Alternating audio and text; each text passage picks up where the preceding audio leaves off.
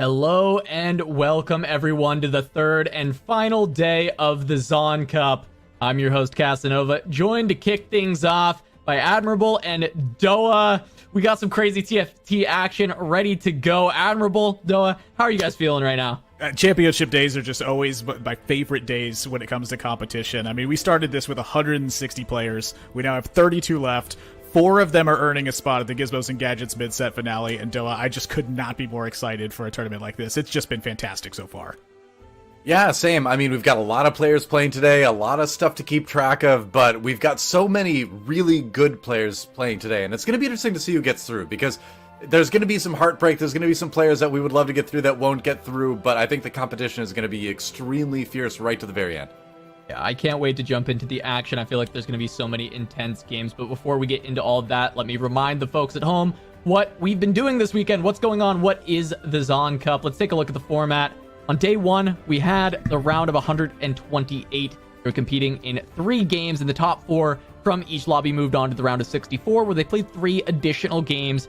Top 4 from those lobbies moved to day 2. That was yesterday. We had 32 players from day 1, 24 from the ladder, and 8 from Piltover Cup. They played 5 games, and the top 4 from each of those lobbies have moved on to today, the final day where we have the top 32 players competing in 5 games. The winner of each of our 4 lobbies today will be qualifying for the Gizmos and Gadgets mid-set finale. They're not only playing for that, though. There's also a prize pool. There's $5,000 up for grabs, split amongst the 4 lobbies. First place going to take home $600 in addition to their invite to the mid-set finale. Second, $400, and third, $250. But also, there are qualifier points available to be picked up. These qualifier points were earned in Piltover Cup. They're earned here at the Zaun Cup, and they will be earned at the 6.5 Innovation Cup. These are to qualify for the mid-set finale and the North American Regional Finals. And of course, if you look at your screen, you can see day 3, a lot more points. They've already earned a ton,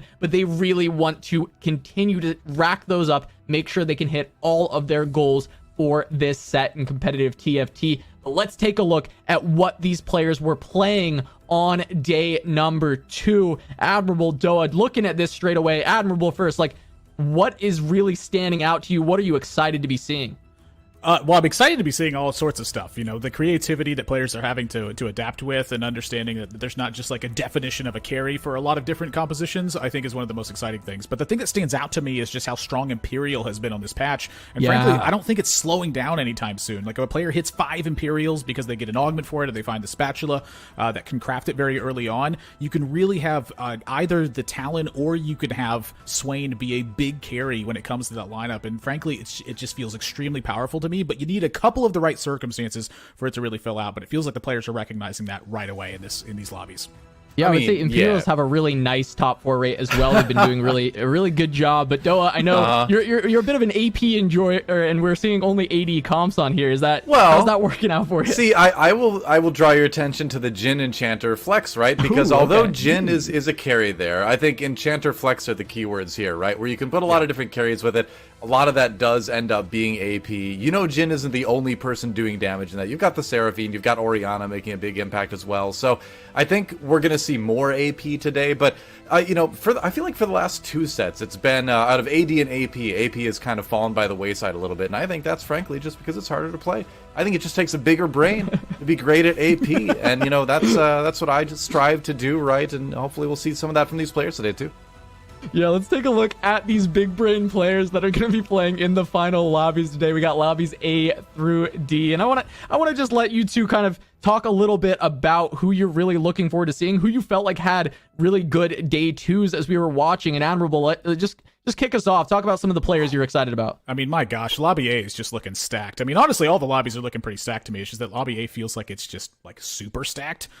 There's not a single name here that I look at and I go, oh yeah, no, I wouldn't mind queuing against this player. I don't want to queue against any of these players. They're all going to beat me at this point. But when I look across the board, Goobums, if you know me at all at this point, Goobums is always one of the first ones that's going to be drawing to my mind. I am never selling my Goobum stock when it comes to it.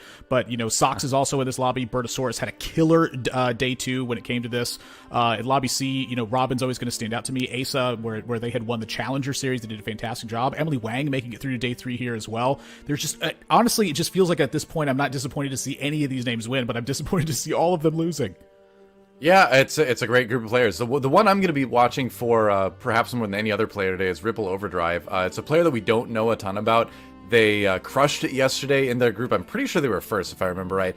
And I would really love to see them get through to the mid set because, you know, for me, one of the most exciting things in esports in general is seeing new players come up. And Ripple Overdrive, just the way they play, how cleanly they play, has me really excited. So I'm hoping for a big performance out of them today as well. Yeah, I think another name similar to Ripple Overdrive was Young Jame that we see in Lobby D, also getting first place in their group. And they were another name that people were not talking about prior to the tournament. We had two really strong performances from these two players that were a little bit newer to the scene, at least from our perspective, as far as how much we've seen of them in the past. It's awesome to see these players kind of pop off in Zaun Cup and try and lead towards going towards like the mid-set finale, trying to make it into the mid-set finale. It's awesome to see such performances. But of course, Zaun Cup, we are partnering up with Ball Street to give away more rare Little Legends eggs than ever before. Of course, shares of the winner in a market are worth $100. A player worth $25 means the market is judging them to have a 25% chance to win.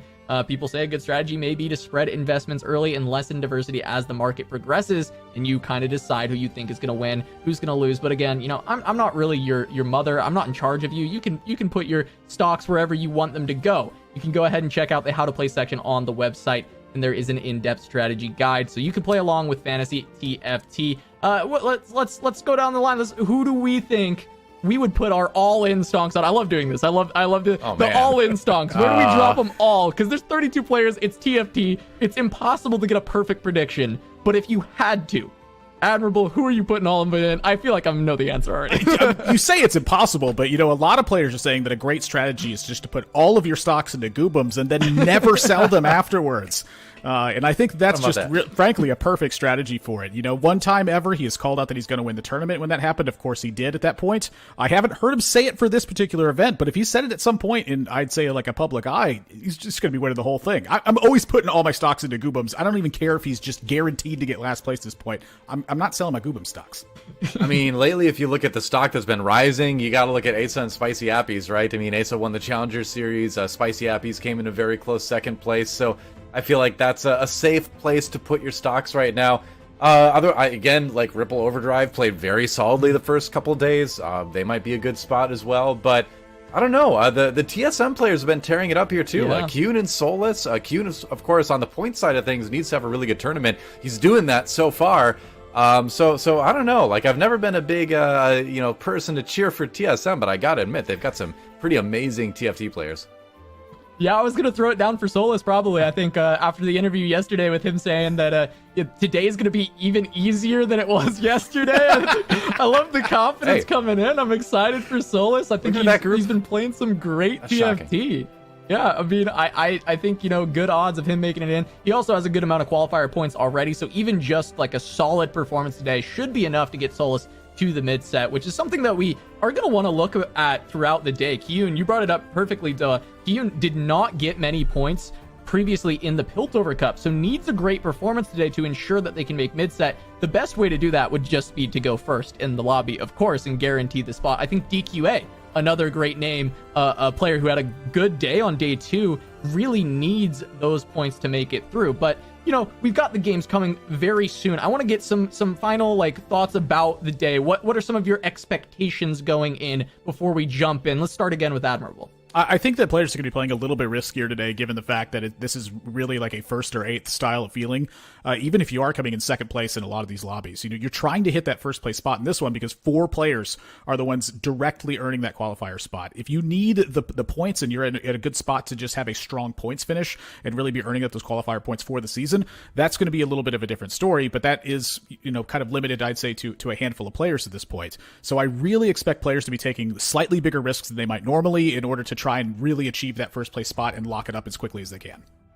I think for me, one of the things I kind of want to keep an eye on is to look at how people are dealing with the Imperial boards. There's Swain, that's a big danger, of course, when people are re-rolling the Talon. That's obviously huge as well. Talon probably a little bit more popular than the Swain right now, but there's no doubt that both boards require pretty specific positioning to try to work around. So I'm going to be keeping an eye on that because, like, we all know it's all over the ladder right now. So the more we can learn from how the best of the best do it, the more that we can help ourselves in our own games. You know, there's always that selfish aspect of casting and watching TFT is, how can I do better on the ladder myself by watching these guys?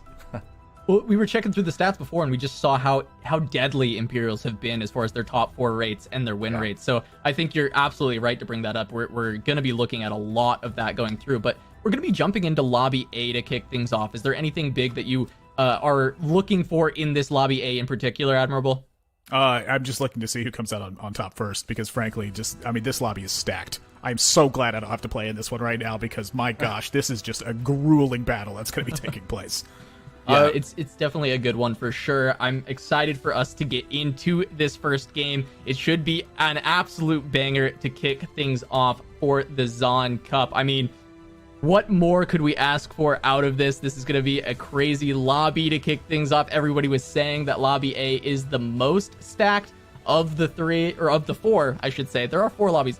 Counting isn't a strong suit of me as a caster, but, you know. It comes with the job. Trust me, it's you know, part of the like, job. You know, I do card games and strategy games. I can't count. I'm a big Kiyun fan, actually. We tend to not be able to count to 3 very well. But with that, let's kick it off into Zaun Cup, taking a look at Solus. Admirable, Doa, please take it away. All right, here we go. Thank you, Casanova, Admirable. It is time. Game number 1 of the final day of the Zaun Cup, and we are on board with TSM's own Solus as he gets started. Found a Poppy with a glove. You know, it's cold in a large part of North America right now. It's still winter for a lot of people, so the gloves are important. You know? Yeah, gloves are super important for that. You know, you got to keep those little fisties warm, so that way you can just, you know, your fingers don't freeze up, and you can't put stuff in play. I mean, your fingers freeze. It's pretty tough to play TFT. I'll put it that way.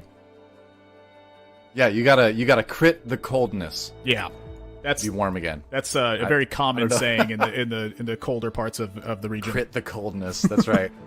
Yeah, we'll see what other items he picks up here. It all gets rolling when the augments pop up this set. I feel like, you know, it's kind of like the engine is revving, and once the augments show up, then there's that. 2 mutants already. I wonder what the mutant trade is this time around. Looks like he doesn't care. Sells the cog right away. Oh, and on Kiyun's board, interesting. These are some interesting augment choice. Yeah, I mean, these are pretty committal. All right. On the left too, it's like weak spot is just, I think, a generically pretty strong augment for the silver section. And, you know, just you're piercing through armor, you're reducing healing if that's a utility your opponent has. Just feels like probably just the strongest one to pick early on, unless you have a very specific opening for this. Yeah, like you said, the cutthroat one, pirates, very committal augments. If you pick one of those, you're going for it. It is gonna be the assassin one. The thing is you look at the board right now. He's got 2 Darius already. You know, you've got a Twisted Fate in the shop. You've got a Zyra in the shop too. So you could get Syndicate online right now. So if you're gonna be playing Syndicate Assassins, you've also got a bow. You've got decent items to start this off with. So, you know, I guess that's going to be the plan. And it's also kind of like throwing down the gauntlet. Like, picking this augment is the equivalent of basically typing me sins in the chat, right? Honestly, I hadn't really thought about it that way before, but you're exactly right. And a Katarina showing up at the shop as well. I mean, this is a pretty fantastic way to kick things off, you know.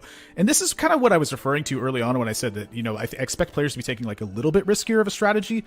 Like, this is a pretty heavy-handed committal on the early parts of the stage. Like, I think there's a chance that when you get to the end of the game, you could just find like a stronger composition and be like, well, thank you, Cutthroat, you helped me get to this point. But for the most part, I expect this to kind of be the endgame spot. But this is what I mean. You need some firsts that are going to be held in today's lobby, and if you're not getting those first, it effectively feels like an 8th, I think. I mean, firsts are definitely good. Where you only need to be first place in points overall at the end of the day, I think it's going to be consistent performances for a lot of players, and then if you fall behind, then you start looking for taking those risks to try to get those first places. Otherwise, you know, a good set of seconds and thirds, like, you know, going on the past history of how a Mismatched Socks is stacked up in a lot of his lobbies, it's a format that favors that style of play anyway. Same for players like Liquid Robin. So, you know, we'll see what happens with that. You know, it doesn't need to be Syndicate Assassins either with this, too. You can kind of wait and see if you find some of those as it goes along. Yeah, I think it's an excellent point. Stomp a Little is who we're going to be hopping on board with next. And Stomp a Little kind of stomped their lobbies seemingly a lot yesterday with some very strong performances. I stole that line from Doa.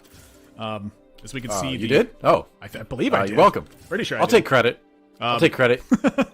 You know, the funny thing is after Monty and I had casted for like years in League of Legends, people would just start to attribute every joke he told to me too. I felt kind of bad, but like it happened. But you know what intrigues me about the augments we just saw? We have 2 players, both Kivix and Solus, going for Ardent Censor. Interesting. Yeah, Ardent Sensor is very powerful. Like, you feel like you've been preaching this like all patch long so far. Oh, I've loved it for a long time. But again, like, it's one of those traits that go with that style of play, right? The Enchanter AP kind of style. Now, you don't necessarily need that. All you need is, you know, the Enchanters to kind of set it off. But there's that one interaction that people have been talking about a lot more lately, which is where if you've got a locket on an Enchanter, Ardent Sensor makes those shields give that attack speed bonus right away. So that's one particular interaction that can be very good. And this, in general, you know, getting that attack speed is pretty nice. So I would expect them to kind of lean towards that style of play. But, you know, we'll wait and see. It's just interesting to see two players commit to that. Yeah, Stomp a Little looks like that they're really considering this this Protector reroll position here. And I think these cells kind of really sell me on that idea.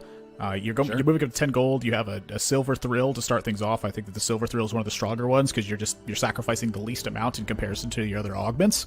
Yeah. And you started out with 5 Cassidans, and frankly, your items are pretty well set up for this too. So I think that this is probably a pretty solid call here from Stomp a Little to have a pretty consistent strong performance in game number 1. Protectors are still very good, and you have the right items to really make it work.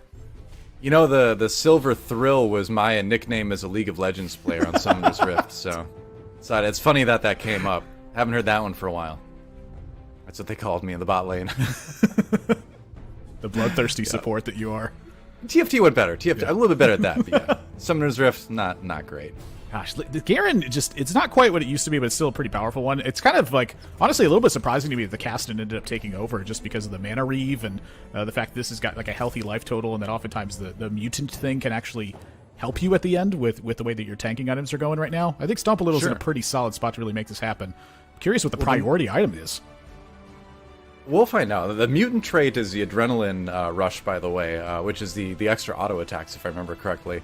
I almost said Adrenal Glands, but this isn't StarCraft. I have to forget my augments. From that one, grabs the bow. All right. Makes sense with the comp he's going in. The Protector reroll has performed pretty well throughout the weekend, as you might expect. As far as day 2 results went, it ended up being, well, actually, I take that back a little bit. All right, 37.5% top 4 percentage, but a 25% win rate. Yeah. So it's one of those comps where if you hit, you hit. If you don't, you don't. I guess that percentage shouldn't surprise me that much looking at that, but it's certainly a comp a lot of people are willing to rock these days. Yeah. A lot of it, I think, is reliant on the augment situation. Yeah, that's a big part of it. Talk about it. It is the essence of set 6 for sure. Yeah, talk about like the essence of augment situation here. Starting out with the Knife's Edge and having 4 Assassin in play on 2/5. Like, my gosh, this is strong. Talon 2 with an Infinity Edge and a bow. Like, this is ridiculous. Yeah, that's really it, right? I mean, the Talon 2, the Darius 2. Whew. So, a lot of strength on this board for sure. Broccoli is just going to be broccoli in this lobby. I pushed that one a little bit hard. Okay. I'm sorry. But Knife's Edge... A for effort there. Knife's Edge is just so strong. I know that your items can't combine in the situation of Knife's Edge, but you've basically just given 8 BF swords to your board. Yeah, it's a lot of AD for sure. It's definitely the type of thing an Assassin player loves to see. And then, of course, you know, when you have the items on a town like that right away, it's a good way to win streak. You got to think about, you know, where you're going to take it from here, right? You know, how is this composition going to evolve? Can it just be purely Assassins? Is it going to be Talon reroll? Is it going to be possibly a Syndicate direction? You can tell he's kind of thinking about both. He picked up the Twisted Fate, but he's leaving the Zyra in the shop for now.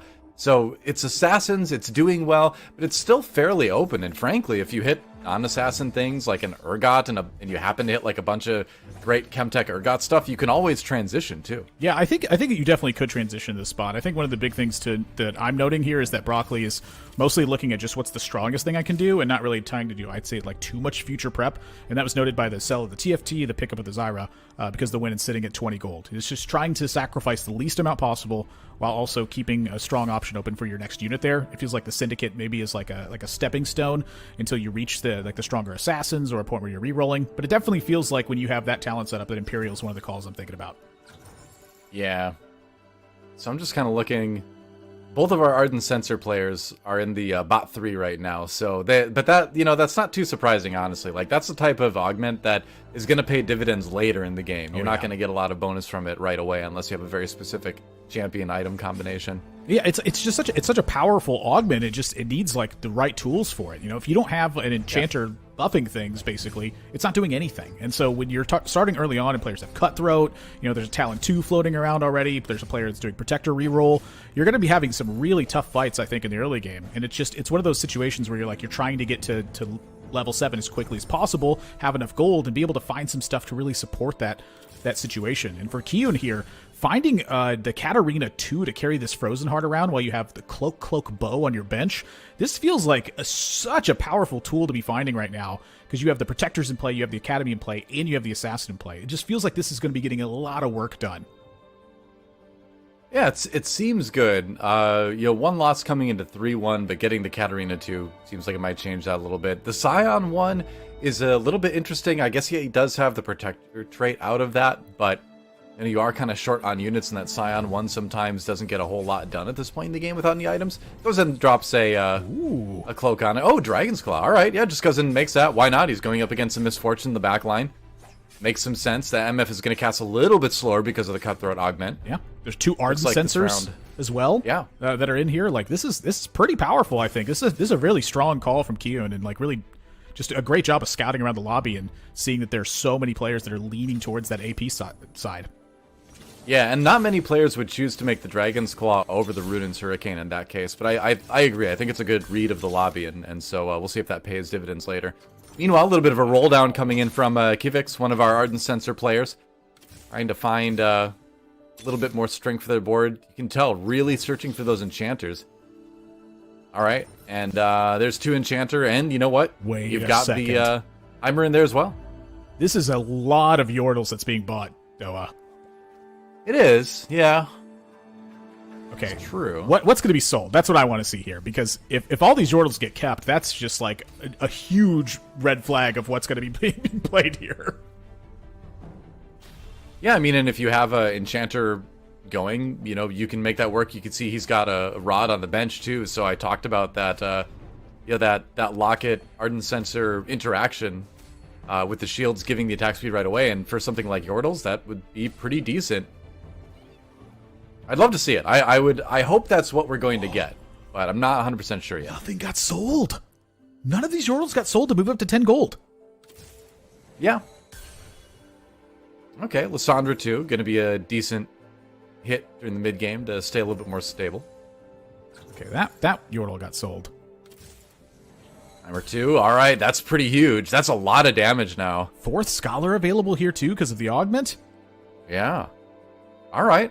So yeah, I love this. 4 Scholar, 3 Yordle. You're going to be generating a little bit of economy. You're going to be casting really quickly. You've got 2 Enchanter in, so you're going to get that bonus from the Ardent Sensor when Lulu casts, when Tarek gets a cast on you. This is the part I love about casting, is when I get to see what they do afterwards and then realize it's because it's attached to the augment. They wanted to keep all these Yordles to see, are they getting an Arcanist augment? Are they getting something that could be perhaps influencing them to go towards the Yordle augment here? It's the Scholar one here. Once you hit the Scholar one, you know what? I'm probably not going to be putting that many Arcanists in play. And when you don't have that many Arcanists in play, Vex is a lot weaker. So they exchange that at that point and start moving towards that Scholar side at this point. I think that's actually a pretty excellent flex call. Yep. All right. Speaking of flex, Spicy Appy's on the other side. A player that likes to flex around the AP tree quite a bit. This time, though, Chemtech Emblem and a little bit of extra armor on everything that doesn't have an items. And that Echo trying to carry. So not the strongest board initially, but maybe something that's going to pay dividends later. We'll see. Yeah. At the moment, though, you're going to take a hit. The Makeshift, I feel like, is a really good augment, but I definitely feel like this is like one of the weaker comps you could run into in terms of like the weakness of the Makeshift armor. It's against a Quad Scholar blue buff Heimerdinger that's able to just launch missiles the entire time. Like, you don't have very much time to work against, even though you have all this additional armor and MR.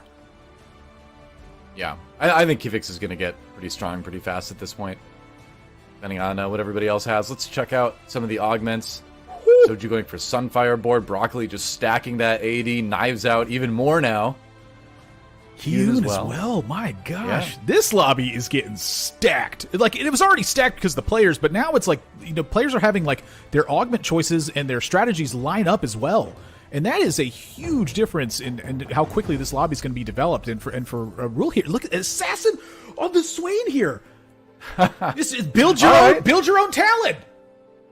Yeah, I guess so. I mean, the Swain, he's going to do some decent damage with the Giant Slayer, and of course, with the Assassin trait, maybe be getting some huge beefy crits in there. But you want to make sure he's shooting at the right direction. So I wonder what the I'm curious about how this positioning is going to work out, because if Swain just fires at the unit in the corner and just shoots off the edge of the board, you're not getting much value out of that cone, right? So I'm curious to see how the Swain is actually going to interact with things in the fights. Well, we're going to get a chance to find out. In this particular one, turn back around and kill that real quick. Syndicate, yep. Dragon's Claw well, looking this will be good. Valuable here, but wow, this just doesn't even come close to stopping the Swain. Yeah, that's pretty strong. Wow. Ruel did go with the extra Imperial as well for that first augment. So definitely committing to that. Yeah. I mean, that's a 5 Imperial situation there. Yeah, certainly could be. Woo. All right. Well, meanwhile, on board with Spicy Appies for Chemtech, just looking for, the opportunity to put in that Urgot at some point. But I like the Chemtech Quinn here, actually. You've got Challenger, you've got the attack speed with the combination of the Warwick and the Quinn.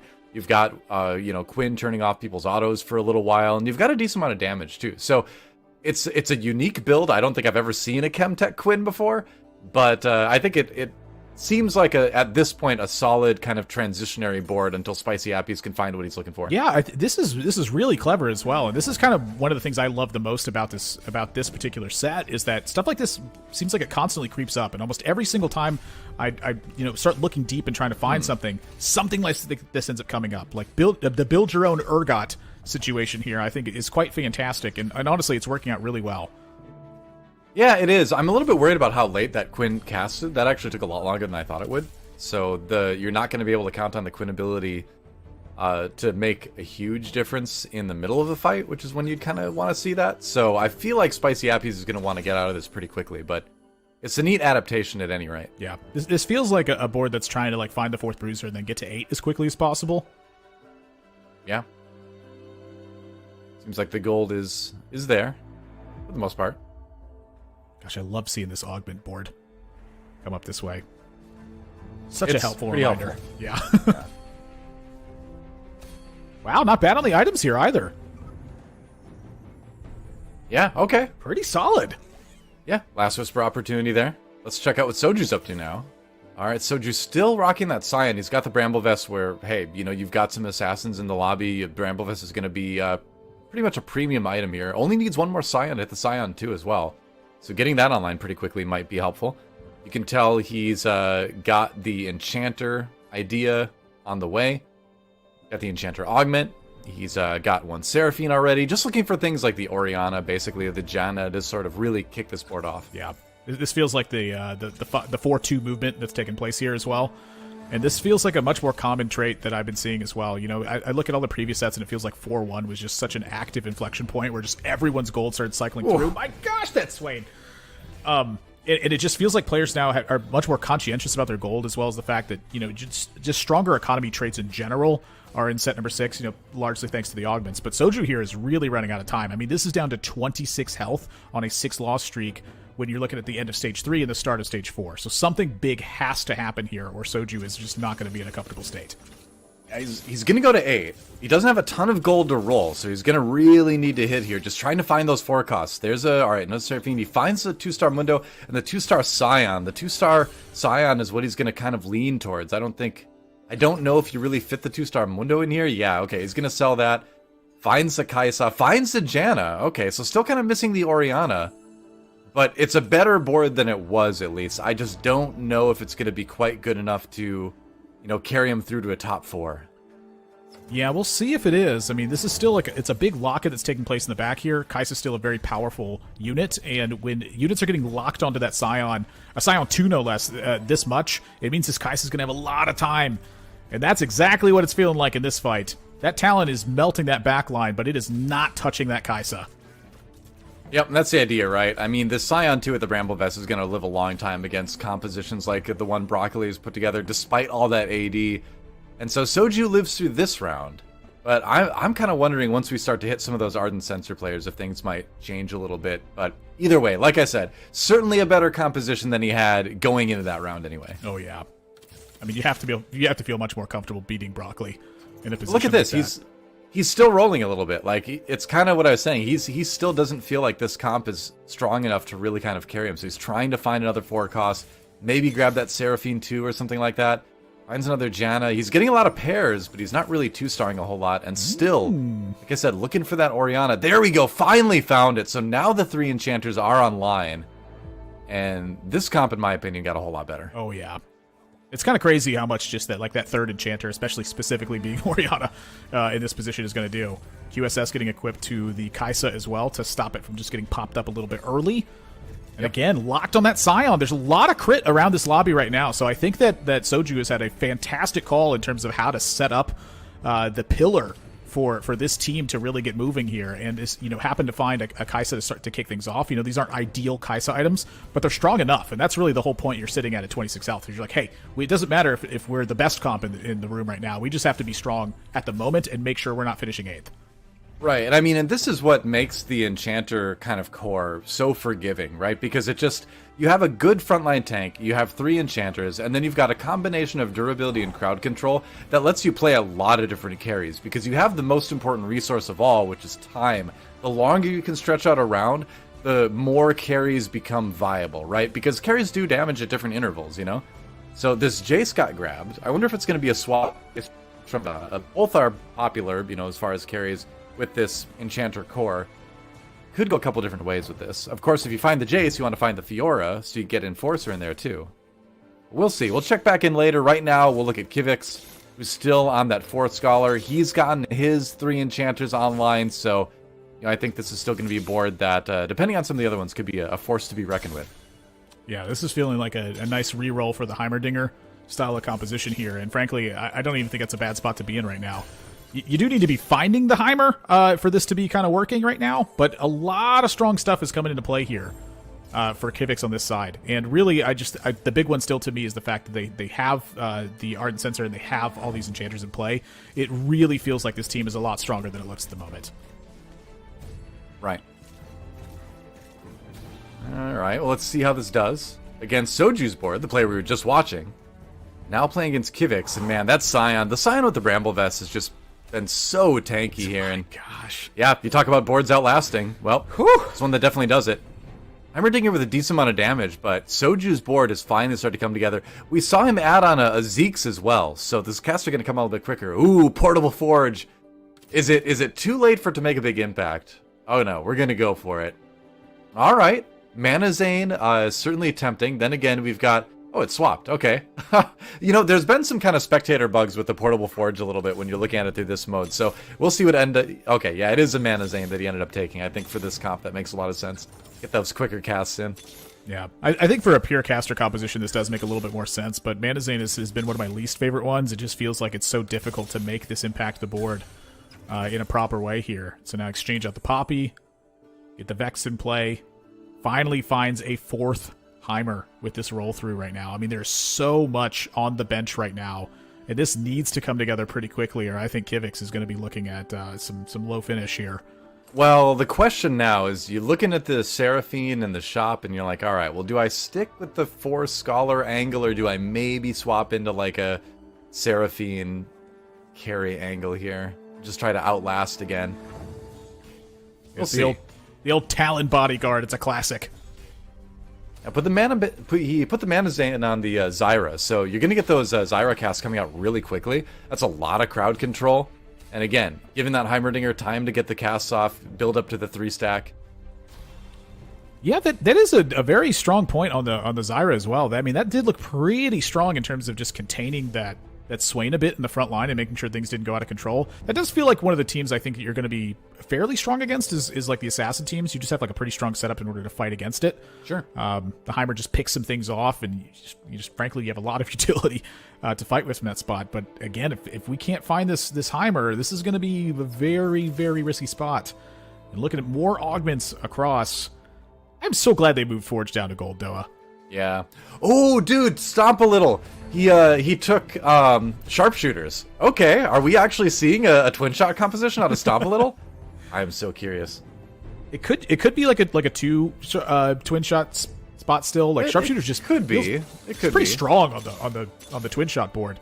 Yeah. On Broccoli's side, we just saw them have a tough fight, and now up to 8, and they got to have something happen here too, because it just felt like this team was so strong to start okay. with. What happened? Yeah, I had to check Stomp a Little's board after I saw that, so I've got an update with that. So because the mutant trait is Adrenaline Rush, so you've got the 2 additional attacks, the 40% chance of that.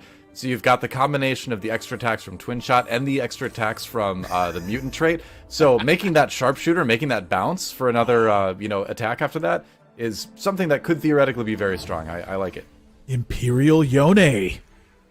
Seems Wow. good. This pretty is going to decent. be dealing a lot of damage. Oh my gosh, it is destroying this board. Wow, that was actually pretty close, but it was close enough to knock Stomp a Little out. Oh no! The sharpshooter dream is dead. Admirable.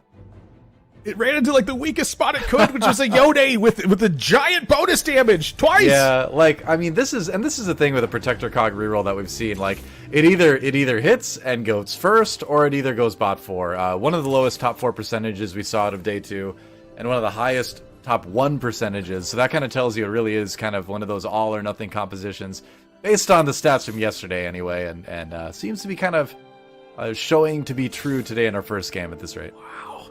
This Yone dealt Bummer. 9,000 damage in that fight last round.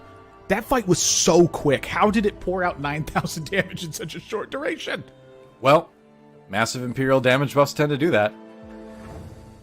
I like the binary airdrop as well, just putting more items onto all of these Imperials. It's going to be helpful. Going up against Kyun now. That Yone, though. Wow. Oh my All right. gosh. All right, Kyun takes a big hit.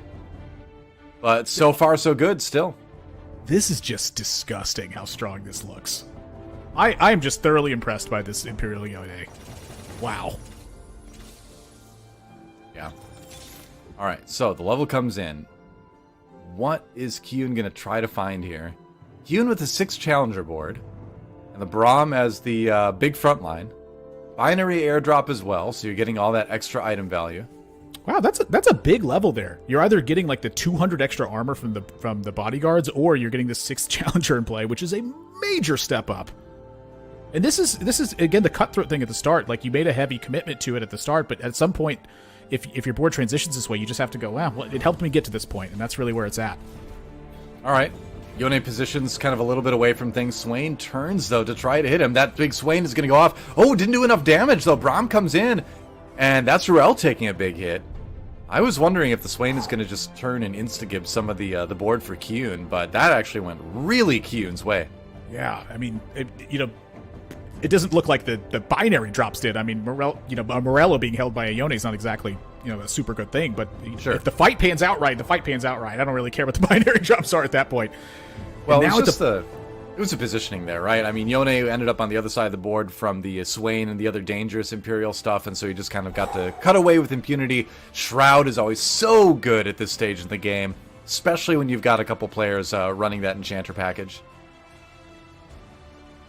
Yeah, players look a little bit indecisive about what they want to take. I mean, a lot of these items either feel like that there's something you would craft pretty early, or they're not necessarily the strongest they could be finding at the moment.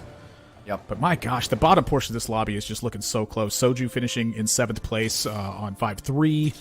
And now the next bottom 4 players are within 10 health points of the full span of those 4. Like, this is so close to this bottom portion. Yeah, it seems like it's a battle kind of between Solus and Spicy Appies right now for that number 1 spot. But that said, Solus on the win streak, looking kind of untouchable at the moment. And Spicy Appies at 38 HP at this stage in the game, that's still only a round or 2 away from, being a very even lobby, across the board from second on down. Yeah, I mean, a lot of the teams, they're just going to be hitting you so hard because you're just at such a big disadvantage when it happens. Another Morello being picked up by the Yone from the binary. But again, it's the 6th challenger. Is it enough to just brute force its way through this right now? And it's looking like it might be. Kind of seems that way, yeah. Even without the Fiora, too, the Yone doing pretty good, but not good enough. And in the end, it's going to be that Victor that delivers the damage to send Kyun down to 1 HP. Kivik's out in 6th, so this lobby is starting to get pretty intense. Spicy Ampy's picking up a win. We saw the Urgot in place. Yeah. And 7 Chemtech. All right.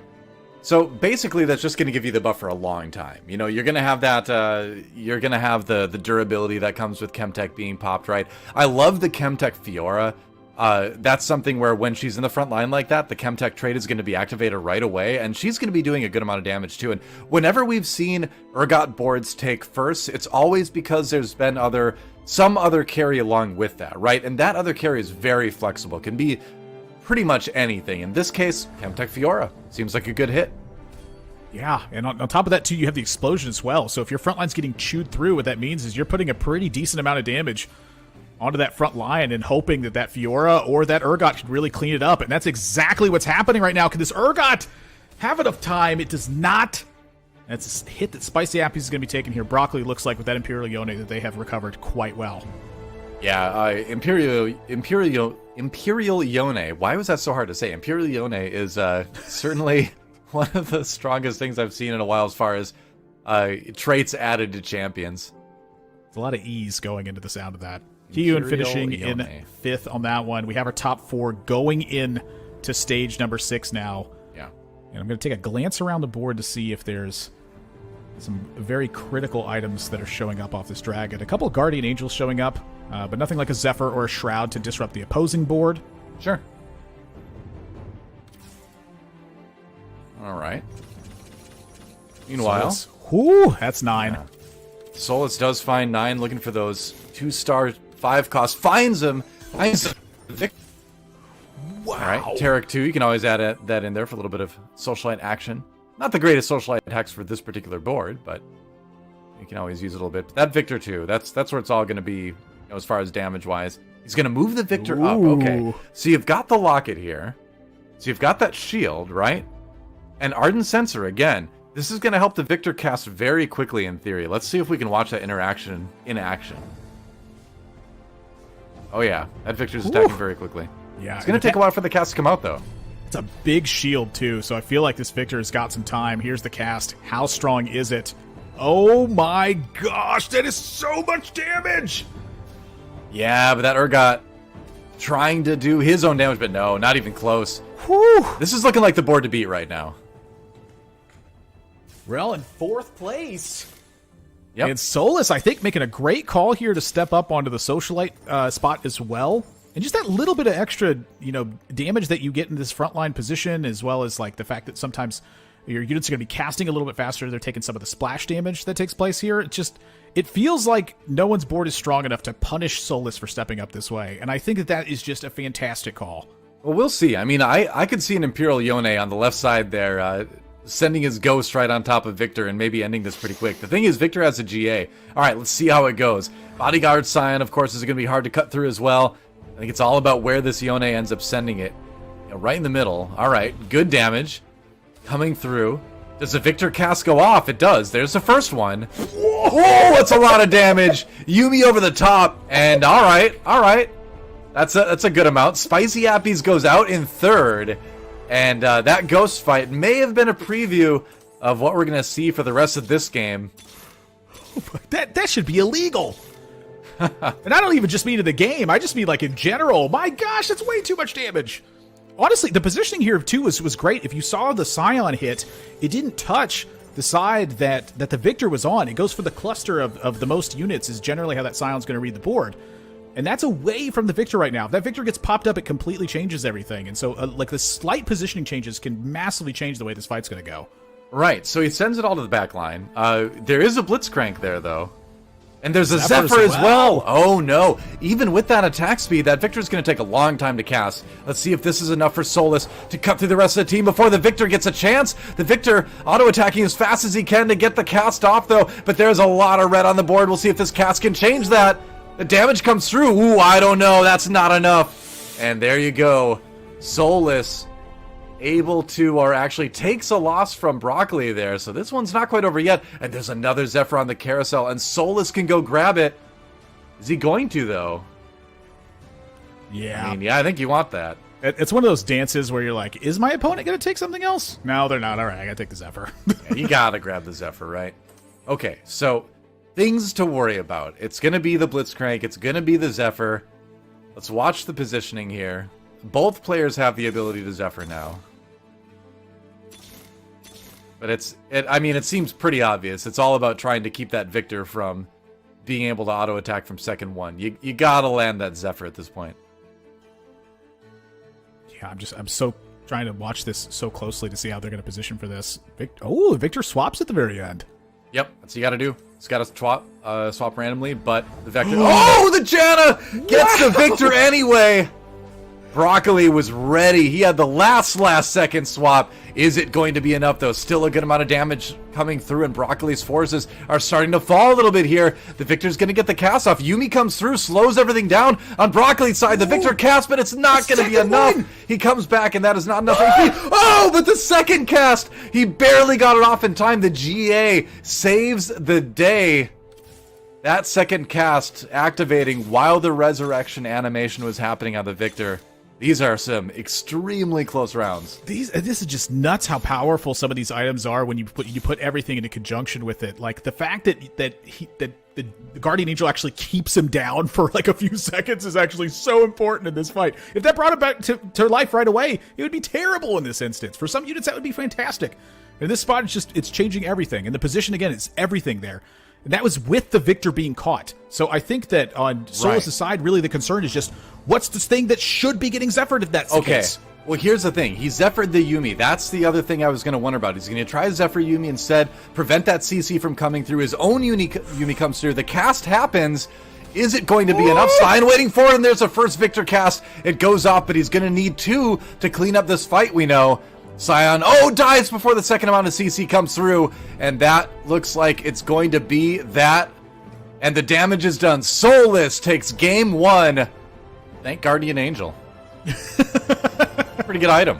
It's just a perfect way to end the final spot. Thank Guardian Angel. We'd like to shout out our sponsors, Guardian Angel, for this victory for Solus. Absolutely phenomenal of them. Love that. No, it's awesome to see Solus. We were talking about how confident he was coming into this day and kind of kicking it off with a statement, getting a first place in lobby 1 of the day overall. But really the back and forth, Broccoli with some really great Zephyr plays. There was a lot of high level TFT that we got to see here. And of course, you know, because I just love to continue the meme, Doa, we saw AP Flex win. So is Solus the biggest brain player in the game, or what's going on here? You know, I think at the end of the day, that Enchanter package that enables you to play some of these AP carries is just really good, you know. And if you have the opportunity to put together a strong version of it, like Ardent Sensor gives you, and he used that exact interaction that I was talking about at the very beginning of the game, the locket on the Enchanter with the Ardent Sensor. It sounds like an answer to like the ending of the game clue, but it's also an answer to winning this lobby as well. So I love seeing it. It's something you don't see every game because you don't know if you're going to get that augment, but I think it's a lesson for everybody out there. If you get the opportunity, it can be a very strong combination. Well, so we got the opportunity to see the Locket Ardent. You've been talking about this all weekend. It hasn't been on broadcast that we've had it as much, but you have been telling us behind the scenes how good this interaction can be. I love that we finally get to see it. And also, Admirable and I have been talking about Imperials for like 2 weeks. We get to see a Yone Imperial Admirable, which was awesome, so exciting. But let's check out the other winners as well. Let's give a look around the lobbies. Look at our 4 winners to kick things off. And well, Admirable, I mean, I'll just let you take this one, you know, straight away. Yeah, I'm gonna dust off my hands on this one with Goobums taking the lobby here. It's really not much of a surprise when you take into consideration that I'm the one who's talking about this one. But I copy Keen coming through with a big win on the Challenger, the Fiora Yone carry. That's a big one. And Sehun Kim getting a win with Innovator with Kaisa as the main damage influencer there. You know, with Sehun Kim, I feel like this is like a huge win in a lobby like this as well, because it's just, again, every single lobby is stacked as heck, but kicking off the day with a win, I feel like is such a big deal, because now you know exactly, you know, kind of the consistency package could be enough to deliver a first place spot after 5 games in your lobby. Yeah, I mean, let's take a look at the overall scores and see kind of where everybody placed in the first lobby. Of course, there's 5 games to go, but always nice to see who has a great start to the day, especially some of the names that we talked about at the start of the day. Though I know you mentioned Ripple Overdrive, maybe not the best game 1, but we know that this player can do a lot more. Is there anything else that's kind of sticking out in the first lobby? Of course, you know, plenty of games to go. Hey, Mismatched Socks over there in Lobby D, 2nd place, so a good start to the day for him. Got a good amount of points. You've got Pokigam and DQA both taking top 4s in Lobby B. Emily Wang just on the outside of that, but she's still got a decent amount of points to build off of it with this, but yeah, I think it's a lot of players that you know, people maybe aren't quite as familiar with, right? Like Seon Kim, I Copy Keen, Kovanel. There's a lot of players, it seems like, coming up right now, and I feel like we start to see this around the midpoint of every set, where some new names emerge that might be well-known names by the end of the set. Yeah, it's always one of the most exciting things about these tournaments that start out as opens as well, is you can get these big storylines of players coming in that maybe someone watching at home has never heard of them, and now they will, remember that name going forward in the rest of the set, and maybe future sets as well, especially when we see those big pop-off performances, if any of these players can make their way to a top 4. But, you know, of course, with Zaun Cup going on, we have partnered up with Ball Street to give away more Rare Little Legends eggs ever before. If you want to go buy more Goobum stock alongside Admirable, you can go check out the Fantasy TFT, check out the website for an in-depth strategy guide. But we've got game 1 in the books. We've got 4 more games to play today. Zaun Cup game number 2 coming up in just a moment. Don't touch that browser.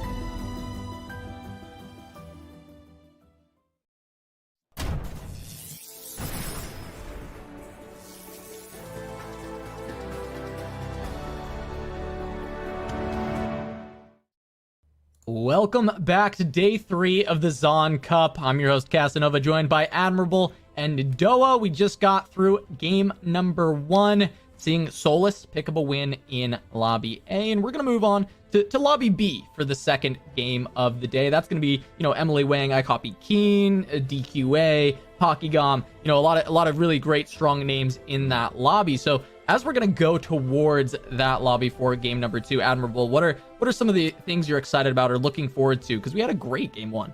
One of the things I'm looking forward to is just the fact that we get to see actually every single lobby, because we've been narrowed down now to 32 players. We don't have like 163,000 lobbies that are taking place anymore, and so there's not too much stuff to keep up with. I felt like I was trying to follow everything on day number 1, and I was like, oh my gosh, this is impossible for me to keep up. Getting dizzy, with what's happening here. And so for Lobby B, I feel like game number 2 is always one of the things I look forward to, just because it gives that opportunity for basically the scoreline to inverse from what it was on game number 1, and it can just completely even out the lobby from that spot. And that's always one of the things I'm looking forward to, is can players flip back from that performance or continue to streak as the way that they did in game 1.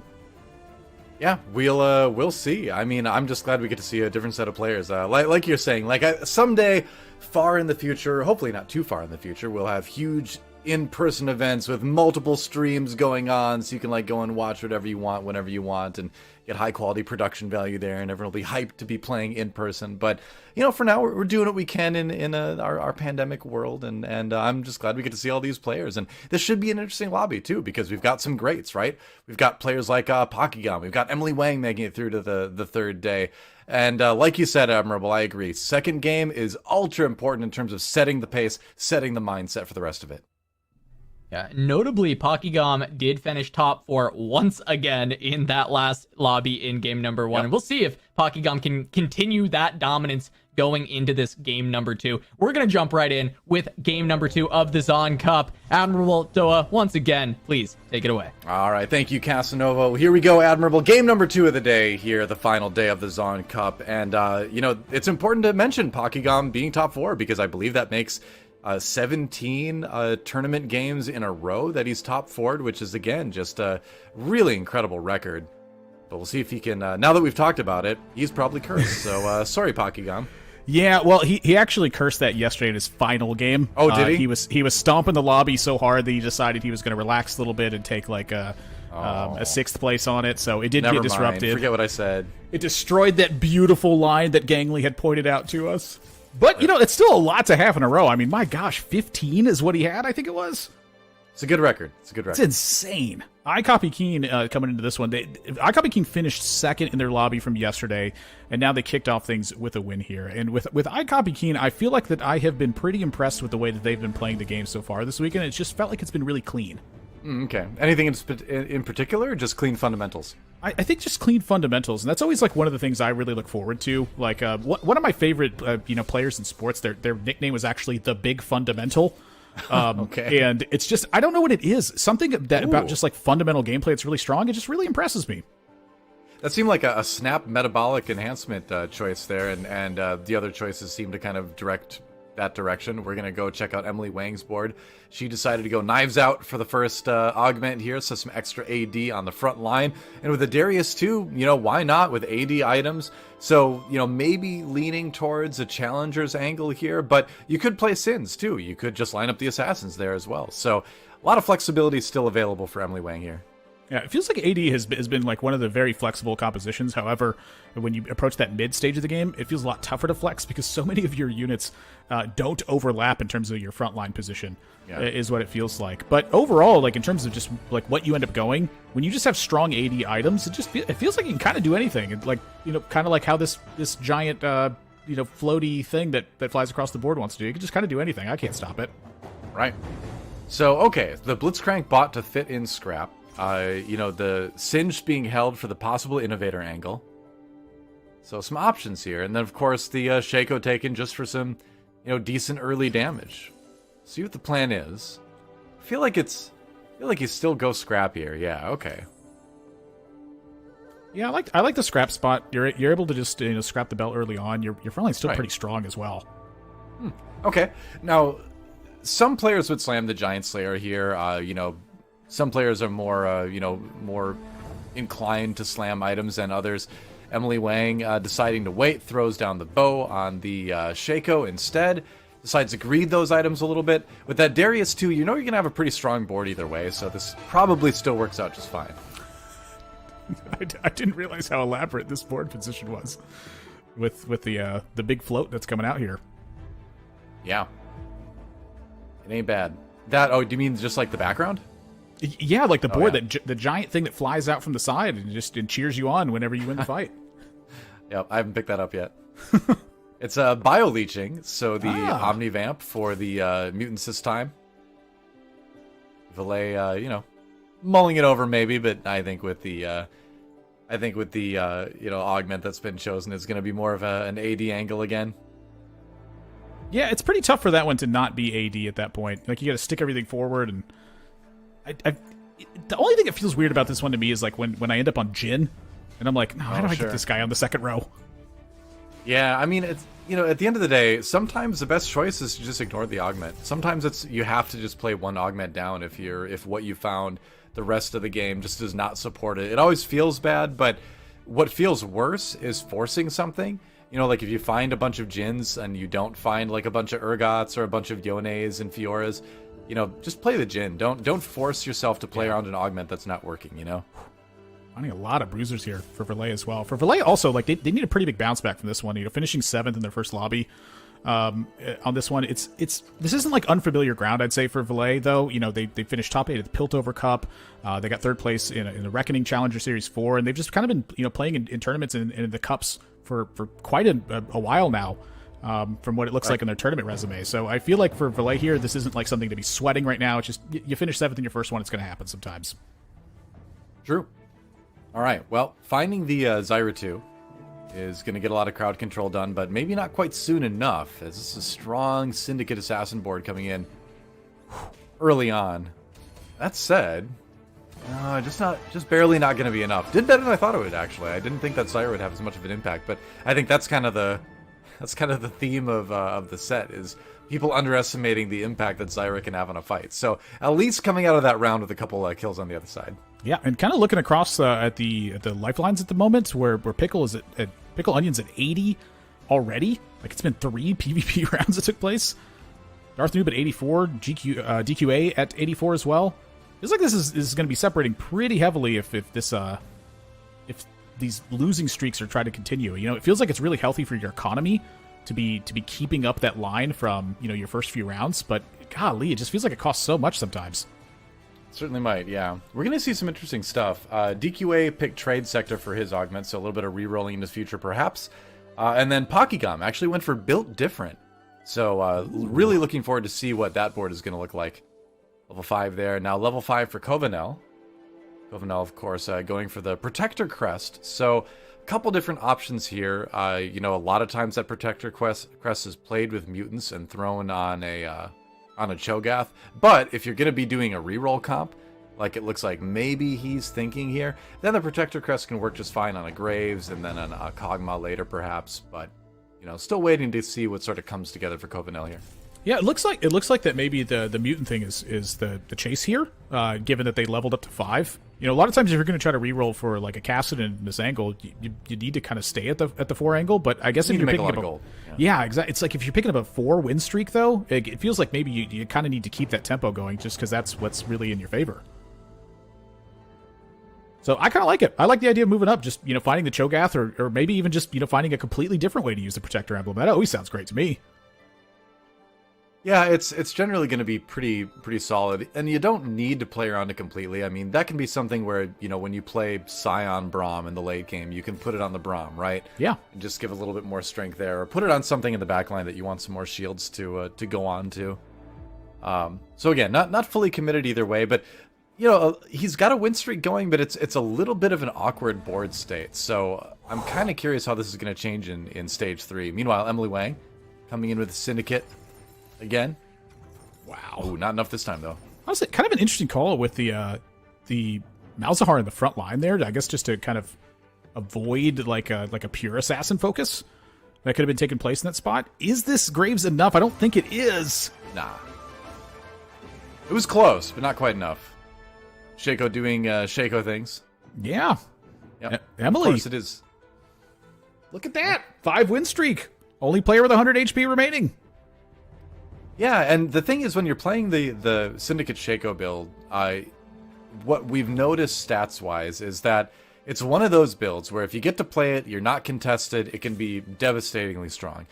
The moment you get contested, suddenly you're looking at holding hands going 7th and 8th, and on day 1 especially, man, I saw so many lobbies where there were like 3 people trying to play it. It was really kind of like the hot comp coming into the tournament. It's fallen off a little bit then because it is kind of dangerous if you're contested. But I think Emily's found a really good time to play it here. Yeah. But we're going to check out Pokigom's board for a little bit. Pokigom, of course, is a player that's playing Built Different.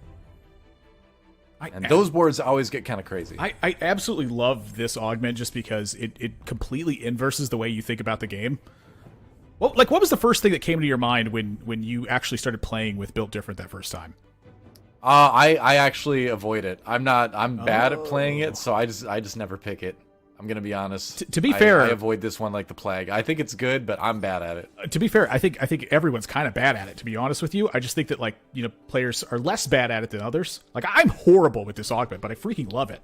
Well, it's like you said, it's just a very different skill set. It requires it requires 2 things, right? It requires you to be able to, like you said, inverse your thinking about the game in general, and it requires you to have a very, very deep knowledge of what champions can do and what hidden synergies exist in the game.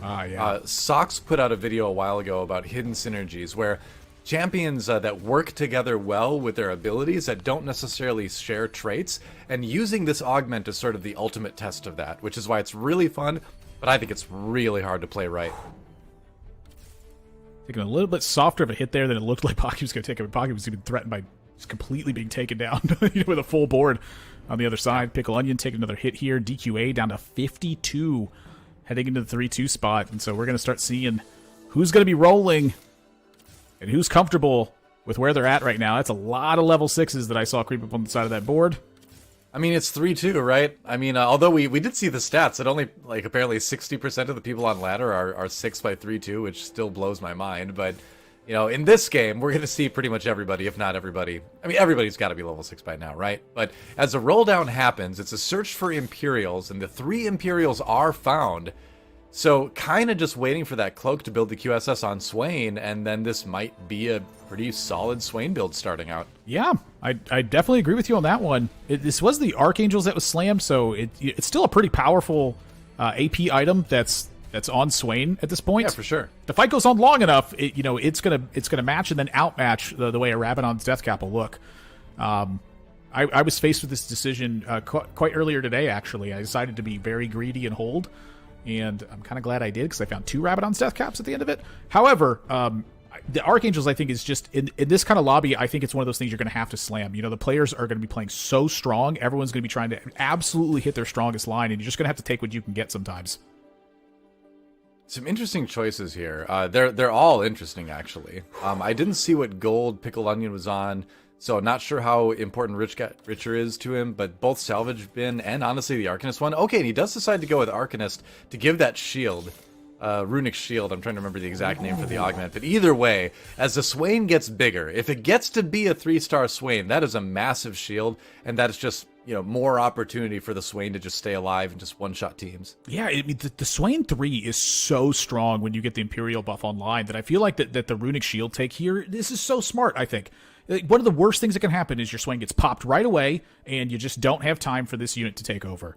That shield is going to really prevent a lot of those circumstances. Like, it feels like a pretty, you know, safety kind of position to take, but I wouldn't blame anyone for taking that in that spot. I don't want the Swain to die early.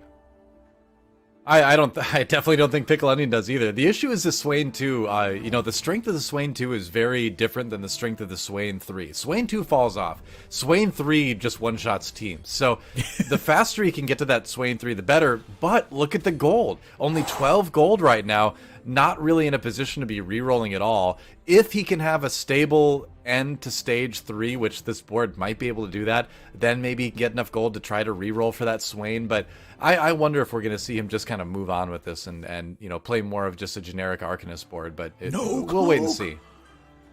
No cloak! Yeah, I mean, there's still plenty of good components you could grab here, but you really do want to get the QSS online as fast as possible. This is where I start to like really have that very nervous feeling where it's like, oh, okay, I'm first pick on the carousel. I'll just take the cloak. Oh, no cloak. Am I ever going to see a cloak? Like I would personally, I would feel super nervous here. Yeah. Yeah, we'll see. Looking at the rest of the lobby here, it looks like Covenel took a share the spotlight. Believe, yeah, that's the one. Yeah. On Emily's board is Shaco 2, Yeah. Bloodthirster with the Rudons equipped. That's looking fantastic. And with the trade sector here, this is like such a strong little tempo option you get. You know, Syndicate like very much wants to get to that level 8, I feel like. And when you're trying to get to level 8, you really don't have too much room to just try to improve your board constantly. And I feel like the trade sector just offers so much flexibility in that portion. I think it's going to be really useful for re-rolling for Shaco, is what it comes down to. I think finding that Shaco 3 is going to be the primary thing, so that's probably going to be the plan, and plenty of gold to do that with as well. I copy Keen's board getting annihilated. Yep. By this Shaco fighting to the back line. I'll start saying Shaco. I noticed that everyone else says Shaco, and I don't, so I'll just start saying his Shaco. name. You know what? Everyone tells me that, but I don't see it. Well, I mean, it's, well, I don't know. I'm not good at English. You know, I'm a caster. Anyway, we're going to take a look at Dark Knight's board.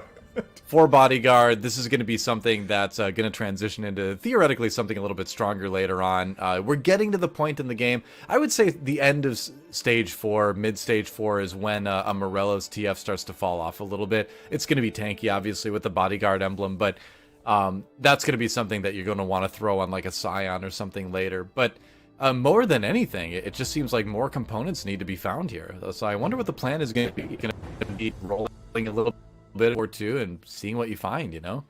Yeah, I do think you need to get a little bit more board strength here as well. You know, the TF, I think it holds on pretty well through this point. You know, it's got the Shiv as well to weaken that MR to continue to slice away at this board. That's very powerful.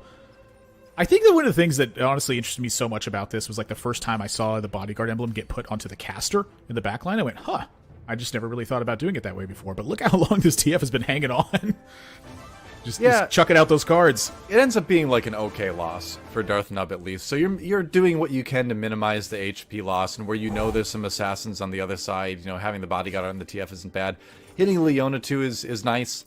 That lets you get a little bit more durability for your front line, but like I said, I think it's going to be trying to just see what 4 costs you hit, and then deciding what you want to do. Because you've got the Morellas and the Shiv, but you've also got a sword and a bow, like that could be a Giant Slayer, so there's both AD and AP angles you could sort of take this item start out of. I think what's going to happen is going to get informed by what gets found right here. Ooh, Tome Drop. Alright. That might make things another interesting. Sword and another chain as well. Yeah. There's so many options on that side. Oh, okay. Well. Oh, this is why DQA was so low. Yep. Going for the mercs. Oh, that's a big chest that these pirates are looking to discover, Doa. Yeah, well, it's right on the bench. They just can't get to it. They just can't open it yet. Well, it's kind of already open. I guess they can't reach in and pull out the doubloons just yet, as it were. But DQA, it is do or die time. Like, he either needs to cash out now, or he is just out of the lobby for this game. Well, here it is against a very mirrored-looking lineup right now. Yeah, go ahead and move that Guardian Angel over. Enforcer taking a big hit here. Here we go. The Urgot starting to I don't know cut about through this. some stuff. Yeah. That's a Kaisa with a GA and a Morellos. Quinn? Can Quinn save the day here? Oh, no. Oh, no. I'm very worried for DQA. There's so much gold on the bench, too. Yeah, like... I'm not just talking about the chest. I mean, yeah, it's one of those things where it's like if you couldn't beat the 7th place player, you're in a little bit of trouble here. We're going to swap over to iCopy Keen's board, as it looks like DQA might be taking a fast 8 in this one. We'll see. Meanwhile, iCopy Keen, he gets to cash out that chest. He finds a tome as well. Okay, what's it going to be? Wow, Be another Enforcer. Enforcer emblem. Okay, yeah, so this is going to help him jump up to 3 Enforcer. Might be able to find 4 later with the Jace if he lives that long. But for now, you know, gonna try to use that trait to, you know, just give his board time, because, man, there's not a lot of initial damage coming out of this board. It does not do its damage quickly, so he needs time. Yeah, that's like one of the biggest things that's concerned me with stepping into the Urgot board is that I feel like with the nerfs that have kind of collectively added up, as well as the way that the Imperials have taken a buff, is that you could just get some big hits that are taking place. It's really up to this Kaisa to be able to live long enough to get that second cast. Is this enough time? It's just not enough. Copy Keen taking another hit. Oh, DQA won. DQA All right, won. let's go check out. We should go check out what DQA gets out of this. I'm gonna swap over to him here too. I want to see this cash out. Oh boy, I'm excited. This is gigantic. Like, this could be game breaking for the rest of the lobby. All right, what's it gonna be? Yeah, don't take it all at once. It's a good lesson for you at home, because you don't want to fill up the bench. You want to give yourself a chance to get more 5 costs. Finds the Tom Kench, tosses that in. All right, let's see what else.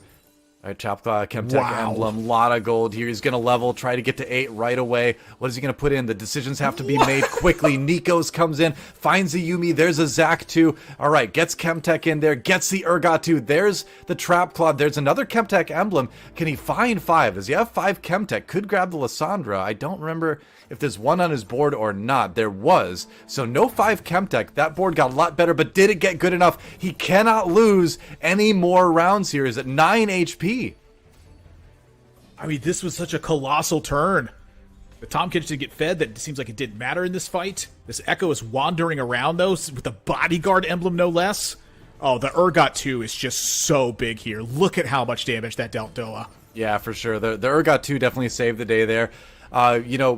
Some people make the argument whether or not GA is really that necessary on Urgot now, but this was, considered best in slot Urgot items for a while at least. GA, Last Whisper, Runins. It's still good. It's still a good item combination for him in a lot of cases. So it's going to be a strong Urgot. I think the question is, can the front line come together in a way that's going to be able to cause him to go on a bit of a win streak now? Emily getting a hold of the spatula. Wonder what that's providing. We'll see. Emily doesn't have the ability to build an assassin. She does find the Shaco 3 actually right now. Wow. So that is pretty huge. Wow, that is big. Yeah. That's what she's been looking for all time. And like I said, if no one's contesting you and you're playing the Syndicate Shaco build, you're usually going to finish pretty well. And I think she's got that uncontested this time around. It's an excellent point, I think, that you make on that one. And then on top of that, too, this just feels like one of those lobbies where players were so heavily reliant on finding threes to finish out like their mid-late composition that it's just the pool of threes is being emptied as well. So when a 3 shows up, that Shaco's just a little bit more likely. For Pokygum here, still on the built different trait, moving up to level 8. The Echo caused the MF to turn around and drop the ultimate on a very small amount of people. So, yeah, the Echo doing a great job of just totally negating the misfortune in this particular round. And so, while the built different board has been doing pretty decently for Pokygum, does take a loss there, still manages to stay 4th in the lobby overall. Oh, and Binary might be good. Oh, Binary or Portable Forge? Actually, these are all decent choices here. Trying to remember exactly what his item situation looked like, if Binary is going to be beneficial or not. Goes for the... Alright, so that's another little visual bug there, I guess. Yeah. We'll see what ends up being the case here. Okay, it was Portable Forge.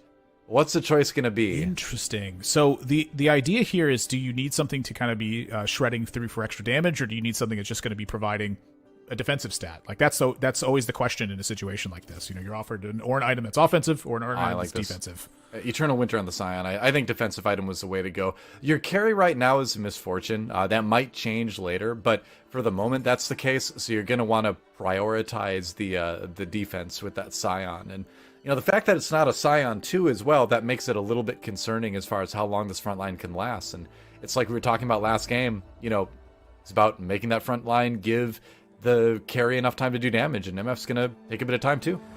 Oh no. Yeah. Oh, that's Swain. That's a strong Swain. Oh, he didn't shoot towards the center of the board though. Uh-oh. Oh my gosh! One more? The one for the all for one or one for all. I don't remember which side the Imperial was called, but that was so much extra health the Swain got, and it just wasn't enough. Yeah, I mean, the Swain never actually fired towards the Misfortune, if I saw that correctly. So that's a that's a thing where I think that Swain could have done a little bit more damage down the road. But you also have to put into account the Morellonomicon there, cutting the healing that the Swain gets out of that cast. That's a big part of it too. So this board, Pakigam trying to hold on.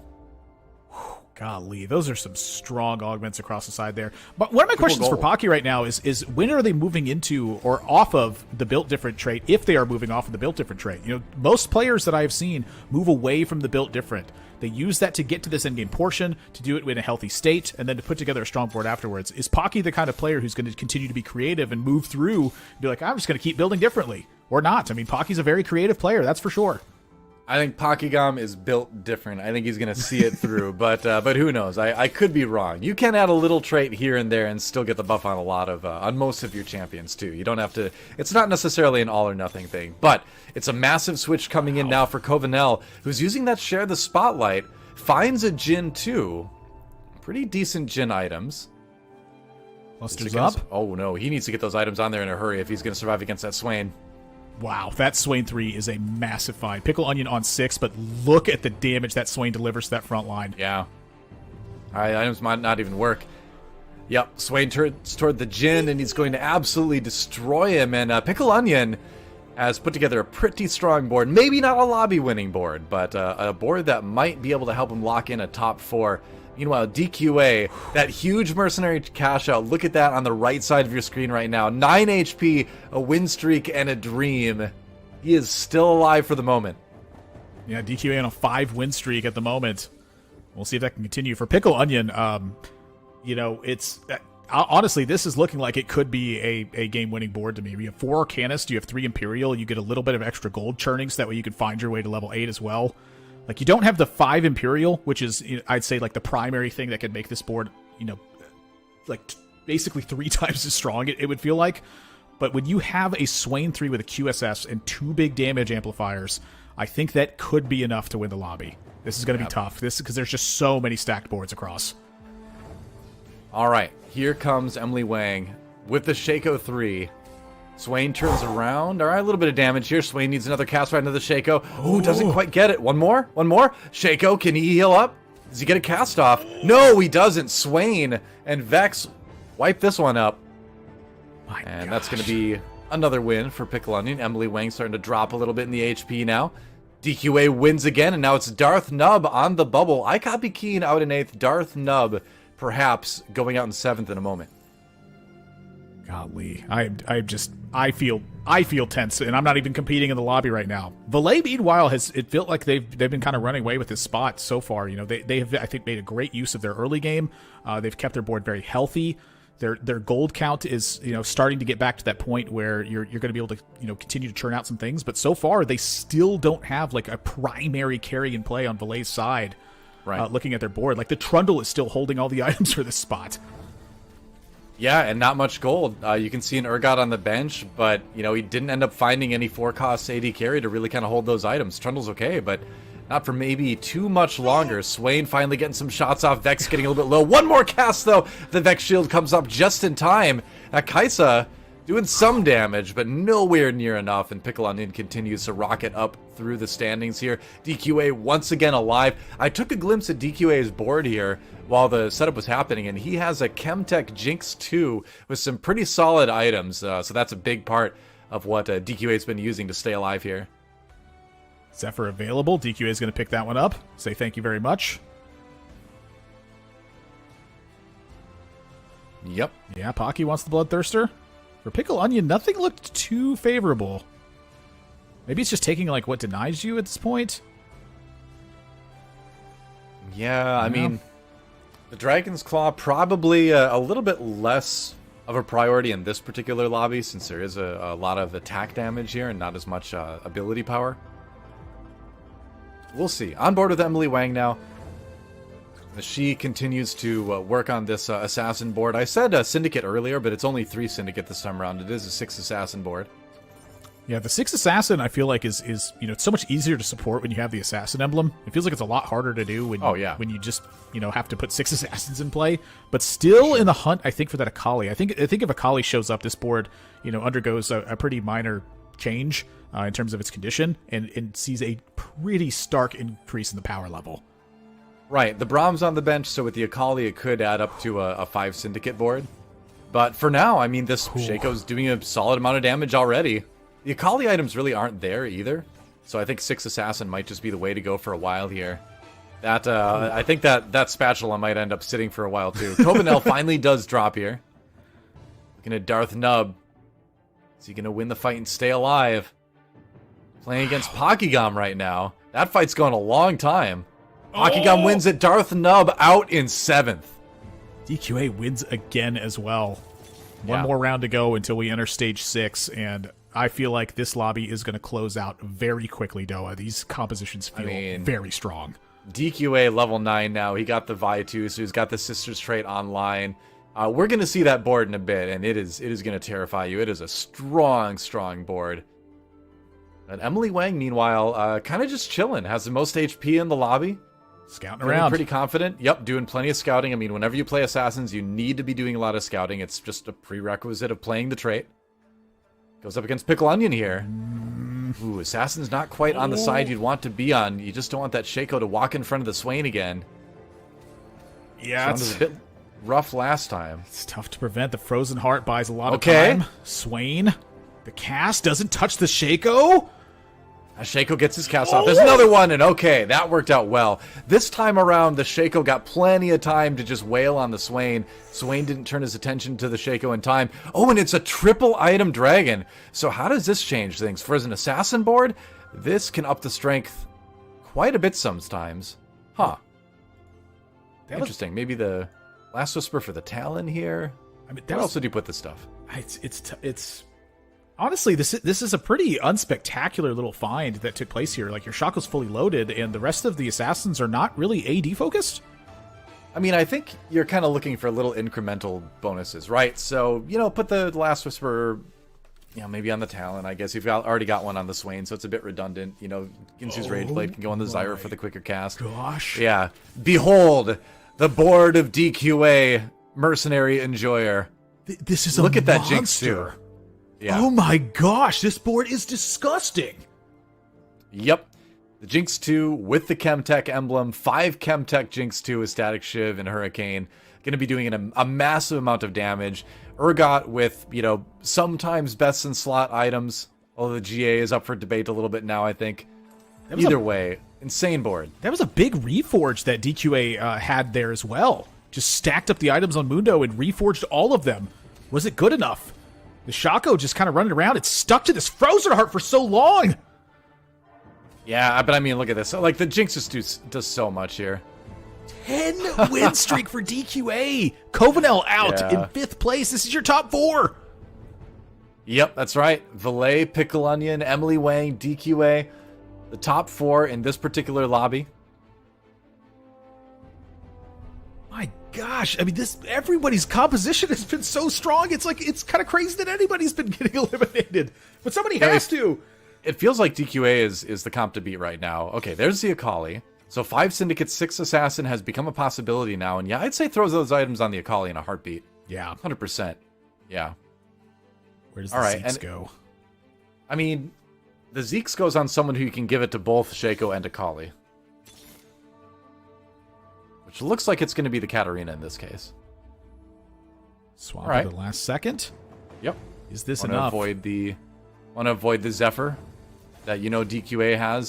She might hit that board pretty soon. Shaco finding Urgot right away too. So bad for the Urgot board when that happens. Yep. Shaco just tearing through this board. There's no chance for Valet, unfortunately. That's a ton of damage. Is it enough to kill? It is exactly lethal on Valet. He's going to go out in 4th. Now DQA. All right. He takes a loss as well. Whoa. Okay. DQA. -3. He's actually out in 4th. Takes a little bit more damage than Valet does, but manages to make it to top 4. Look at this. Look at this. How do you stop this Scion? I mean, we saw the Shaco stop this before, but now it's got 2 Chalices and a Banshees helping to protect this, plus your heads up against the Assassin comp now. You know exactly how you want to position. Right. So it's really kind of on Emily in a lot of cases to get that right positioning.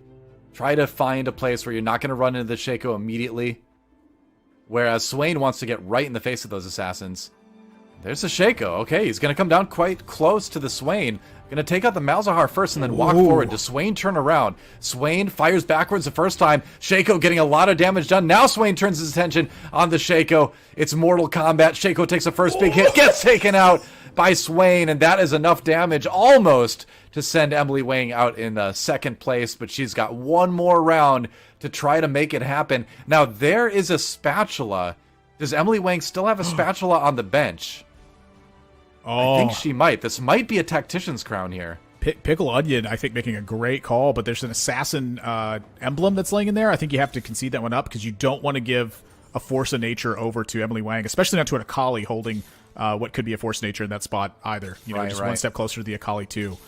But again, it's the heads up trait that's really making the difference here. You know, without a heads up here, it's so much harder, I think, for Pickle Onion to find this prime positioning for it. But when you know it's heads up against the assassin player, I feel like this is one of the biggest weaknesses of assassins. It's very easy for them to climb to the top. It's very difficult for them to close out the lobby. Sure. All right, let's check it out. Could be the final round if Pickle Onion gets a win here. Braum and Darius in the back lines is going to draw the attention of Swain first. Meanwhile, Shaco getting it free and clear. Gets to spend some time with the Vex back there, but the knockup comes through from the Lulu, so maybe a little bit of chance here. Oh, that might have been from the Braum instead. We'll see. Swain is taking some punishment here. Yep. All right, that's it. Yeah. Emily Wang wins it. She wins the round and sends Pickle Onion down to 5 HP. The next round will be the last round, Admirable. And so what was the positioning difference here? Was it because everything got separated? Did you want the Swain to encounter the Shaco a little bit earlier, as it did in the previous ones? Was it the additional assassin emblem that's changed the game for Emily's side? There's so many questions I have. And the only thing that's going to answer it is this last fight. I mean, I think you do. I think if you are the Swain player, if you're Pickle Onion, you want the Swain to hit the Shaco first. That's kind of part of it. Get a shot onto the Shaco, get him to half HP. Then when Shaco starts to come back, it's not going to be able to keep up toe-to-toe, right?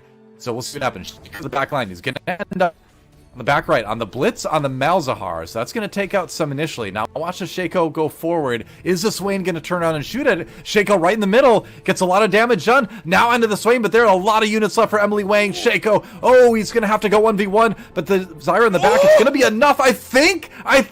Oh, it is, and Emily Wang able to claim victory here with the Assassin Shaco. The positioning pays off. Swain not getting in there until it's too late. That's a win for Emily Wang in game 2. Wow, and a big win at that as well. Emily Wang and Pickle Onion, they finished in 5th and in 6th in the first game, now finishing in 1st and 2nd in this one. And again, kind of sending this whole Lobby B into upheaval at this point as all of the point totals start to mush together, and it looks like anyone's game at this point.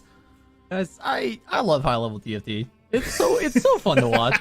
It's so cool. Like the positioning at the end there, because like it felt like the Imperials are just gonna steamroll at the end with Swain. Once we had DQA gone, it felt like the Swain is just gonna be able to take it. But Emily doing some really creative things with the positioning, finding that assassin spat to actually get Enchanter synergy in. And if you notice, that made it so the Braum 2 now took 2 Swain casts instead of 1 to kill, allowing it to stay alive a little bit longer. So that small adjustment actually bought a lot of time, and I think it made a big difference in some of these fights towards the end that allowed Emily to pick up the victory. So even just little things like that being able to completely turn the tides.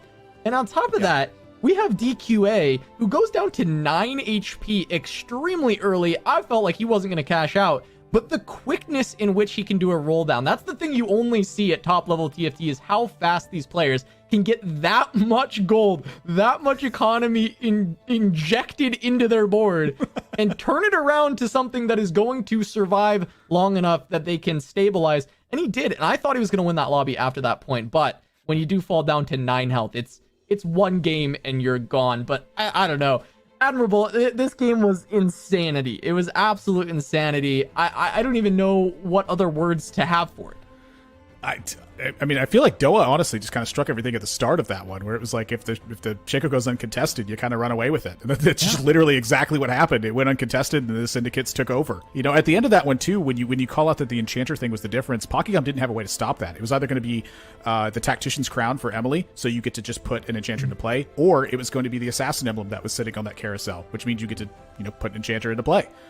I think the Assassin Emblem usage was really good for Emily as well, right? She put on the Zyra first of all, which again, that's going to give the Zyra the ability to cast a little bit quicker in certain cases. And obviously going to be doing a lot more damage because that ability can crit, of course, with the Assassin trait. So good CC, good damage, good supplemental damage, right? To help the Shaco start to finish things off, right? Start to one-shot whatever HP is left. And I think that second Assassin Emblem ended up going on the Janna, if I remember correctly, too. And so what that does is it lets the Janna kind of push things towards the middle and lets Shaco just sort of gather things up and runins them down. But a lot of it, too, is just really trying to avoid the Swain early on in the fight, so that the Swain would be shooting at other things, you know, other assassins, so just kind of scattering it rather than clumping it up, because that Swain board does best into clumped up compositions. So I think just the fact that Emily was spreading the assassins out on the board and then just trying to give that Shaco time was really positioning-wise the thing that ended up making a big difference in that. Yeah, the creative board positions, the ability to utilize, you know, these spatulas. She was trying so hard to get that fawn. There was a spat on the bench the entire game, pretty much. Never actually able to get it. That's another, you know, heads up play to actually steal away that spatula. Make sure you're recognizing that Emily Wang had that, because normally that would make all the difference. But fortunately enough for her, able to find that assassin thing. It looks like we have another lobby we're waiting for. Lobby C has gone to 7-6. So we're just waiting for that to see all of the lobby winners. But it's just incredible to see that players are playing this high-level game and just surviving for so long, especially because we've seen some of these lobbies end quickly with just the power that have been on these boards. Admirable, I think you brought it up in the game, just the power we've been seeing. Yeah, it definitely is the case. I was really hoping you would read the line that Jirachi had injected in there, too, where he feels that it might go to stage 8. I don't think I've ever seen a game go to stage 8. I have not. So that would be something for the record books, I think. And it's a pretty cool lobby as well. That's the lobby with let's see, it was Robin Songs, I think, was one of the players in that lobby. Yeah, Robin, Ripple Overdrive, Nostra11, Spencer TFT, Asa is in that, Ex Niamo, a lot of good players. I mean, there's every player is good right now in this lobby, but still. Oh, looks like the game just ended, so we'll see who ended up taking that one. That's crazy that it went. You have to go watch that replay. Yeah, I've never seen a game to go to stage 8 either, so that's definitely a replay to take a look at. Even if they didn't quite make it there, they're getting that close to stage 8 is just absurd, especially because, I mean, yeah, we mentioned just how powerful boards have been recently. It feels like when you lose like 20 HP. You're just getting chunked out when it comes to the end of the game. And so for it to last that long is crazy. But now let's finally take a look at those lobby winners. Let's see who was able to pick up the other areas. It looks like Appy's grabbed one. Spencer came out on top in that long game, and Admirable, I'm seeing something interesting here in lobby D. What's going on over there? I have never selling my Goobum stocks. Back-to-back wins for Goobums now, 20 points. Wow. Spencer and Robin were heads up in that previous lobby, and a very necessary finish, I think, for both of them. Robin finished 7th place in the first game. Spencer finished 5th place in their first game. So big flip around there. Spicy Appies, you know, continuing the consistent performance they have had over the last couple of weeks. And Emily Wang coming through with a big win as well. She finished 5th in her first game, and so now catapulting them to the front of that lobby as well. With still 3 more games to go, though, you know, it's all up in the air. But this is what I love about the second game, is that it gives everyone that opportunity to flip it right back around. Yeah, I gotta go back and 5 mutant Cho'Gath carriers in lobby A. Is what we're doing. I mean, there are opportunities for sure to still play that Cho'Gath build. I mean, Cho'Gath did get a little bit of a buff in this last patch, if I remember right, and there's certain traits that work really well. The mana reduction trait, and if you get a Cho'Gath early, if you get online early, you can just build a massive Cho and just unleash it on your opponents. That's how it goes. But I got to go back and watch that 1v1 between Spencer and Robin from lobby C, going all the way to 7-6. Like I got to see that. That had to be a long high HP 1v1. Should have been really cool. Is absolutely insane as we take a look at the lobbies and their scoreboards after 2 games. Appy's at the top of A. Actually, all of the winners of second lobby are at the top of their respective lobbies here. Goobums, of course, 20 points that he's racked up over the first 2 games with 2 first places. Sock's not far behind there at 15, but Admirable, anything else here that's standing out after 2 games? We've got 3 to go, so still a lot of time to make up ground, but I'm seeing a couple players with a lot of ground to make up. Yeah, Bertosaurus yesterday, they kicked off the day with 3 wins. And today doesn't look like it's finishing quite as strong for them. However, like you said, there's still 3 games to go. But the standout thing for me is going to be the way that players are approaching this one. If you're not first, you're effectively 8th in this one because you're looking for that qualifying spot. If you have a lot of qualifier points, it's a little bit different. But I continue to expect players to play a little bit more risky than you would usually see. That Group C is very close right now, and I'm going to tell you what Frodan just told us in our lobby chat, that apparently they went into 6-5 with Spencer still at 100 HP and Robin was alive at 22 HP. Then Robin won 6 rounds in a row before it finally ended at 7-6, and Spencer was able to finish it off. So yeah, that's a breakdown of what happened in that game. I'm still going to go back and watch it. That must have been amazing. That is nuts. I mean, that's a perfect setup for Lobby C to be our next match that we're going to be watching too, right? Is like we're going to get to see the grudge match of Spencer Robin coming up soon enough, because that's just awesome, right? Like getting those 1v1s where someone has survived the whole game at 100, or I mean, normally you don't see 100. Normally it's 90 or 80 or just a big HP value going up against the underdog who slowly climbs their way back up. Always a fun game, definitely worth checking out for anybody. I know I'm going to check it out. ThatsAdmirable, I'm sure we're all going to be checking out that game after the tournament today. But of course, we are going to go to a break before game number 3. Before we do, make sure to check out this video here from Fantasy TFT from our friends over at Ball Street, so you can learn a little bit more about how you can follow along and how you can too also buy Goobum stock just like Admirable. So here we're going to go to a short break. Game 3 of Zaun Cup when we return. Don't go anywhere.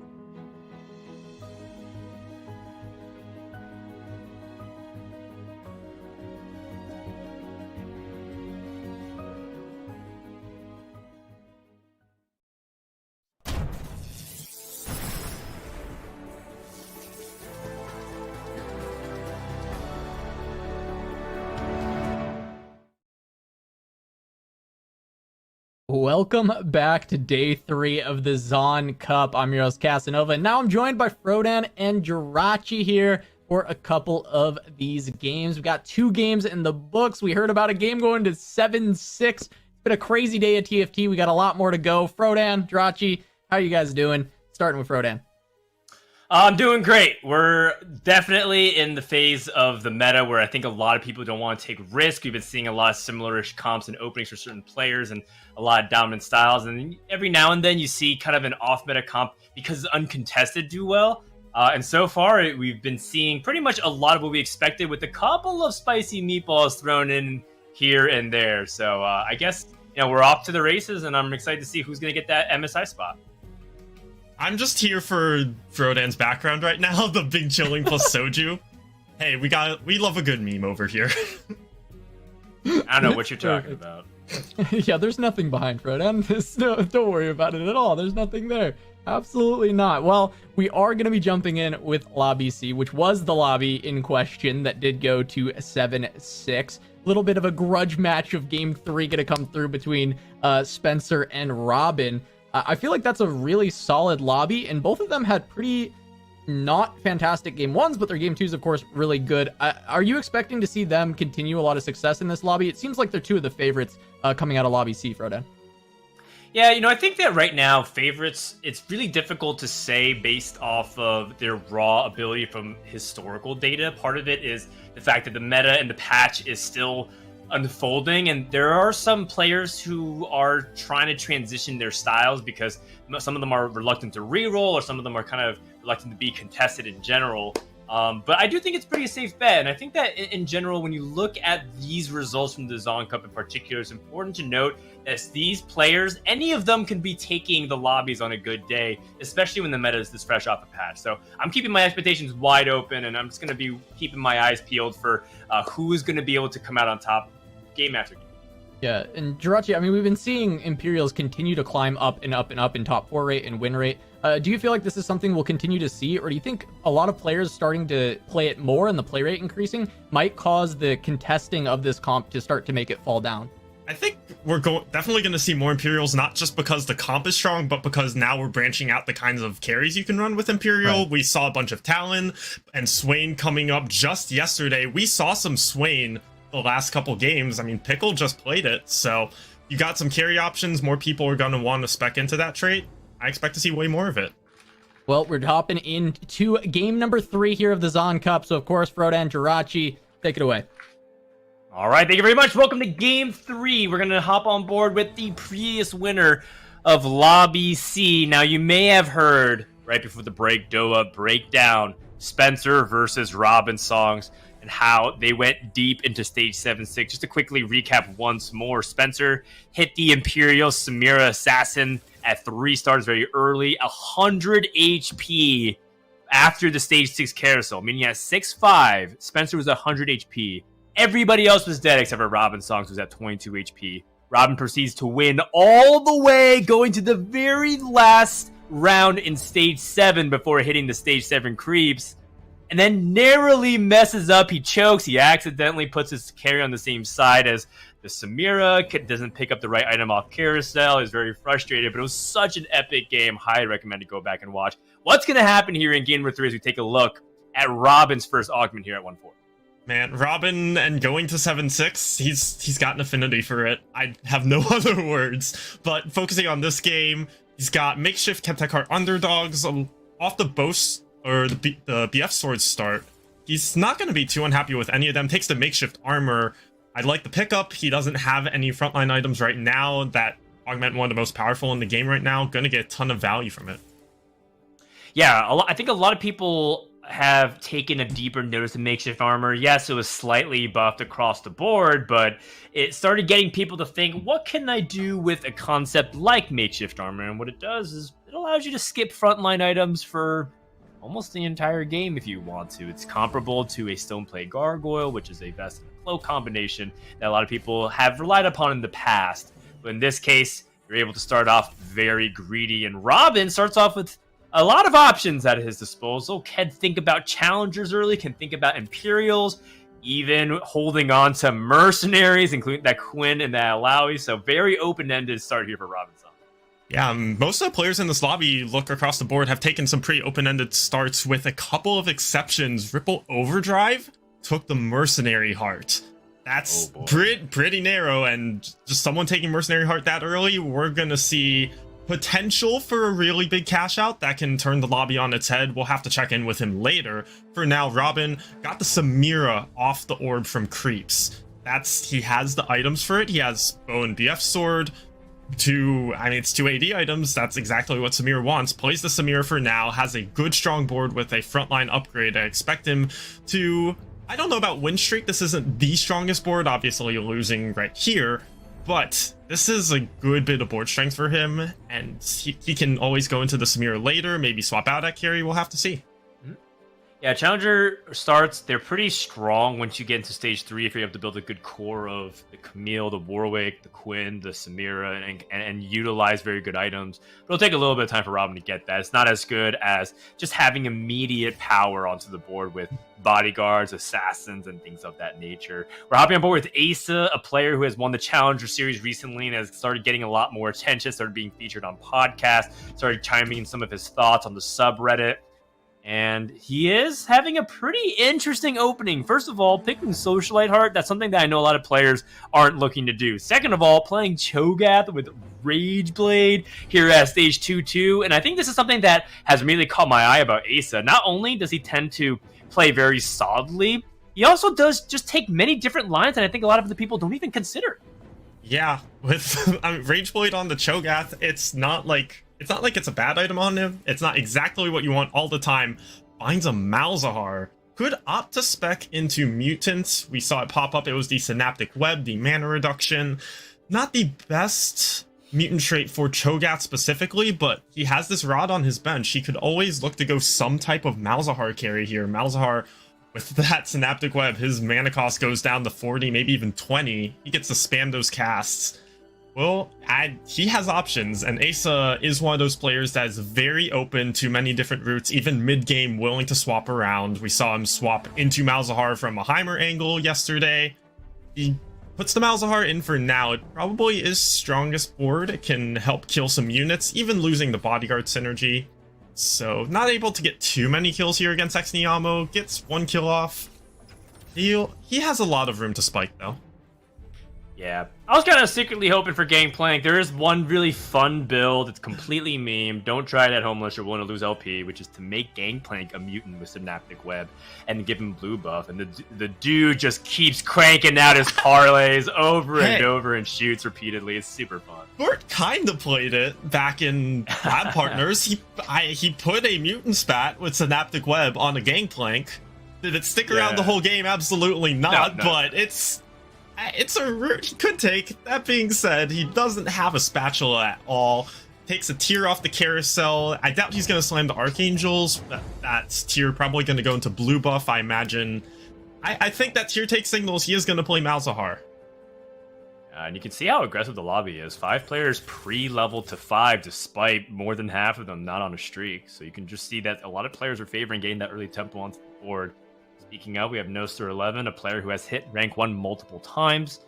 His biggest splash was in set 4 when he was able to climb repeatedly to number 1 and challenge players like then DQA, who was on the rise up for wrestling to hit that rank 1. Has that Twitch with the Last Whisper, very powerful combination. Twitch is a very underrated item holder. I know a lot of people look at Twitch as a potential reroll candidate to carry, but sometimes just having Twitch hold your AD items is also plenty enough to have a reliable early game. And look at this, Noster is 1 of 2 players on a streak along with Sehun Kim.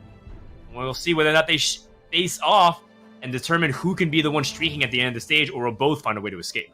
Noster, one of those younger Zoomer players alongside Spencer DQA, who hasn't gotten quite as much attention, but has been up there for the most part, has had great performances on ladder, and from his games today, he's actually been playing a lot of Assassins, and he did this exact same thing earlier today. Started with Twitch carry, eventually transitioned it over to Shaco, and he's been having a good chunk of success on these Assassins. Slams a Frozen Heart onto 6, just anticipating, I need to keep my streak.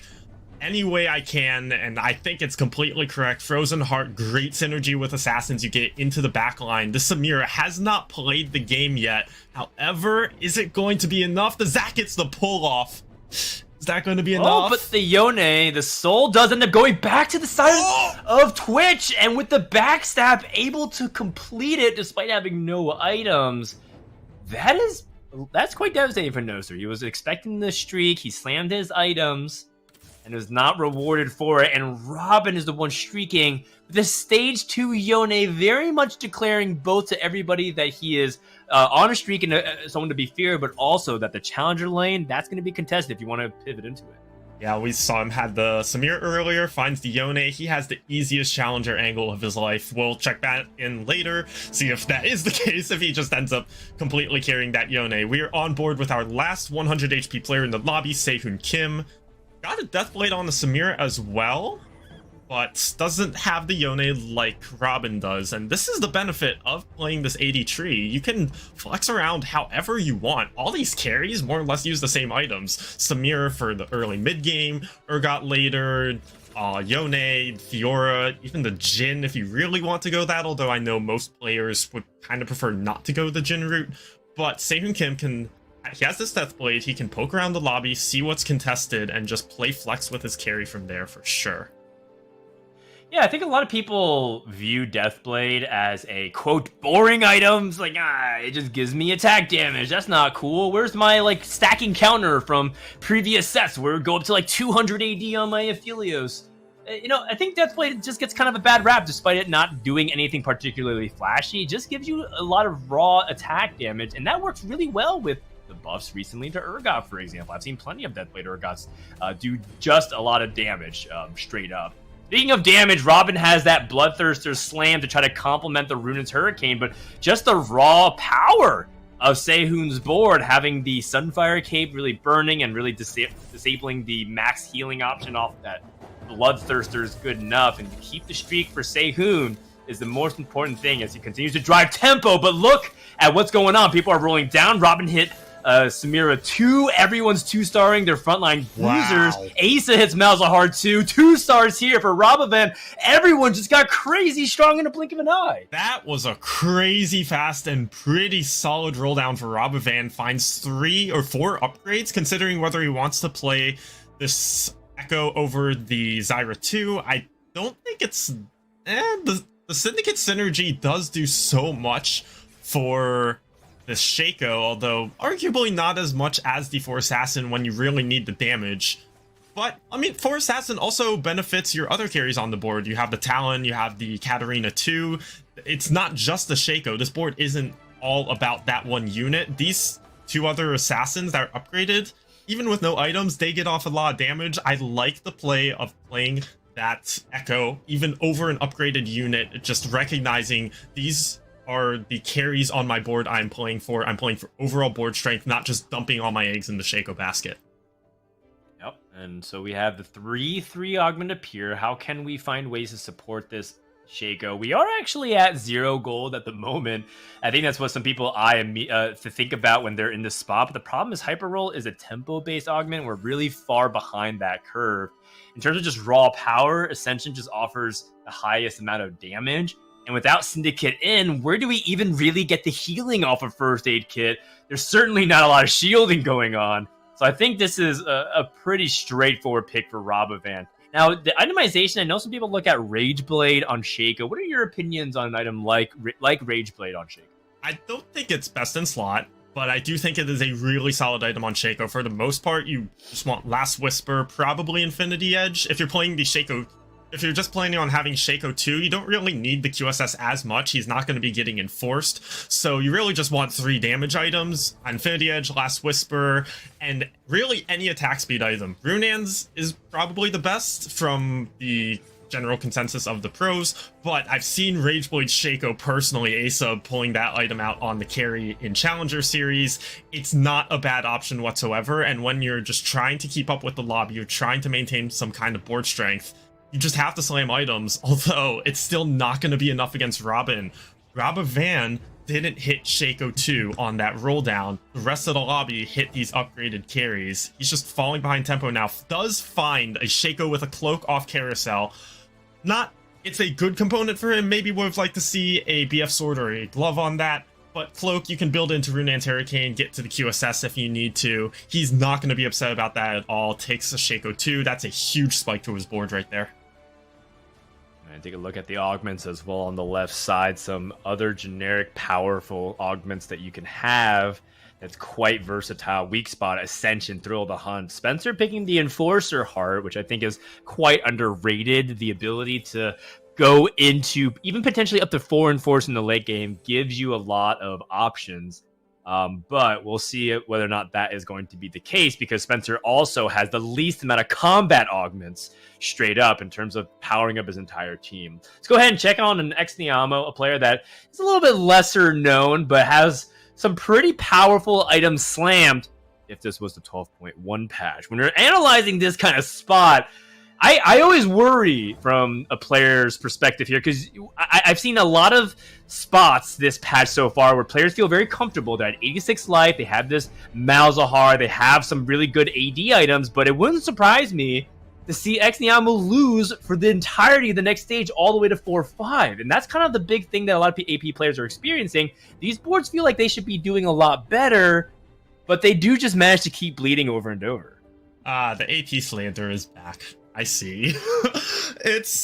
I'll be honest, it's not even unfounded. As far as we've seen in this tournament, there's been some success for AP, but not a lot. We saw Solus in game 1 take a win with Victor carry, and I think if Exniamo's gonna go for the AP route, he probably wants to go for that Victor, probably the best AP carry right now, besides Lux, although she requires specific itemization that Exniamo just does not have. Is he going to even hit that Victor in the first place? Who knows? Well, if he doesn't, he's probably gonna maybe just bleeds out to a 6, and then Rodan's AP slander will actually be justified. I mean, I'm just trying to save people's LP. Like, I'm trying to do everyone a favor. I'm trying to do you a favor. Rodan, the man of the people. I'm honestly just help me help you, Raj, to help everybody else. Hey, I'm not playing AP right now. I don't need the help. I know you're very much on the assassin train for a while. Yeah. Wow. Wait. This is like yet another Samir being offered Robin, who passed the previous window featuring Samir. It's not like he wants to re-roll it because he already has a Yone. He has a very good setup for it. Thrill of the Hunt is one of the best combat augments for challengers because of how fast they want to engage and continue to re-engage as soon as they get the takedown and be able to charge up to their next opponent. The only thing about it is Robin's frontline is not particularly super strong, and he's not very rich. I do wonder if he is thinking about rolling at all or just skipping 7. And I think that's a conundrum that a lot of people find themselves in. Let's go ahead and check in with Ripple Overdrive, who has a Tome of Traits. The chest is not open, implying that they have cash down. They have a lot of gold. But honestly, this doesn't look like a crazy high-powered Merc cash out. Yeah, he finds the Urgot.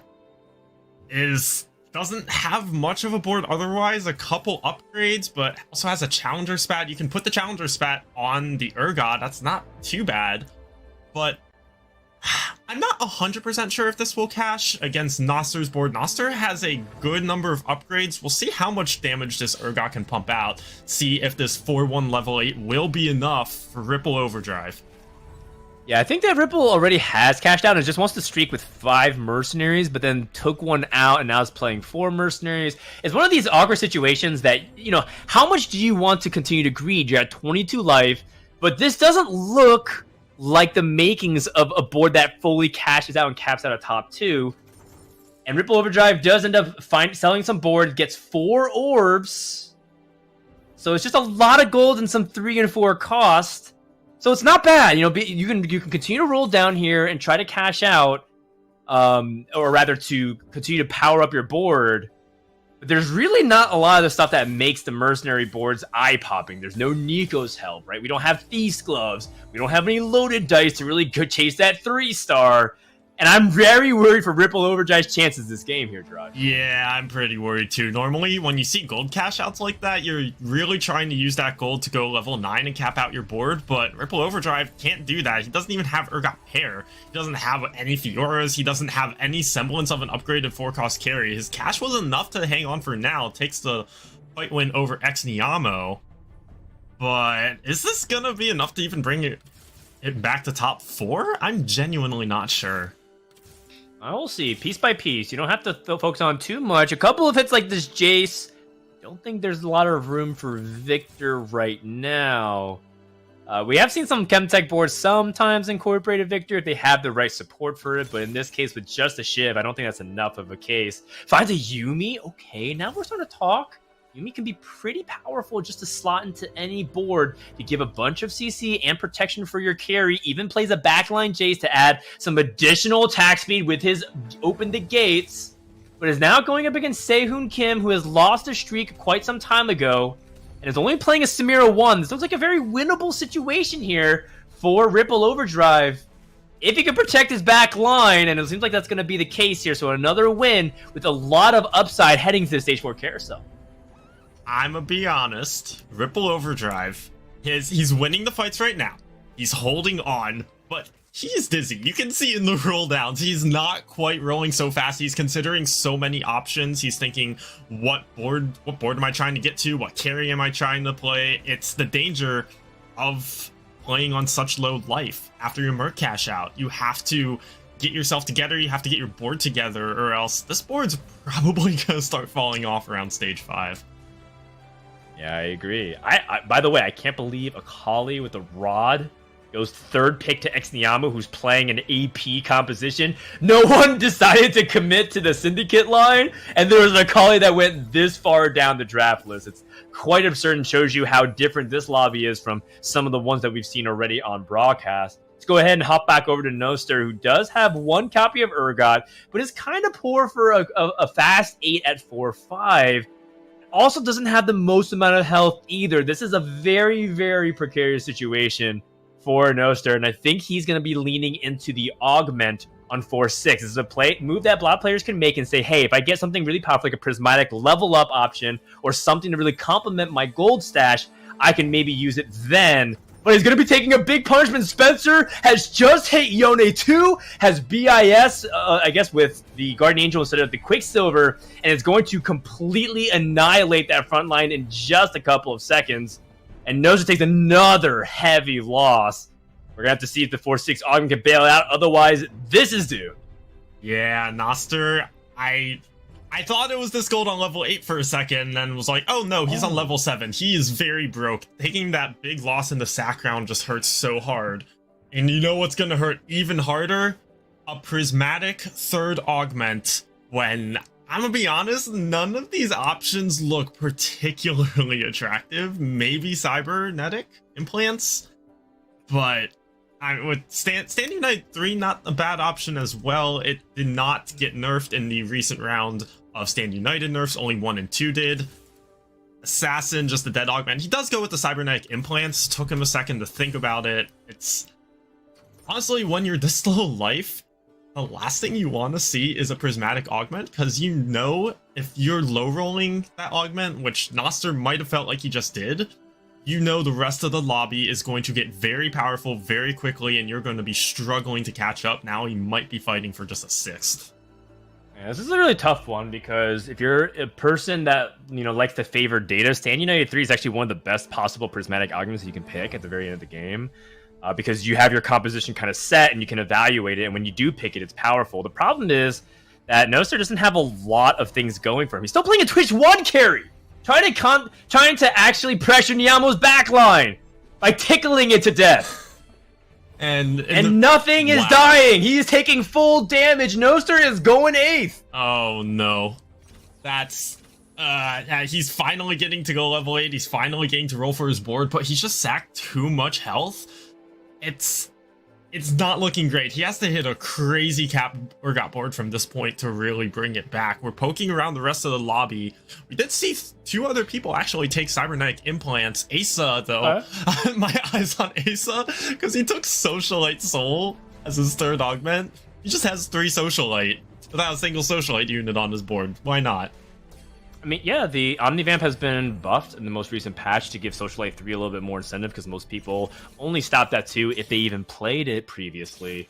So I'm curious to see if Asa's willing to just ride or die that Socialite and play a hyper carry or just use it for support.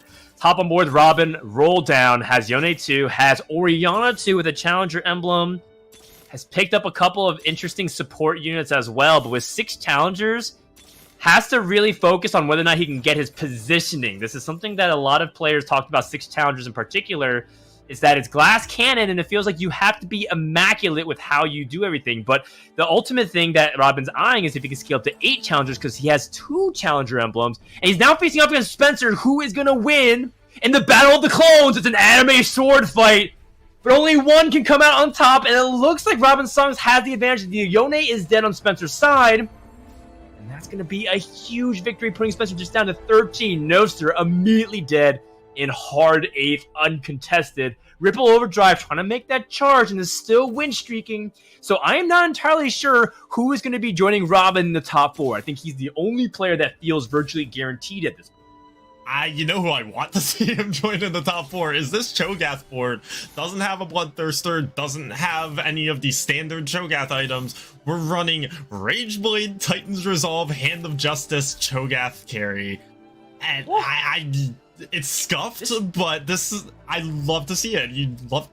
I'm one of those personally one of those players that loves playing around scuffed items. Asa, for scuffed items, these aren't that bad actually. The Hand of Justice, basically a budget Bloodthirster. Rageblade giving Cho'Gath plenty of attack speed. On the other hand, he's 32 HP, 2 off of Cho'Gath 3, and kind of getting wrecked by Spencer. So as much as I love to see the scuffed items, not from this health spot, looks pretty rough. Yeah, it looks really cool. It looks really cool because conceptually, I can totally see where Ace is coming from. You know, the Socialite Hex, one of the biggest weak spots is that you are very vulnerable to things like Zephyr, for example. But, you know, we know that Colossus is no longer able to get targeted by things like the Zephyr and Enforcer anymore because that felt really, really punishing. Hits a Cho'Gath 3. Maybe we're talking the lack of a Bloodthirster is a very big deal because of the shield that scales off your percentage health. We'll see if this is enough. Going up against another Yone board from Ripple Overdrive, we have 3 players trying to play Yone, but only one of them will be able to come out on top. And can this Cho'Gath get the job done? Feasting on all these small units. Everything is 1-star. The Socialite Omnivamp giving some heal, but the Kaisa Monsoon is just too much. A hard counter. And Asa might be in contention with Robovan for 7th place. Can anything off this carousel help him? I see a Mutant Emblem for Asa. Yeah, Thinking and about you it. would love that. Thinking about it. He took it. Yeah, okay. Okay, gets to play 5 Mutant while not playing a dead Kog'Maw on his board. I like it.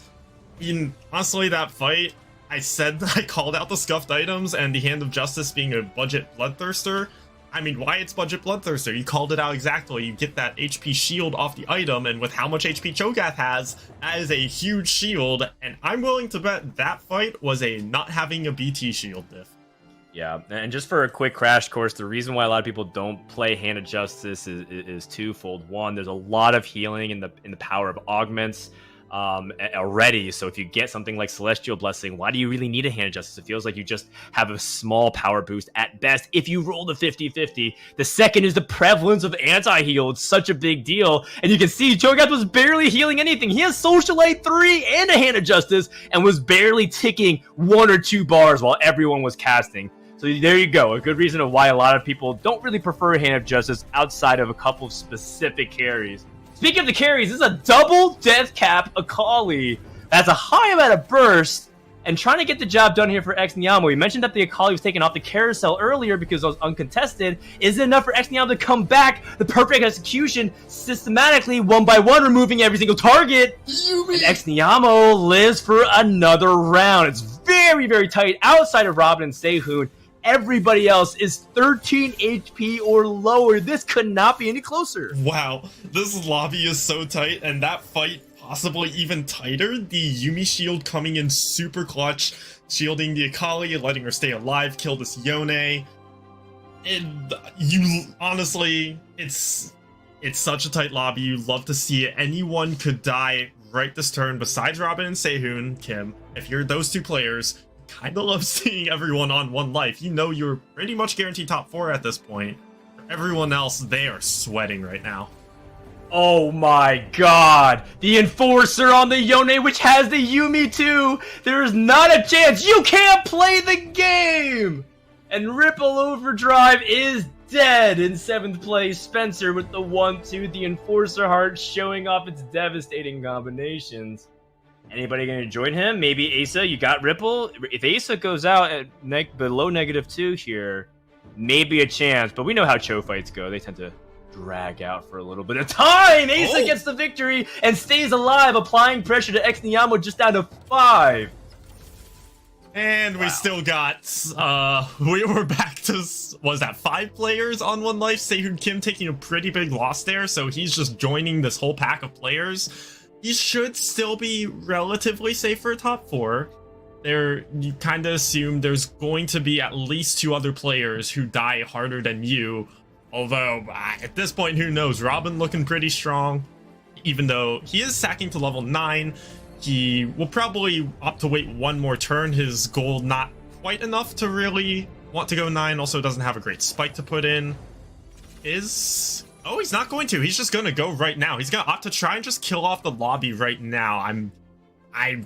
He proves me wrong. I think in a different game, you opt to wait that one turn, get the extra gold. You'd have 30 gold to roll on level 9 instead, but all he has to roll for really is like Kaisa 2, Braum 2. Yeah, okay, never mind. He has quite a bit of stuff to roll for, but you go level 9, you get into 8 Challenger, you start killing off the lobby, you eco back up, and then eventually you roll for these upgrades. He's got an 8 Challenger. That was the big motivation of why he wanted to go up, and this Yone has a really easy target, immediately resetting. Both Yones on opposite sides. If you're talking about raw DPS, wow, it's very hard to look beyond 8 Challenger as one of the most powerful traits with an itemized Yone and Orianna to boot. Exniamo out in 6th place, what looks like -15 is going to be very hard to beat. Asa wins again and stays alive. Spencer and Sehun, who look like they were in contention for top 4, it is anybody's game. Who will earn the right to challenge Robin songs? Maybe Sehun? That's a huge hit. A 2-star Kaisa at level 8. With high-end shopping, that makes a ton of sense. Well, yeah. I was like, 15%? Wait a second, that's not a level 8 shop. That's a Kaisa too. Although, Sehun Kim, of all the players in this one single-digit HP range, he looks good to actually move on. Hits Spencer, did get to cheese the Shroud of Stillness, hits the Yone and the Fiora enforced as well. Oh my gosh, Spencer. Oh my goodness, the disarm stopping the secondary follow-up from the Monsoon! Oh, Spencer deals damage!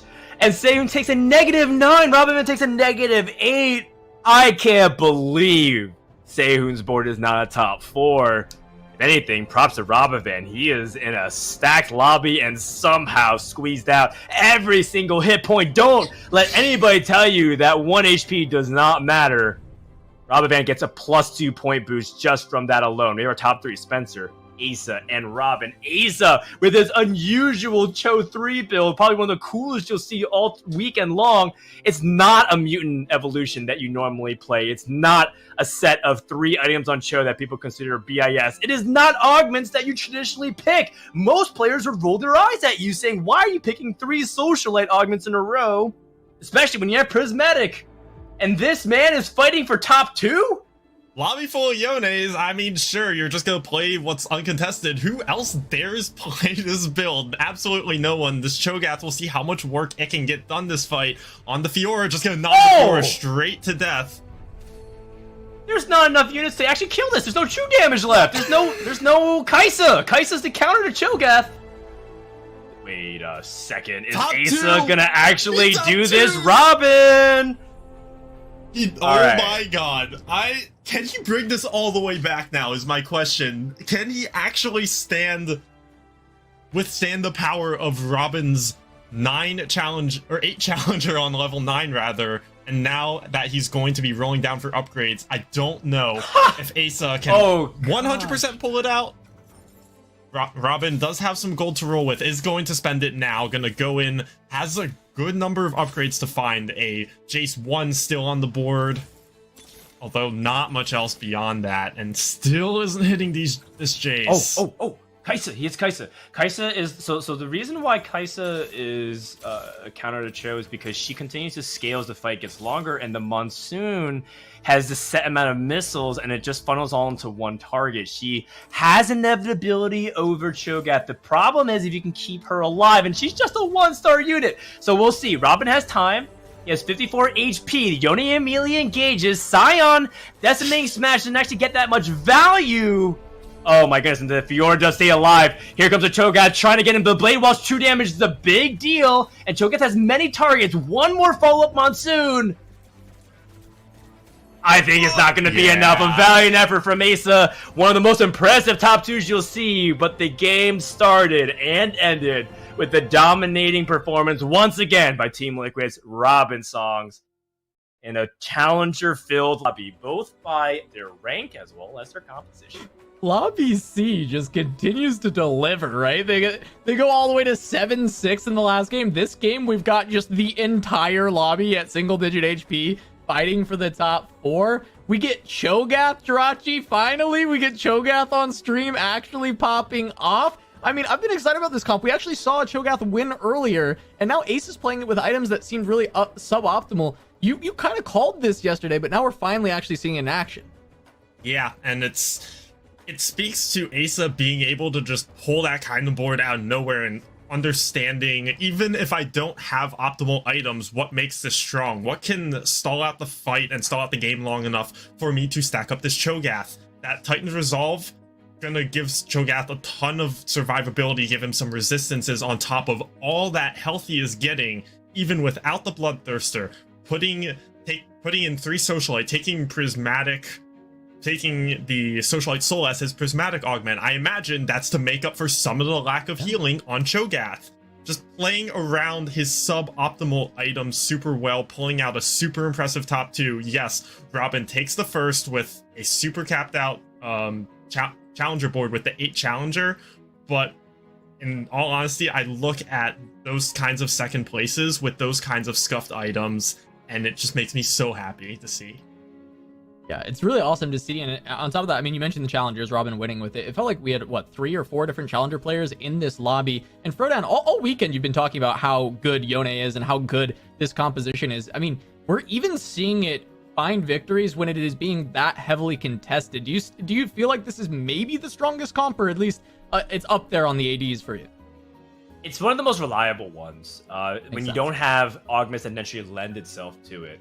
It's the better way to frame it is that Yone challenger comps require the least amount of augments in order to have a really high baseline power level, versus Urgot, you need to have some augments that specifically tailor to him. You know, you gotta have something like Life's Edge or Cybernetics or something that just gives him a little bit of amplification so he can really capitalize off the Purge and the Twin Shot.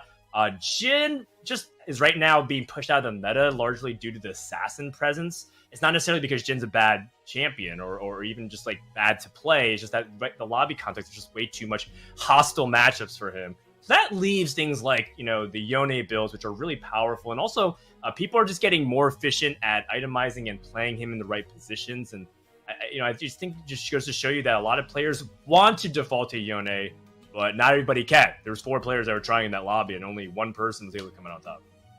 Yeah. I mean, we see a lot of it. We see a lot of assassins as well. So a lot of these compositions with the AD that really focus on positioning, because you need the resets for the challengers. You need to find the best places to place your assassins. A lot of it has come out in these tournaments, and the top level players, of course, rising to the top on these comps that can be elevated by not only your itemization, but your positioning throughout. So let's take a look at the other lobby winners, see what else has kind of been popping off in game number 3. We see actually a lot more AP than we've probably ever seen on a lobby winner board. But Jirachi, I'm sure that's got to make you a little bit happy, because I know you've championed AP a little bit more this weekend, because it's been not doing great. It's more, I will not stand for the slander of saying AP sucks.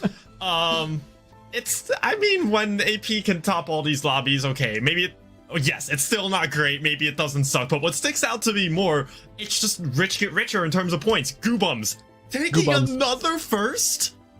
He's on a he's on an absolute tear.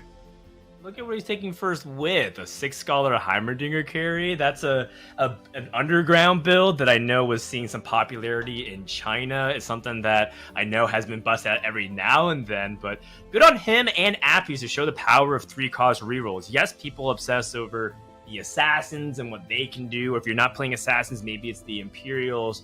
But under the right conditions, these AP carries, when you reroll them, can also be quite a force. And it's actually specifically units like Malzahar and Heimerdinger for quite some time. I mean, surely Heimerdinger has to be viable. They buffed his range, they buffed his damage, they buffed a lot of the traits around him, like lifelong learning, the augments. There has to be a time where Heimerdinger will win. Leave it up to a player like Goobums to show you how. Yeah, crazy set of lobbies, right? We saw very tall synergies, 8 Arcanists, 8 Challengers, 6 Scholars being played there. So very kind of fun set of lobbies that we had for game number 3. But now, with more than half of the games done, right? We only have 2 games left. This is how our lobbies are shaping up. And Jirachi, I want you to just, talk me through kind of what you're looking at when you look at these set of lobbies. For the most part, we're seeing the story of 1 or 2 players at the top taking a bunch of top 2s, top 3s, hogging all these points. There's generally 1 player at the bottom who's not doing so hot, but what that creates is this giant clump of players in the middle who are all hovering around more or less the same number of points. I'm looking at Lobby D especially, where just 19 through 11 at 2 through... at the 2nd through 7th place, because of the sheer outliers at the opposite ends of that lobby. That's the lobby we're going to be looking at next. If it's that tight in the middle, all these players competing for as many placements as possible, it's going to be a crazy game.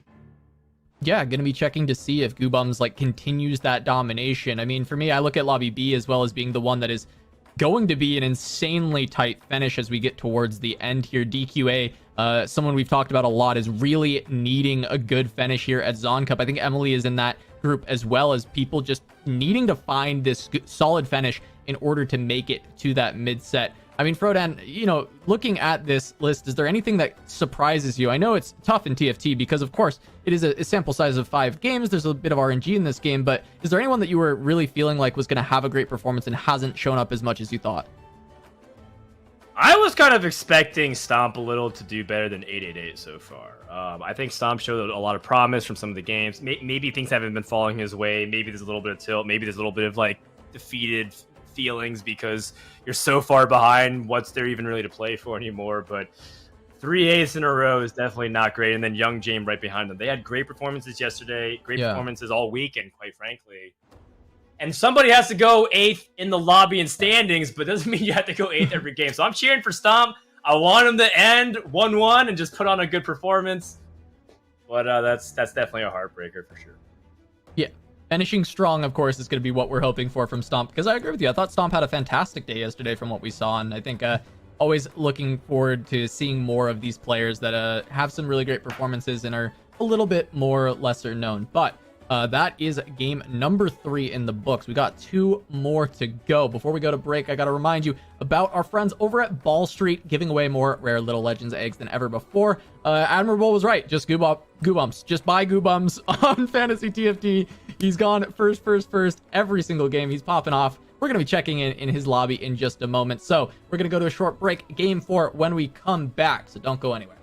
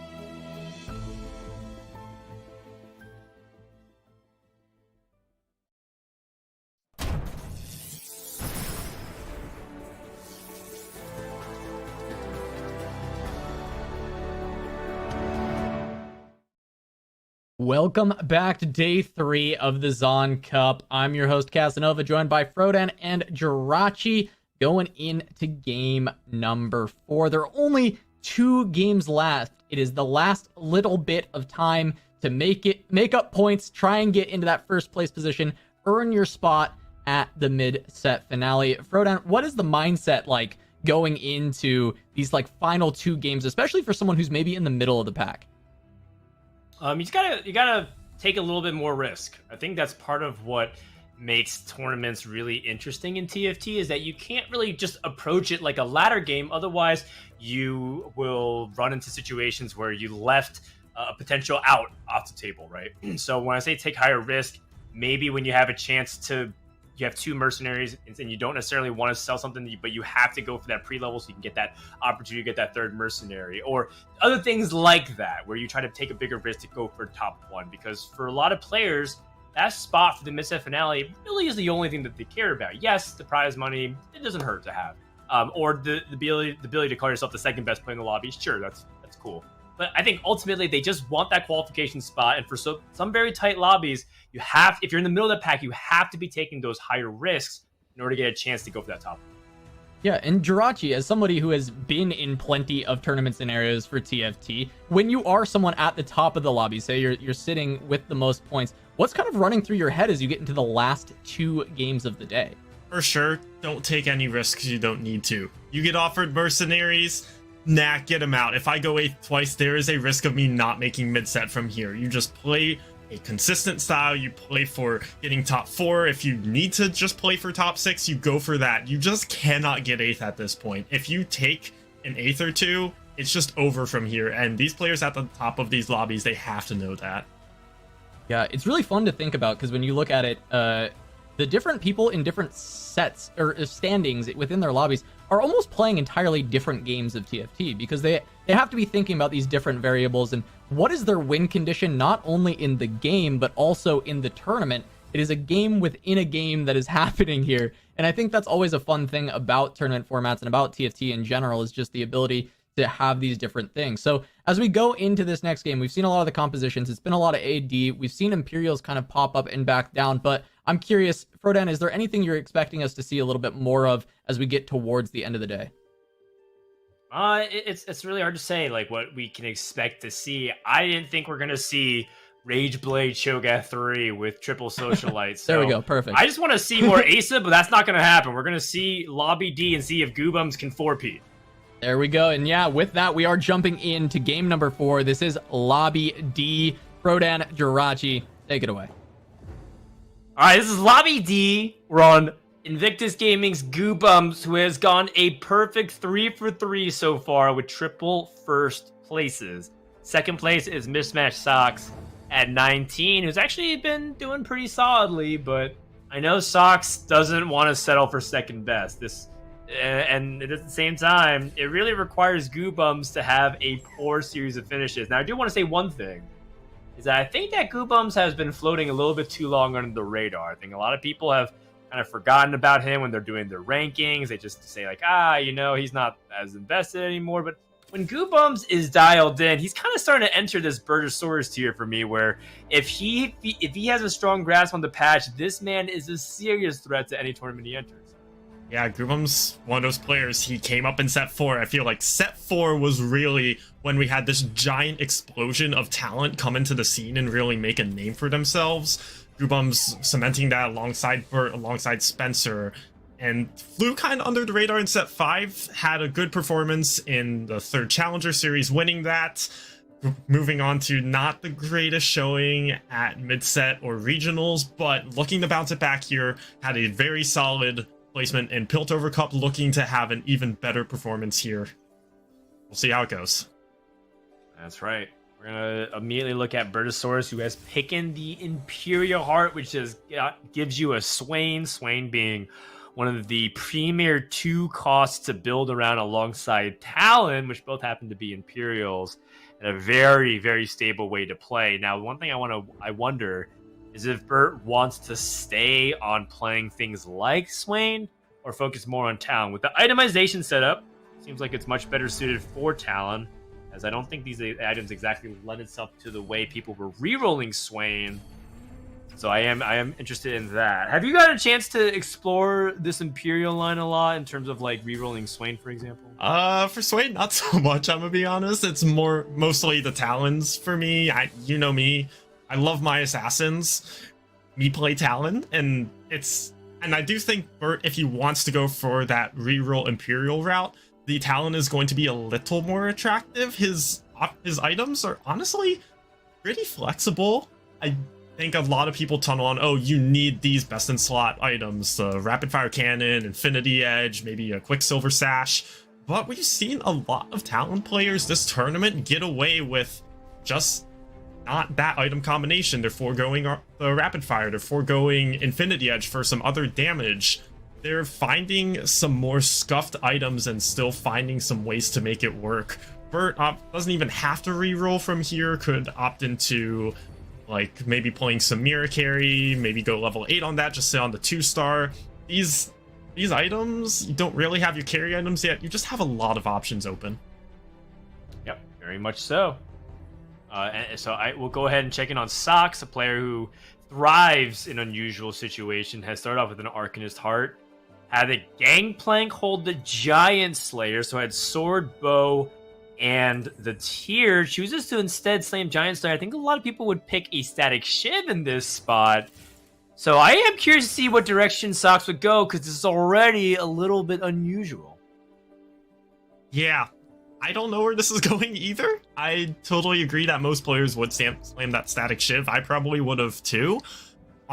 If you're slamming anything on this board trying to kill units, Static Shiv, honestly, I don't even know if that's even better than this Giant Slayer, because I'm gonna be honest, this board, all 1-star Yordles from Sox, not killing anything, doesn't kill anything on Bert's board. They get stuck on the Darius too.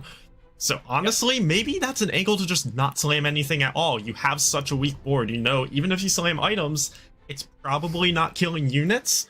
So you just wait until after the stage 2 carousel, you get a better idea of what your item options look like. You have a couple more shops to know what your direction is. Then you can start slamming items and going from there. I think Sox getting a little bit too into the I am going to play strongest board and try to save HP right now when he hasn't saved any HP at all.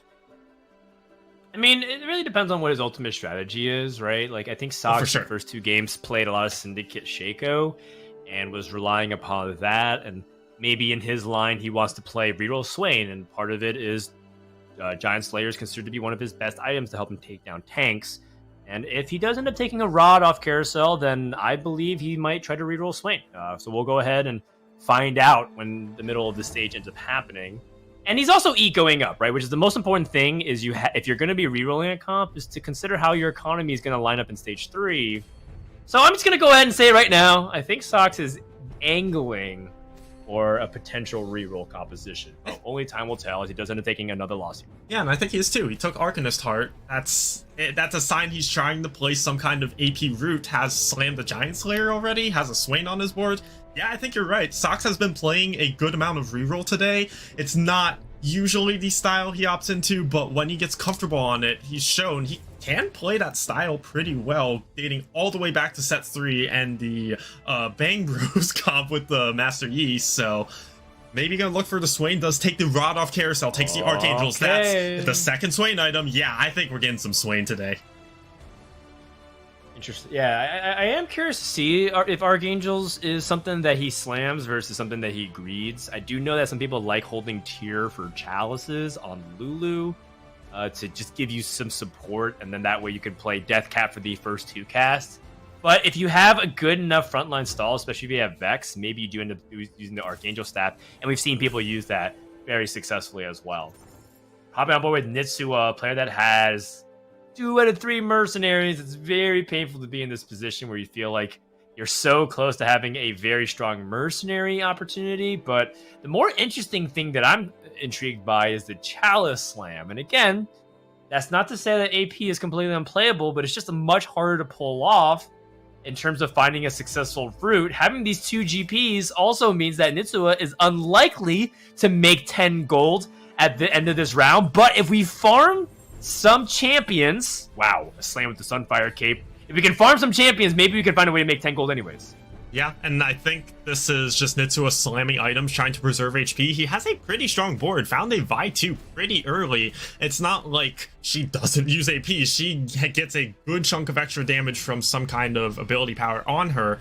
Oh. So the Chalice Slam doing wonders for this fight against helping. Just helps win that fight, helps keep your HP total high, was able to make 10 gold as well. Yes, he doesn't.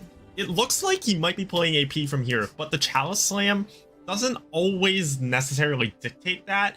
You can totally just slam the Chalice right now, opt into AD later. Once you find your carry items, I anticipate once he hits Krugs, gets items from there, gets some more items from Wolves, he'll have a better idea of what his carry is going to look like, and then decide, do I want to get a little more value out of this Chalice by going AP? Or just go the AD route and live with a Chalice on my board. That's honestly not even the worst item on these AD boards.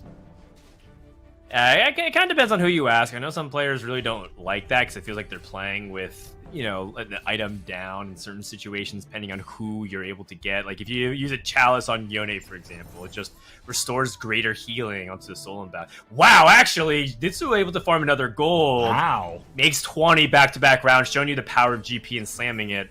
The other side of the equation is if you do end up slamming Chalice, you really want to look for a Morellonomicon, and using a Sunfire Cape, using the belt for Sunfire Cape, means that your AP boards will have a lower capped potential. So I am curious where Nitsua goes with it, but it's very clear Nitsua was favoring the win streak.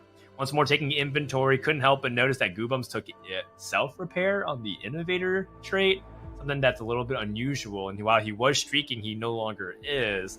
It's been a while since I've seen people try to prioritize taking things like the Innovators, but I do tune into some people's streams here and there, and I see Innovator boards doing okay, and it also tore it up on day one of the Zaun Cup when the patch was very fresh. So I am curious to see how deep Goobum wants to go on the innovation.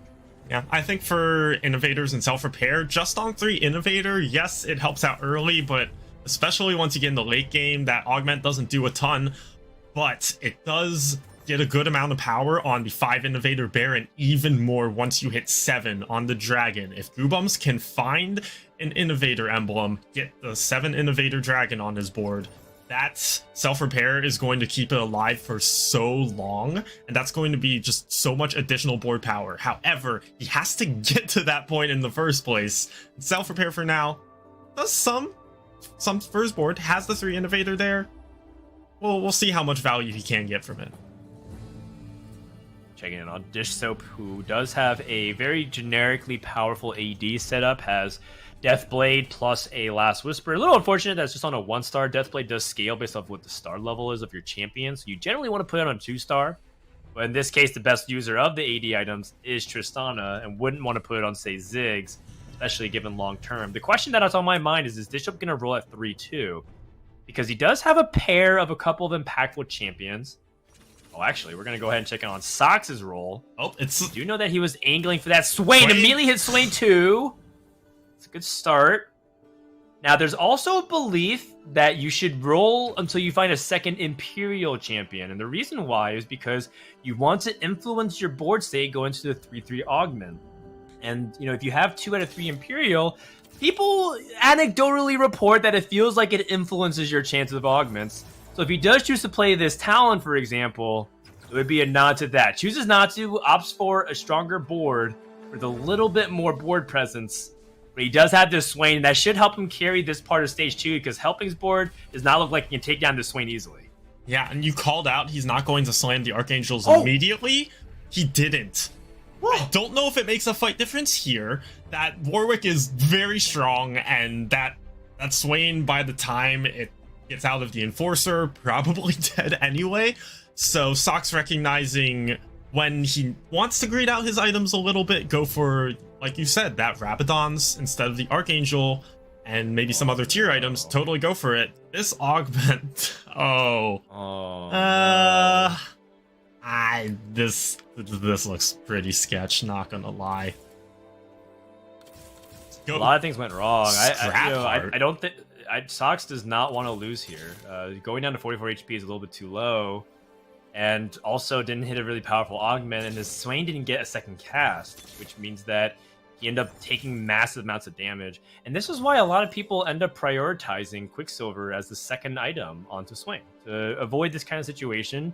And when it does, it feels kind of unfair, but you start to see what happens if you don't have the Quicksilver. Swain can get bowled over pretty easily, especially when you frontline him with very weak support. His support was a 1-star Vex and a 1-star Lulu.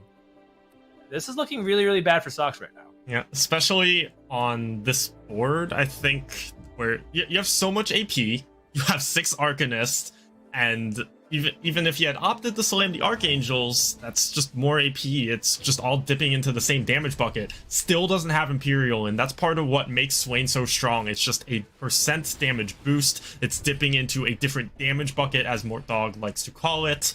For now, doesn't have the Imperial in, and it's just he's not winning fights. This is such a big deal when you're playing these 2-cost rerolls. You have to be strong in stage 3 in order to punish other players who are maybe waiting until level 7, level 8 to roll.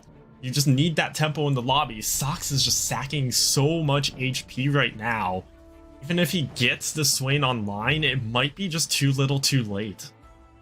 Yeah, and he's not going to get online for quite some time. Doesn't have the items for it. In fact, from the looks of it, it seems like Sox didn't even get much drops item-wise. He has to take this glove for the chance of a Quicksilver, and that's also low gold, right? He's not taking a 4-cost that has bows, which is really good. Goobums gets a 4-cost bow on a Seraphine when he's trying to play Innovators. I don't even know what to say about that. That's huge. The thing about Innovators, in order to hit 5, you have to hit that 4-cost Seraphine if you don't have an Innovator Heart or Emblem. Goobum's getting it off the carousel. He can play that immediately if he chooses to, get that instant 5 Innovator power spike. Assuming he has the other 4 Innovators, just that kind of carousel take, you don't have to fish for that 4 cost on level 6, the 5% odds anymore. Huge spike for him. And so it does end up making a Death Blade. Again, playing very flexibly. This is really cool to see. Levels and maintains 30 gold, a very constant stream of income, and a steady curve of tempo. I think I would have liked to see Nitsuo explore the idea of leveling on 3-6, but it is going up against Casper Wu, a notorious reroll on a North American server. Immediately has his gangplank jumped on. Shaco able to go for the backstab. But is there enough support to potentially take out Vi? Tries to crash through. Does end up killing 1 or 2 units, but still a 5-unit loss out of 6 for Nitsuo. That's got to be devastating. You just leveled and, sacrificed a big portion of your econ, and you lost anyway super convincingly. That is the reason why people like playing Shaco. Yeah, Casper, like you said, notorious reroller. It's the Shaco 2 and the Echo 2 immediately. He's got his assassin board ready to go. But we're going to hop on board with Helping, who might also be rerolling here. We saw this Warwick with Titans take down Sox earlier. He's got another Warwick on his bench. And is this ever a reroll Warwick angle? He doesn't have really the components for 2 other Warwick items, so it might be an angle. Just see what you get on Wolves. See if you can itemize for this Warwick 3. The Warwick does get taken down here by Dish Soaps, now Tristana 2. And Helping still on the loss streak for now. It's a pretty big hit as well. Besides Casper, who's on a win streak, maybe trying to play reroll, not looking too hot for the other degenerates out here. It's pretty unlikely that it's a Warwick reroll from this angle. Okay, he also just leveled. Like... There we go, never mind. He's throwing reroll out the window. Yeah, a lot of ways you can tell is because many people believe that the best way to build Warwick is to actually go higher on Chemtech as a challenger, because Warwick, part of the reason what makes him so dominant when you get him to a 3-star is that he has so much healing and he gains a lot of attack speed through the Chemtech trait. So you actually see people try to go sometimes even crazy to not love 9 Chemtech in order to get it online. Instead has, say, a Fiora to hold this Titan's resolve and then lean a little bit more into that. So we'll go ahead and see as we pivot over to Bird of Source and see a classic 4-1 level 7 roll down. Skips a Yone entirely, meaning that he's not open to that possibility with these items and setup. The fact he's holding San makes me think he's leaning towards Jin. I Not find any really good substitutes for it though at the moment. Well, he has the Samira on board, and I called this earlier. He had the option to go for he's Samira. Imperial. Yeah, he Yeah. depending on what items he got, he could go for that Samira. Found these items: Deathblade, Infinity Edge, Last Whisper. You'd kind of rather have healing on that. But on the other hand, wait a second, Sox has Swain 3. Where did this come from? Yeah, actually, I was just noticing that on the other side, there was a lot of Swains, and Sox found a way to get his 3-star Oh my Swain God. online. But he doesn't have Quicksilver, he has Shojin instead, meaning that Swain is vulnerable both to CC and Enforcer. So this is a top 4 play. Yeah, from that spot, from such low health, you might feel like I need to just slam items. I need to preserve as much health as I can. Not necessarily playing for first anymore. Bertosaurus, though, does finally find Samira 2. That's such a huge stabilizing point. That is his carry. That's who he needs upgraded as soon as possible. Finds it, decides I'm going to stop now. Not looking the healthiest in terms of his economy. That might dictate he's going to just stay level 7, start slow rolling for Samira once he gets back up to 50 gold. So we'll see what route he chooses to go from there. He has wow, this is the power of the Samira matchup. She is one of those carries that can damage the assassins that are just in her face, takes down the Echo pretty much immediately, snapping Casper's win streak. And wow, that Samira does a lot of damage. Yeah, Samira can hold her own, like you said, against anything that's in her face because of Flare, and it does end up doing a sweeping attack within melee range and ends up doing AoE, which is really powerful. 5 Imperial is no joke. I know Delicious Milk's a very big proponent of thinking that 5 Imperial has been overbuffed too many times, and now has reached a tipping point where it just doesn't really matter. As long as you get 5 Imperial on, the crazy damage boost makes it feel like you're playing 3-star units in this case, because everybody gets the big damage boost here. So we get to witness to see just how good 5 Imperial can be against some competitive boards. Goobums at 7 has a Seraphine 2-star, which gets pulled immediately and then flared. Where did that Seraphine go? Seraphine? Mod check? Any Seraphines? Nope, no Seraphines here. The Blitzcrank positioning hooks the Seraphine in. She is gone. Bertosaurus deals a 4-unit win to Goobums. That's another streak snapped. This lobby, no win streaks left, at least for now. No win streaks for now, but we do have a couple of players who are still very much healthier than the rest, as Sox and Helping are also at the bottom. They get first pick. Sox eyeing this tier, probably wants to set up some more support around that Swain 3. We haven't got a chance to really check out what Helping is doing, but definitely needs a big boost, as there are some very powerful champions like the Victor that was taken and the Jace by Helping. Now, taking a look at how this 4-5 is going to shape up, who is going to be able to go to 5? I see a lot of people at 6 right now. Anybody going to fast 8? Looks like Nitsua is one of these players. And is looking for support around this Urgot who is holding the Deathblade and the Ruinous Hurricane. We just see the Flex roll down come in, doesn't find even an Urgot pair. This does not look like an Urgot board at all. No Chemtech in. Getting Socialite, Enchanter, Bruiser, Urgot. It's what you find for now. I imagine this is the strongest board that Nitsua hit. It doesn't feel great. Although 56 HP, got a little bit of room to work with. He's not feeling the worst right now. Just you go back up. Get another roll down in on 5-1. Start finding the pieces of that actual Urgot board. And even for now, taking some wins over Dish Soap, who is not level 8. He's a level 750 gold, waiting to go 8 on 5-1. Gonna get taken down by the scuffed Urgot board. That's pretty much the best you can hope for on that kind of scuffed 4-5 roll down. You do just enough to take the win in that fight, maybe get another win on 4-6, and just hold out until you can find your actual board. 4-6 has arrived. We have a gold tier augment. Share Spotlight, Sunfire board, Stand United. Nitsua does have a Taric in, so we could theoretically think about it, but in terms of raw power, we talked about it once before.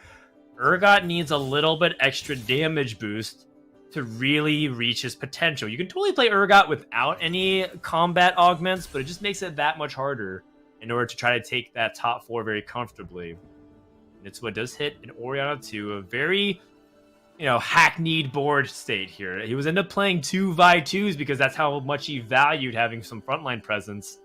This is not that strong of a board. It's a reasonable board. It's quite creative, but it's not good quite yet. I'm eyeing that Fiora pair, and these items can very much go on Fiora. Plus, we still have a spatula for Nitsua, which I'm curious to see how he ends up using it. Is it perhaps an assassin emblem, or is it something else even better? We'll find out. I'm curious about this Fiora too, and I think that it's Nitsua just keeping his options open. He had his roll down, didn't necessarily hit his Urgots, just trying to find a carry. This is pretty classic how you simplify flex. You find strong frontline, you find strong backline. He's playing upgraded frontline, now just needs an upgraded backline damage source. Has the Fiora pair, just opting to play the Urgot for now, doesn't want to get the items off it in case he finds a double Urgot shop or something, but just playing around what he can find for now, even if it does look scuffed. Although, I imagine if he hits this Fiora too, things are going to look a lot better. Fiora, one of those units who can play around a much more flexible board. As long as you can fit in a challenger for her,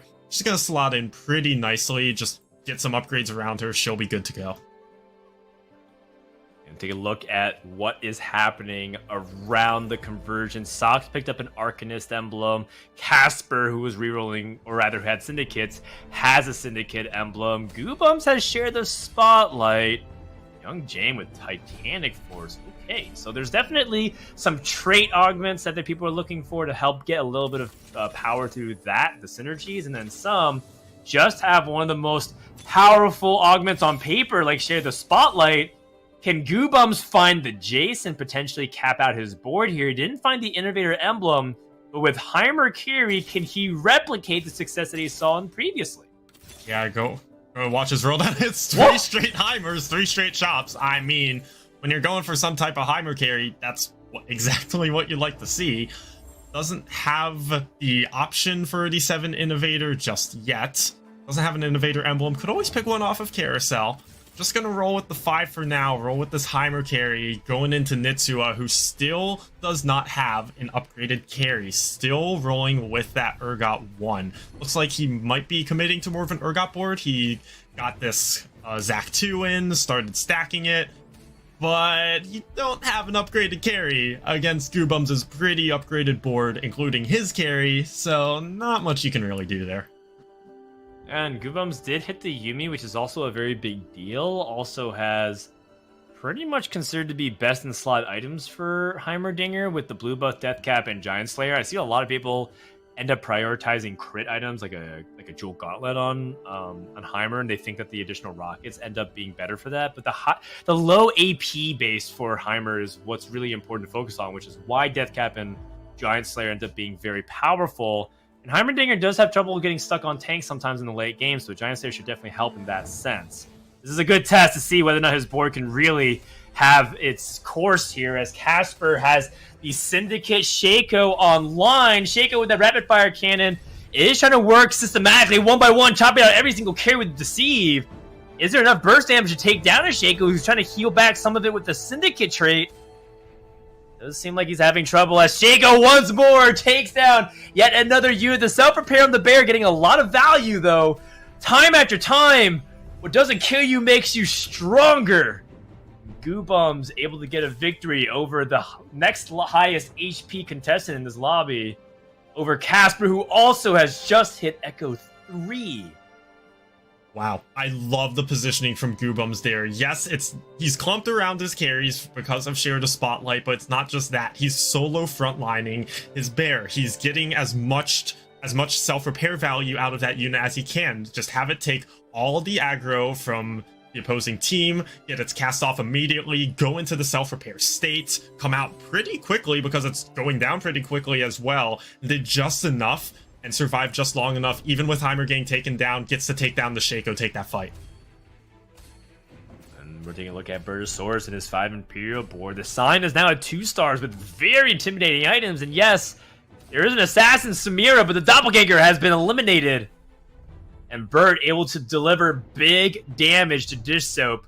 Young James survives for another round. Nitsua now down to 12. Sox is on a win streak. I don't know how his top 4 is going to shape up, but it does look like Goobums, Burt, and Casper are the likely candidates to have their top 4 spots. Who will join them? Nitsua immediately eyeing this Akali with a Hand of Justice. Oh my god, wait, Sox kind of Lulu with the Chalice. That's almost as good as it gets in terms of what he's looking for. And no one's even picking up this Academy Emblem on a Victor. The Academy Emblem is one of the better late game pickups if you do have the support for it, and no one picked it up whatsoever. Yeah, no Academy players here, no Arcanist players in the lobby. Yeah, we're just letting that one slip by. So, back on board with Bertosaurus. Picked up a Frozen Heart, gonna put down the Camille. You know, this Camille in the backline with a Frozen Heart, not bad at all. If she gets pulled in by a Blitzcrank, oh look, a free delivery system for a Frozen Heart into your backline against assassins. Good luck getting through that Frozen Heart Camille. It's a very niche carousel pickup, but I think it's going to do wonders for Burt in this lobby.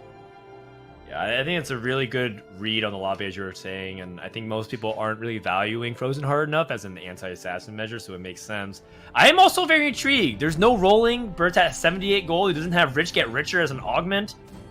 Doesn't pick up any of these other units and to think about support-wise. Is Burt going to go for a crazy massive roll down? He could be also hedging. He could say, if I'm strong enough to not have to roll, I won't. But if I lose badly, maybe I will. And this is definitely something that I think is good sign to show you what makes Burt such a versatile, strong player. He can find a bunch of different outs, but he also is very clever with the way he plays. And with that loss, it was such a narrow loss that I wonder if Burt wants to greed even further. Yeah, we'll check back in with him, see if he's going to go level 8, opt to just roll down on 7 for the Samira. I like the holding of the gold.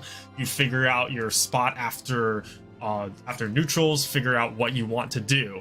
But back on board with... I mean, this is reroll at this point. We have 5 3-star units on the board. You know, this is what I like to see out of reroll. I think reroll really shines when you get multiple 3-star units on the board. Oftentimes, just a 1 3-star carry isn't going to quite do enough. Although, this Swain does look like it's doing well. But it gets taken down. The other 3-stars not gonna do too much as well. The heal comes in on this Heimerdinger, finally goes down, but just enough. The Seraphine cleans up the fight. Even with all the 3-stars, Sox just can't get it done against the sheer power of Goobums' board. That was crazy. I thought Swain was going to delete the Heimerdinger, but Heimerdinger able to get a big series of triple rockets and eliminate Swain right before. Then Giant Slayer coming up huge in that situation. A Shroud of Still disappears onto the Drake for Sox. That's a massive potential swing.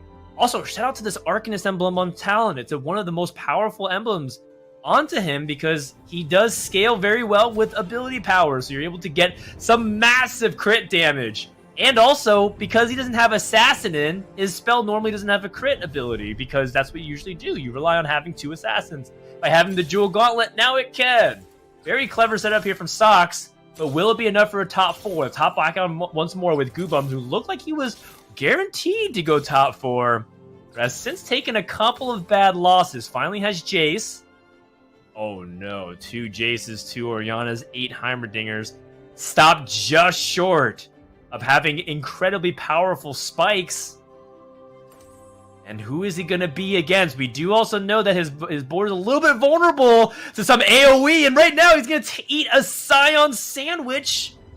But Burt does not have 3-star Samira. But he looks like he might be coming up on 3-star Scion, rerolling for maybe not quite the unit we expected. 7 Scions on bench. For now, though, the Samira 2 just not quite enough damage to really tear through too much. Well, it gets through to Jace, but this Heimerdinger with the Giant Slayer, it just does so much. This, you called out. Oh. These are great Heimer items. These are great Heimer items for pulling out a lot of damage, but we won't get to see a Scion 3. Bertosaurus goes down in 5th. Sox barely hanging on for his top 4. And from that spot, that's what you want to see if you're Sox right now. Yeah, you see the limitations of Samira's itemization. I think people have largely said that Samira feels like a carry that needs 4 items, and one of them needs to be a healing item like a Bloodthirster. If you have a combat augment like Celestial Blessing, that is something that you can give for Samira, but you saw that she was stuck at 1 sliver of health for the longest time. If she had any way to gain it back, it would have been huge. But that is ancient history. We're focusing on Dish Soap's board, who does have an Assassin Samir to get to the back line. Shrouding the Swain. Swain does delete a lot of the front line, though. And now the back line. And now once more the carries without any Guardian Angel. Sox able to deal big damage to Dish Soap. Dish Soap not eliminated quite yet. Goobums versus Casper. If Casper's able to put Goobums on last life, we might see a photo finish of who can get to top 2. And who will stop here in top 4? This lobby, wow, so close. Goobums goes down. We've got Casper at 33. The other 3 players on single digits. 1 loss sends them out of this game.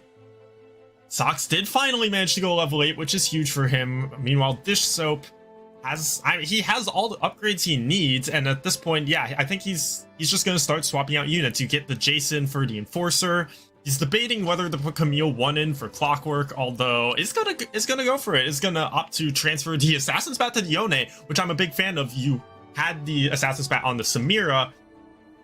Once that carry has outlived her importance, you put it on the better carry, get the Assassin Yone into the back line, but he's going up against Goobums, who did manage to hit the Jace 2, I believe? No, he did not hit Jace 2, but he did hit this Heimer 3. Oh my god, a massive shockwave, but Fiora gets met immediately with Final Chapter, not able to Blade Waltz! And Dish Soap is dead soap. He managed to get a top 3 though, with a close fight like this from Sox's perspective. It looks like Sox is gonna go down here in the top 4. A valiant effort by Sox, a very solid top 3 given how poor of a position he was in the middle of stage 3 and had to make do with what he's got. And once more, it is Goobums in the top 2, trying to beeline for the Shroud. No such luck. It looks like Casper's game to lose from this point. A Shroud onto Goobums' board is devastating because it's entirely predictable. And a shake of 3. Is this fight going to be close? Is it going to be one-sided? I think the answer just got a lot easier or the answer just became a lot simpler just with that Shaco 3 pickup. Now you can actually position Shaco to be a lot safer, to be away from Seraphine's Encore, and you have the Shroud to line up on the share the spotlight. Everything is lining up here for Casper. Yeah, and I like this little Shaco positioning he's doing. He's not sending it into the clump. He doesn't need to, doesn't want to risk it going down to Heimer early in the fight. Get off to the side, work your way through these other units, let it get to the Heimerdinger. Alright, but the Jace blue buff's a big deal. The open the gate allows Heimer to cast multiple times. Oh my goodness! Look at the rocket damage! Shaco is stunned! Oh my god, is Goobum gonna actually do this? Shaco doesn't have enough damage and life to actually get through this. Zyra, her Grasping Vines, is supporting, but she's the last one alive. The Zillion put Casper down to 1 life. Oh my god, the Zillion stun also coming in clutch as well. One of the other anti-assassin just benefits of running that Innovator comp. You get to run that Zillion, and another unit that just targets the closest thing to him, targets those assassins, gets the stun onto the Shaco. It can't get the DPS off. It can't get that heal up. Just goes down even after taking down Heimerdinger. It's crazy. All of this is just very clever, even having Singe back there to help flip one of the assassins. Now going to use Braum onto the top right. This is Casper's last chance unless it's a narrow loss. Gets a Shroud once more. Can we find a way to get a big stun here? Voltbreaker's going to make a big difference right before the Heimerdinger is able to cast. Shaco is stuck on the Tarek though, and the repeated heals and the bumps gives just a little bit of extra time. A second Voltbreaker is massive, and Casper is going to finish what he started. Heimerdinger is down, Seraphine is dead, and now it is Casper's time to dethrone Goobums. No 4-peep, as Casper Wu is going to be able to Shaco his way to a first place. Yeah, Casper getting to pull out his assassins. He's been known for playing that. Basically, since he came up in this game, made his name playing in the Kazakhs back in set 5.5. That man loves to reroll. That man loves to play assassins. Even when he's more flexible in his play, He loves going back to that. We're hopping into Lobby A. We're seeing the final 1v1 between Broccoli and Solus. Broccoli, level 9. Double stand united, a Galio 2. For Solus, we've got Akali 2 and 2 Assassin's Bats, some pretty capped out boards. We're gonna see who takes this one down. Yeah, the most important thing is there's an Imperial Emblem onto this Akali 2, and she is a 2-star, but look at the chain CC. It's not even close. Galio able to stun all these units, and quite frankly, I'm impressed that Solus even got this far with this board. I think he's entirely carried by the Akali too. He's playing 1-stars up against 2-star legendaries from Broccoli, who's at level 9. Gonna take this Hextech Gunblade because that's pretty much the only thing that he feels like is playable from this spot. If he finds Jace 2, his board is officially capped. There we go. Yeah. Okay. And that should be all she wrote. Solus does hit 9. Yeah. How much does he actually have to roll? Okay, finally hit Shaco 2. So maybe that's something. I lied. This is the capped board. I don't know about Solus, but he's not going to be upset about getting to this point and getting a top 2 with that board. No real 3-stars. I mean, you have an Akali 2, although 1 Akali 2 versus, what is that? 4 upgraded 5 costs for Broccoli? Good luck. Yeah, there's this Swain 1 trying to make it happen, also jumps to the back line. Scion 2 immediately gets bursted down with actually quite close to BIS Fiora items. Already a preemptive GG. Broccoli knew it was over the moment this started the fight. A 59 HP win for Broccoli. Able to take it home in game number 4 for Lobby A. And Broccoli, a player that is, pretty underrated, has been a high challenger since set 1, a player that has also put up some pretty nice, consistent results. Just never really had the time in the sun to be respected as a top tournament player. But set after set, just putting up very good results, and maybe today could be another one of those. Yeah, Broccoli had a great day 2 as well coming into this day 3, and it looks like they're already having a great time here. As we'll see as we jump into the lobby winners. Usually, Broccoli, of course, picked up one. Goobums narrowly not grabbing the 4th win in a row, but Goobums has locked up Lobby D with that 2nd place. And we look through Asa finding a victory here after that 2nd place in game number 3. Jirachi playing Innovators, which we saw, of course, that being played in Lobby D as well. Yeah, shout out to Asa. He's one of those players that is looking to really prove himself here. Yes, won the Challenger Series, had a very good placement in Piltover Cup, but a lot of us would say that's not quite enough sample size for us to declare Asa as truly one of the top players. If he takes down this Lobby C and wins his Zaun Cup lobby anyway, I think we're going to start having some conversations about Asa. Yeah, I mean, that's starting to show a ton of consistency. Let's take a look at these overall lobbies, see how close Asa is to claiming that top spot, right, of Lobby C, as well as taking a look at Goobums being up 12 points. He's locked in. He can go 8th. It's fine. He's got Lobby D. Goobums is our first person qualifying from Zaun Cup into the mid-set finale. Insane to see that, right, Frodan? Totally. It's impressive how dominant it is, because Sox and Casper in other lobbies would be first or contending for first. It just goes to show you how dominant Goobums has been. And on the other side, he gets a little bit of help, right? Like, because it's so polarized, you have players like Young James who hasn't been putting up many points. It seems like James has been struggling a little bit. But my man Stomp a Little with a statement comeback, 6 points in game number 4. All right, let's go. A top 4. That'll pick up the spirits. There we go. And I want to shout out as well our 2 finalists or top 2 from Challenger Series that earned their spots in the mid-set finale from Challenger Series are currently leading their respective lobbies. Spicy Appies and Asa. They're both very close lobbies. This is, just a couple points. They have to have a great performance in game number 5 to clinch it. But that is just awesome to see the consistency coming from Challenger Series. And that was a previous patch. So playing on 2 different patches, very close together, but having a great set 6. And Jirachi, is there anything else that you're like looking at? Any of these lobbies that are really, really exciting to you? Wow, Lobby C is so tight. Yes, you have Asa at 26, but Ripple Overdrive down in 7th, only 7 points behind. Even if Asa goes 8th, he still might not top 4 this lobby. So that lobby's super close. Some pretty tight scores in the other lobbies as well. But to me, just the overall story of all these players who are up-and-comers either really looking to establish themselves as the big names, whether they had the success this set already with Appies and Asa in Challenger Series, or they've maybe got a chip on their shoulder. My boy Casper, who placed well in Piltover, placed pretty badly in Challenger Series, but now just looking to prove, hey, I can compete this set. I am going to place well in this Zaun Cup lobby as well, and I'm going to make a name for myself. Yeah, and I think it's looking good for Casper as well, with already having a solid placement, making day 3 of Zaun Cup and having such a great Piltover as well. Going to be making it to that mid-set finale, I would imagine, with the amount of points that they've been able to rack up between the two events. But, of course, that's Game 4 in the books. That's the last game that I've got you two for. I've got one more game later with Admirable and Doa, but I'd love to get kind of some of your final thoughts and takeaways from this tournament, from the Zaun Cup as a whole. We'll start with Frodan. Yeah, I think that a lot of people will look at tournament results today and say, like, these are the best players in North America. Like, you know, these results speak everything, and it's great.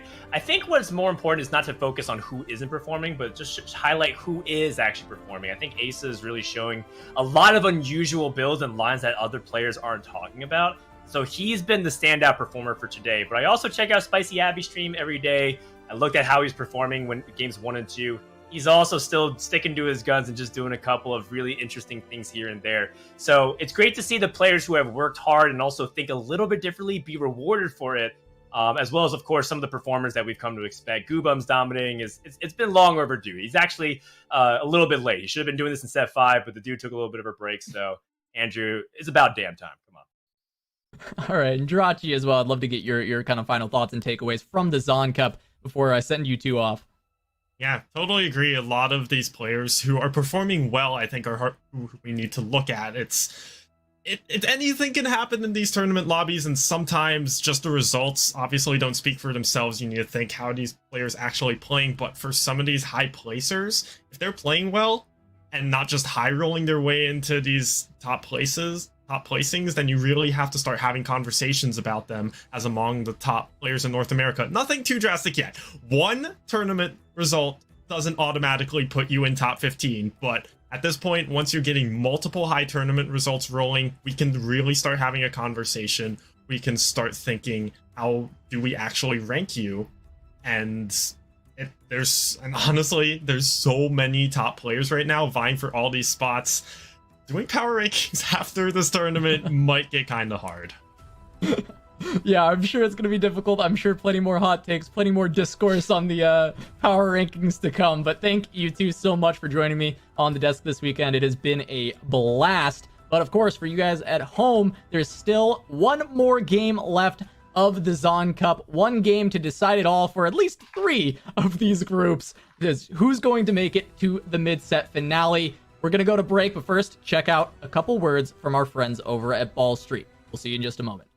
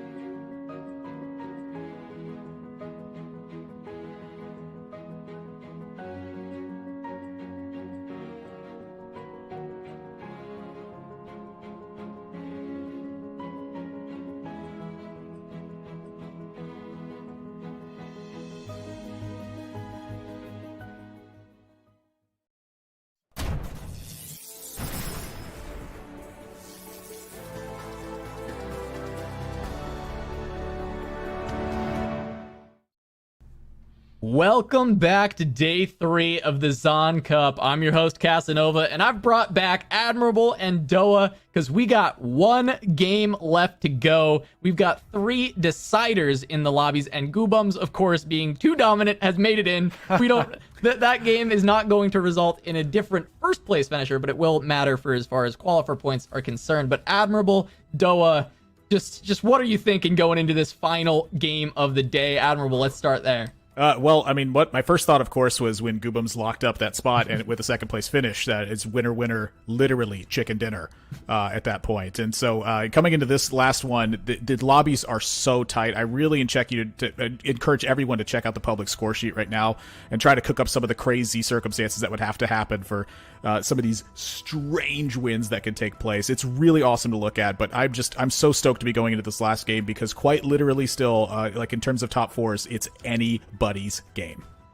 Yeah, we're going to take a look at Lobby A for this final game. And in that one, kind of the main story is that Spicy Appies, if he gets second or better, he locks it up. That's it. But beyond that, it could go a lot of different ways. So, I mean, honestly, it was tough to pick which lobby to watch for this final game because A, B, and C are all fairly close. But we decided to go with A. We'll see what happens.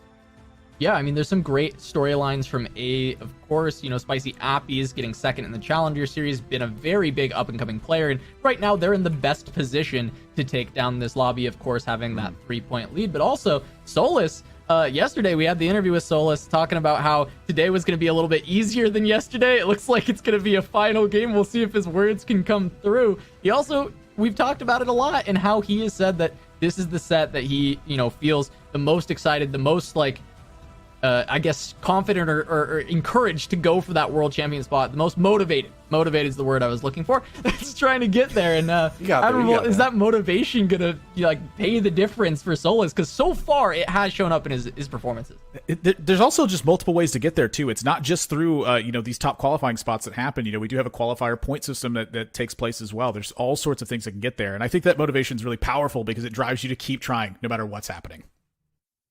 Yeah, and with that, we are going to be going in to game number 5.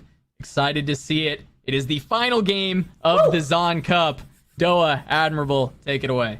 All right, this is it, Admirable, the final game of the Zaun Cup. Like Casanova just said, we're going to check out Lobby A. A lot of big names in this lobby, a lot at stake. Obviously, first place goes through to the mid-set finale, but who's it going to be? The main storyline here is that if Spicy Appies gets second or better, he locks it up. If he doesn't, then it's pretty wide open.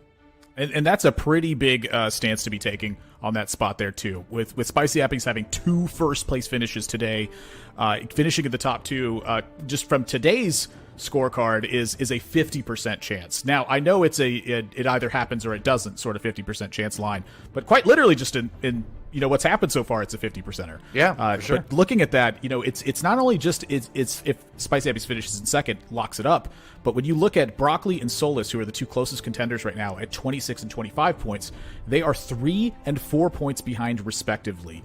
And so they also need big finishes if Spicy Appies is not finishing in those top 2 in order to overcome and take that first place spot as well. So this is a tight race for the top spot. Yeah, 100%. I had a lot of fun watching Goobums do his innovator board last time, though. I got to mention that. That's coming to it as early as he did. That was kind of shocking, but it worked out. You know what?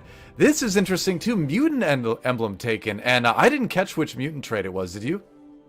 I did not either. We can go ahead and check. Oh, there it is. Cybernetic enhancement. Okay, so perfect. Yeah, stats from items is the name of the game, but an early commitment from Solus to go for it. He did find the 2-star Cassidon. He did make the mutant Garen, so we might be in for a bit of re-rolling here.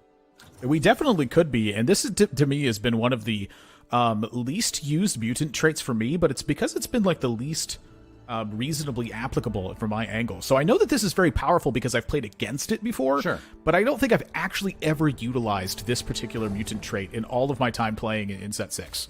I mean, I think it's strong at 5 when you get to the point where it's like 900 more HP and the stat bonuses are a little bit bigger, but we'll see, I guess. I'm a little bit unsure about this, but it could go into a couple other things. It might not be the reroll that we're kind of thinking here, so. Yeah, this is a level to 4, and typically when you're seeing players reroll for the 1 costs, they don't go that angle. But Garen's a great holder for this at the moment. Where that lovely card on the left where we get to see everyone's augments all at once. Isn't that beautiful, Doa? Yeah, and Kyun with Junkyard, so a little bit more versatility on how he's going to be able to use his items this game. That's going to be an interesting one to follow. Spicy Appies, wow, he gets the binary airdrop right away.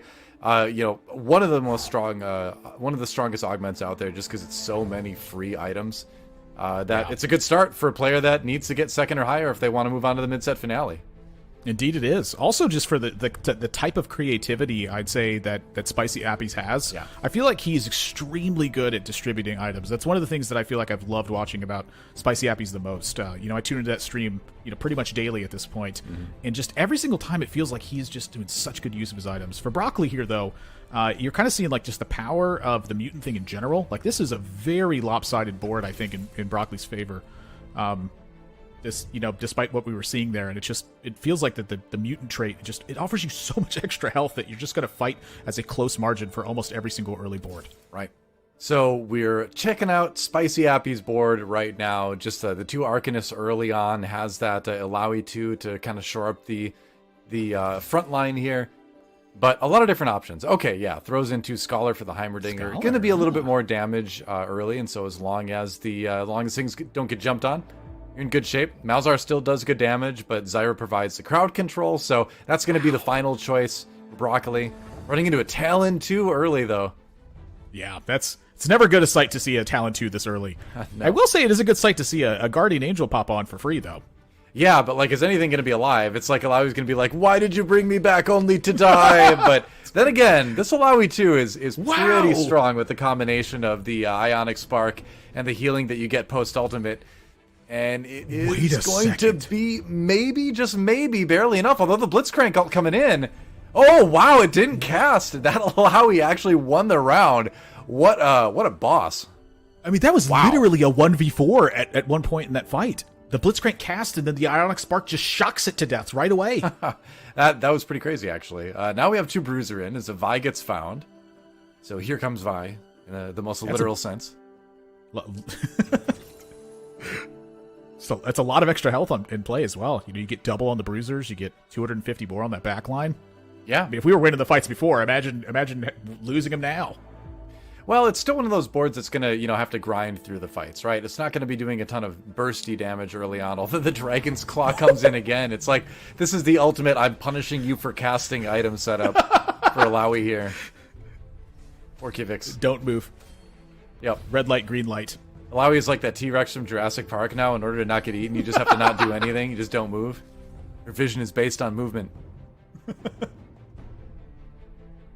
Golly, what a board. Yeah. I wonder if this is prophetic for how this game is going to go right now, because that's just well, honestly, that's a much stronger setup than I thought it was going to be. It's strong, but it's still very early in the game. I don't think we can call anything quite yet. The one thing that really has me wondering more than anything right now is C9 K3 Soju down at 80 HP at 2-4 already. Now Soju grabbed Runic Shield 2 for his augment, so a bit of a commitment to the Arcanist. Is it maybe a Swain reroll angle? Is it maybe just straight up Arcanist? I'm wondering what's going on with that board, but it's been a lot of HP loss early for Soju. Yeah, for Soju today, the scorecard hasn't been the greatest. Yeah. They're sitting at 14 points right now, so you're just fighting for the top spot you can, get the most qualifying points you can. Exactly. And, try to get a little bit of extra cash in your pocket. Right. Meanwhile, Ruel's board, 4 scrap early on, 2 challenger is always a good option. Ruel can jump up to 33 points with a first place. So there is a scenario, a fringe scenario, but a scenario where Ruel can possibly come out at number 1 in this lobby. But it's going to pretty much need without doing all the math, it's going to pretty much need a first is what it looks like. Yeah, it's pretty much, it is going to come pretty close to needing a first. Like the prime example is just a primary one. With Spicy Epi sitting at 29 points and Ruel at 23. A first place finish Ruel would take them to 33 points, and then Spicy Eppies would need a 6th or lower finish in order to have Exactly. that first place be able to be overtaken. So that's just one example of it. It's really close to that top spot, but Ruel has to have, I think, a top 2 finish to really secure it. So, and honestly, the way that Spicy Appies plays, I think, is just perfect for getting it done in this lobby, because Spicy Appies has always prioritized high HP, win streaking, top 4.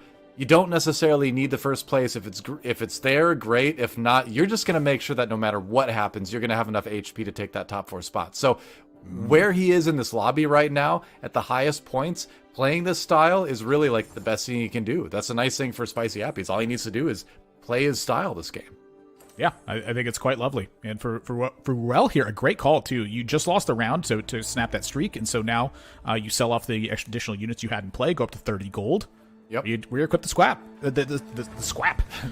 item, and just keep going. Get that gold rolling, and see if you can actually lock up a first place finish by just having a very powerful spike at some point. I know Frodan's getting very excited somewhere, because the possibility of a 6 scrap game is the thing that I've seen excite him most in TFT lately. So yeah, we'll see if Ruel delivers here.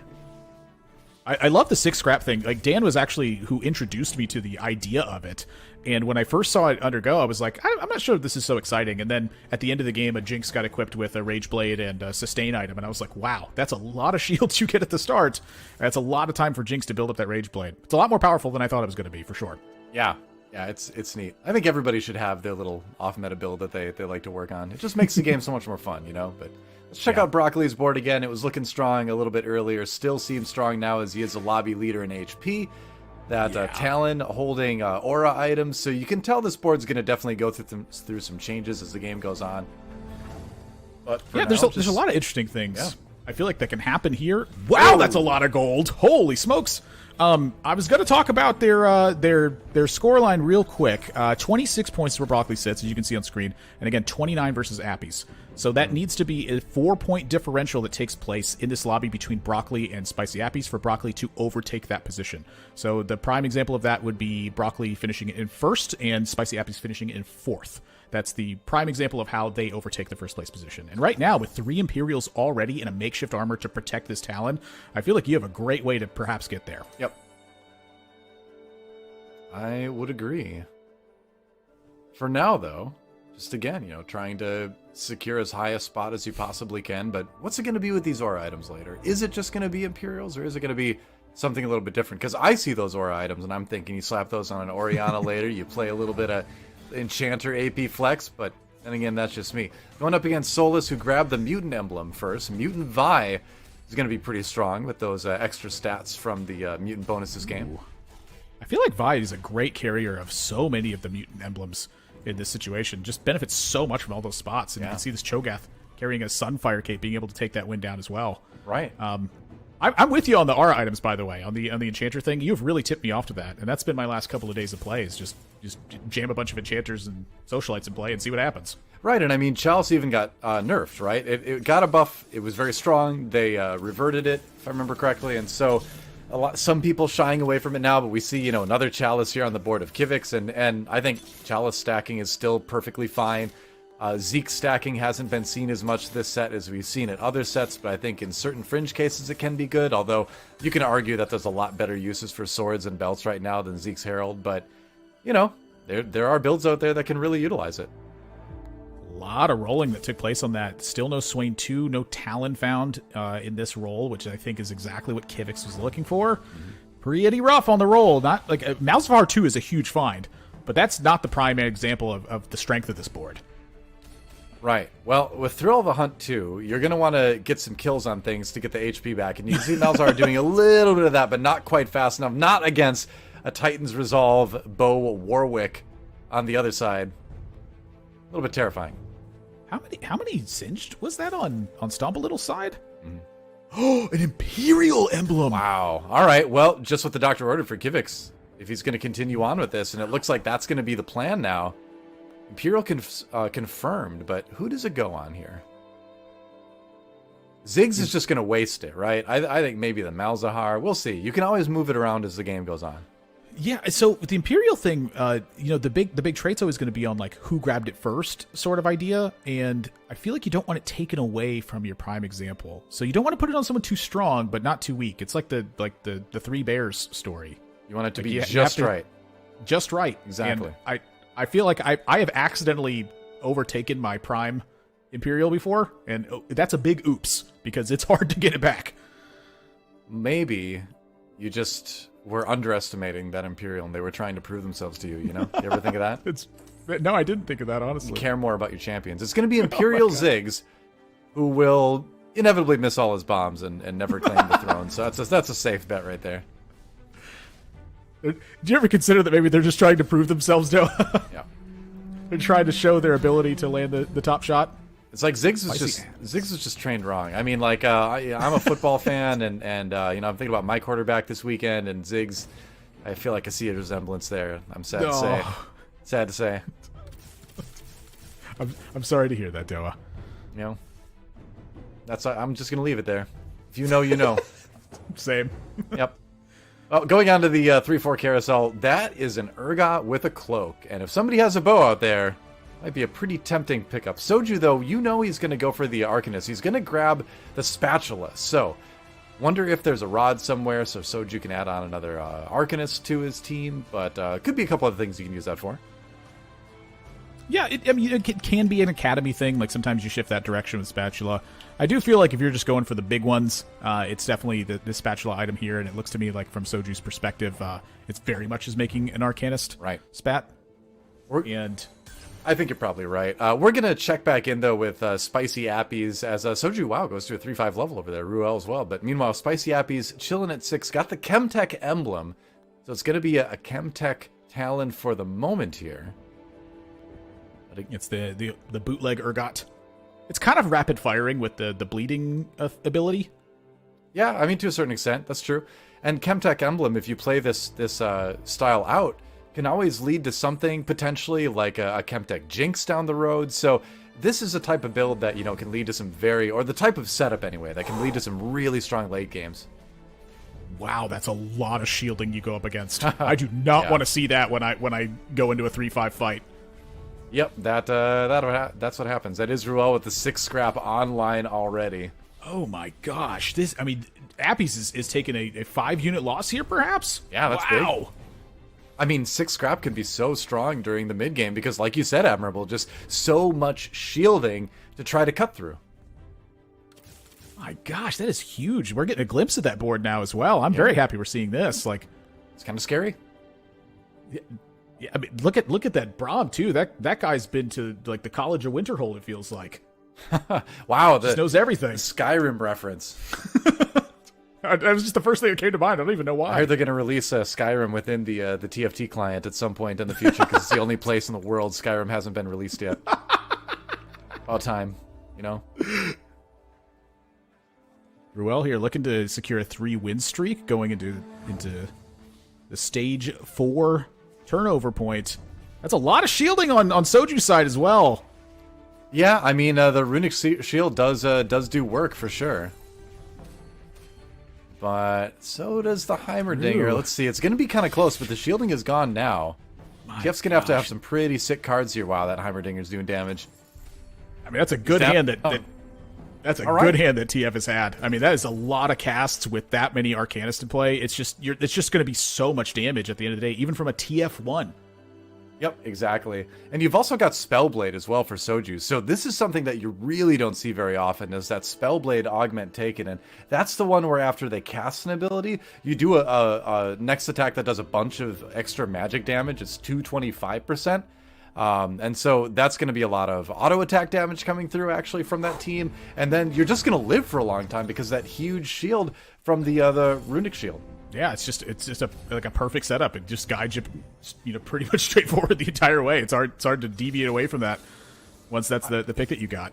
Yeah, I would love to see this do well because it's such a cool comp. I mean, Soju, like we said, he's not really going to be able to take first in the lobby. He can still play for more points, but at this point, you're also doing it for the YouTube video, right? Yeah, it's for the content. On Kiyun's side, the junkyard here, kind of showing the style of effect it has. It's unusual to see someone with this many items at this point in the game, but the junkyard, you give this enough time, and it can easily take over a game with just how many additional options and some of the big power spikes you could have by the item combinations that get to take place. Yeah, true enough. All right, here comes the scrap board. This time against Kiyun's board. for Arcanist. This has turned into like a shockingly AP heavy lobby, actually. Yeah, it really has. Yeah, for how much people have been avoiding AP this weekend, suddenly the last lobby of the tournament for Lobby A is all AP. Mostly AP. It's kind of crazy. It's just, I feel like when I was overlooking all the AP stuff, it just felt like it required some pretty specific things to happen. It's just once they start happening, it's like, oh, I guess I'm going AP. I have a lot of these strong traits.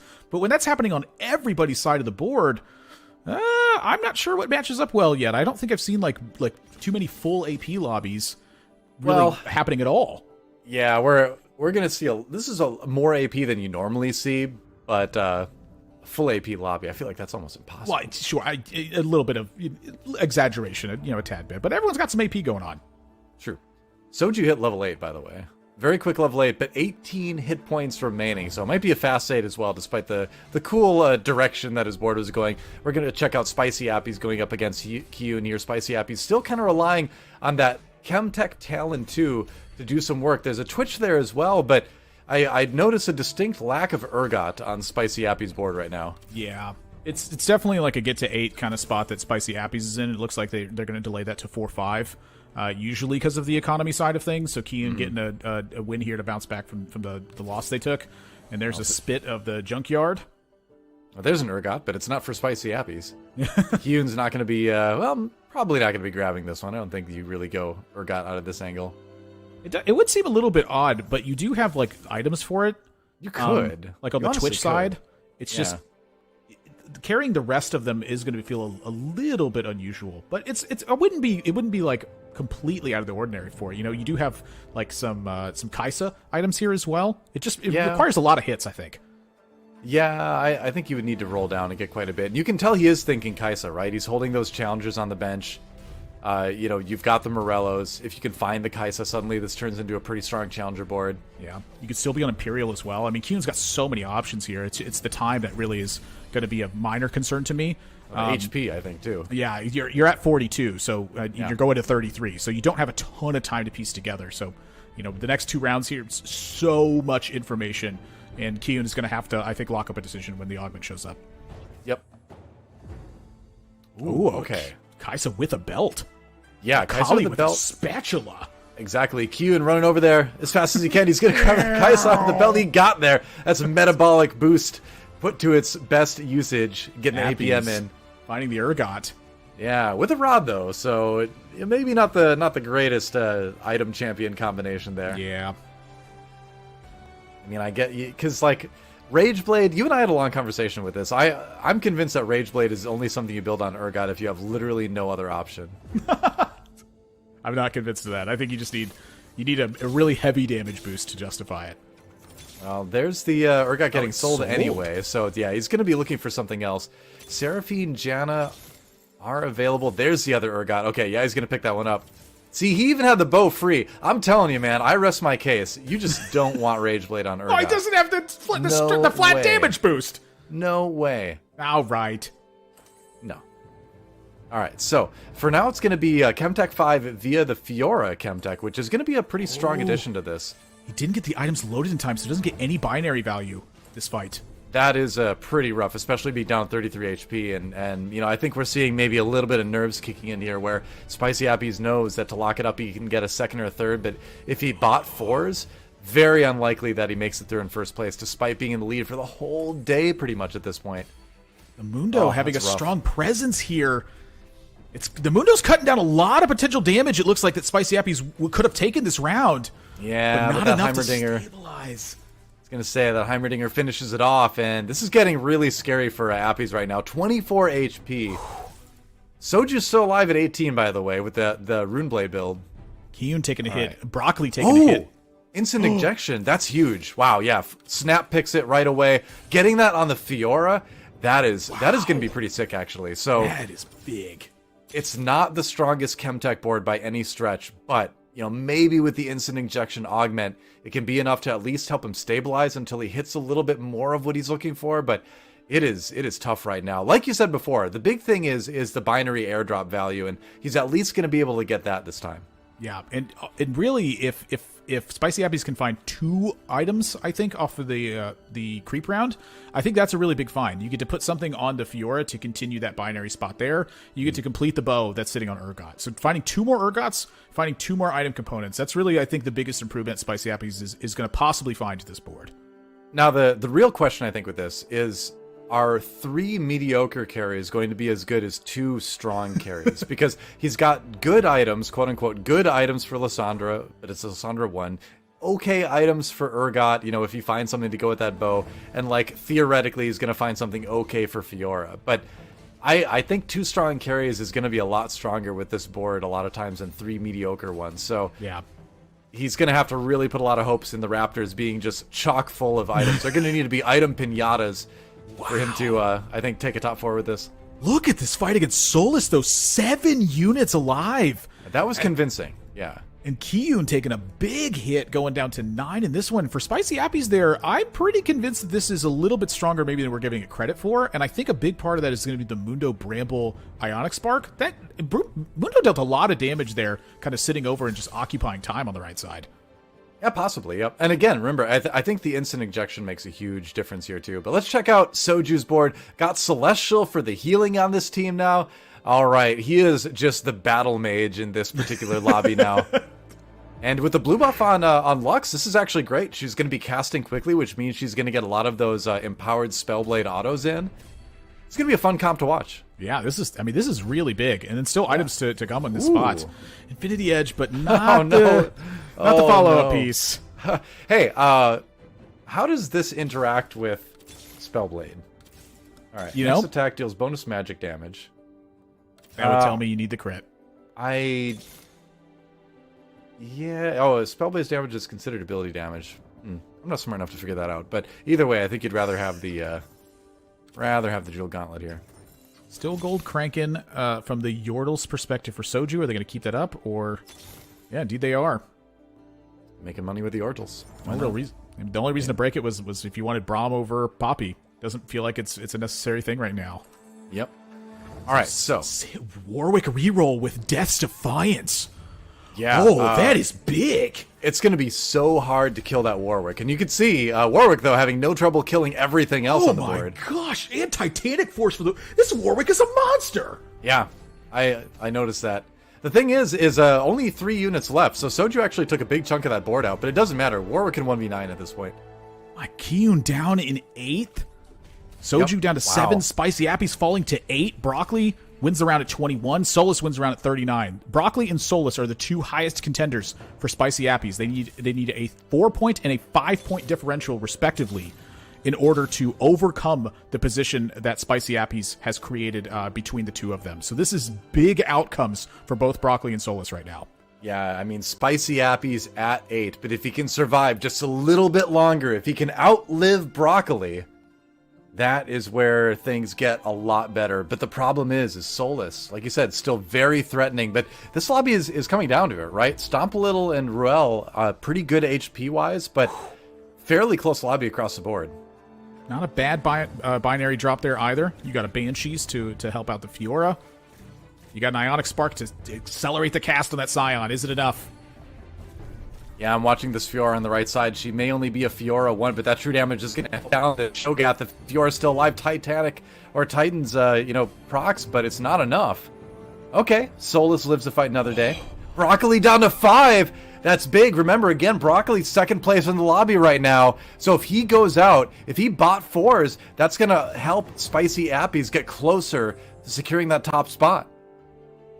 I mean, that is just a colossal hit that Broccoli took in this one. And look at this. It's Solus is pulling far away from that spot right now. Spicy Appies and Broccoli, he needs to finish higher than both of them in order to be able to take the top spot. For Ruel right now, they sit at 23 points with a 7-point differential necessary to overcome Spicy Appies' spot. Double lock it on that Kaisa, but doesn't move up to the front line, decides to keep it in the back line anyway. It's only a Kaisa 1, so the shield is kind of minimal. That's fine. Here we go. Yep. That's right. Going up against, I believe that is, the Spellblade build on the other side. Kaisa gets the first cast. Is getting targeted by that Lux now, though. Yep. All right. Locked Knockup up. comes in. Broccoli comes to watch. Oh, Broccoli eliminated in 7th. That is huge. Broccoli out of contention now. Solus gets another win. Solus getting very close to punching his ticket to the mid-set finale, but Spicy Appies is still alive, still threatening. 8 HP and a dream on that side. Meanwhile, Ruel, if he can get up to 33, if he can take a first, there are scenarios where maybe that works out, although Solus probably closing in on making that an impossibility. Stomp a Little kind of playing spoiler here as he came into this with only 9 total score. So just, honestly, yeah, like I said, just playing spoiler. We'll see what happens. Kivix too. Frodian talked about it. Just wanted to see Stomp a Little come back and just finish with 2 strong finishes, given that I saw them complaining about just their augment choices being very poor in the first 3 games. Right. Stomp a Little had an 8th in the first 3, which is just a heartbreaker to see. It's rough. Yeah, for Kivix here, it hasn't been a fantastic day either. It's been 18 points, but this has been a very tough lobby. Just getting to this point of the tournament, I think, is an accomplishment to be from my perspective anyway. For Kivix here, they cannot be taking a first place finish. However, not in the lobby score, but in terms of this particular game, they definitely can. And I will say that this Swain is looking mighty powerful right now. Yep. All right. Kivix versus Stomp a Little here. Oh, so gosh, neither of these players can make it to the mid-set finale via first place in this tournament, at least. That's a big win for Stomp a Little, actually. That's a huge amount of damage done to Kivix. I'm watching the right side of the board right now. I want to see Spicy Appies versus Solus. This is, in part, a battle, and Spicy Appies wins it. I was going to say a battle for first in the lobby overall. Spicy Appies staying alive and being able to take a chunk out of Solus is a big deal, potentially. This is getting so close. I mean, this is so tight at this point. Ruel finds a 2-star Tom Kench. Okay. Now, if Spicy... go ahead. I was going to say, for Ruel to have a chance here at the first place in the lobby score, they would need Spicy Appies to be finishing in 5th place. That would give them a tie score at 33. Right, Spicy Appies at 29, so plus 4 for a 5th would be 33. All right, and here we go. Spicy Appies on the other side. Kivix trying again to play spoiler, but that Chemtech build is on, and it is looking pretty strong right now. Advancing across the board, the Swain gets one more cast off. No, he doesn't. He dies right, and it goes off, and the Fiora comes in. That Chemtech Fiora doing so much damage that Spicy Appies knocks Kivix out in 5th on a win streak now. But can he take it all the way to the mid-set finale? Ruel loses their round as well. Doa, this is still with an Urgot 1. They've had an Urgot 1 for like the entire game. Yeah, and Spicy Appies has no gold right now. That's a Warmogs. Okay. Do you just throw that on the... you can throw it on the Vi. More binary airdrop. The Vi lives longer. She's going to be dealing a certain amount of... a decent amount of damage, I would say. As well, and shredding some armor, making it easier for the Fiora and the Urgot to come in. Gimme. Yeah. That sounds great. I'll take that in a heartbeat. This is 2 items instead of 1. I'll take 2 items. Yeah. I'll take an Urgot 2 as well. True. Yeah, that would not be bad. Gets an Urgot. Can he find one more? That would be huge.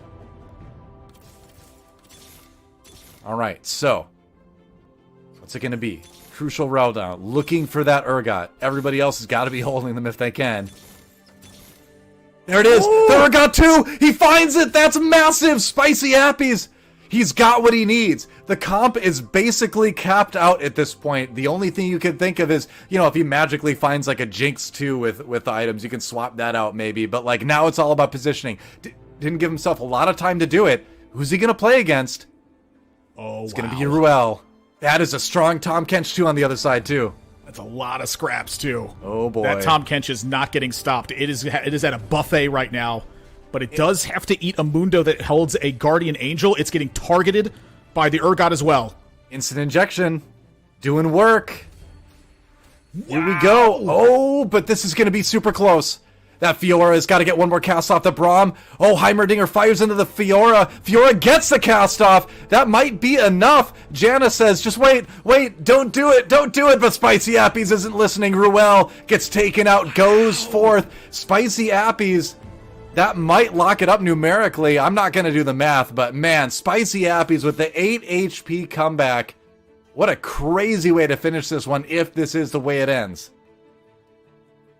Stomp a Little also coming at 51 for Stomp a Little. Mind you, on the Warwick Death Defiance build on their side, they rerolled Warwick on this with Death Defiance. It is just crushing the lobby.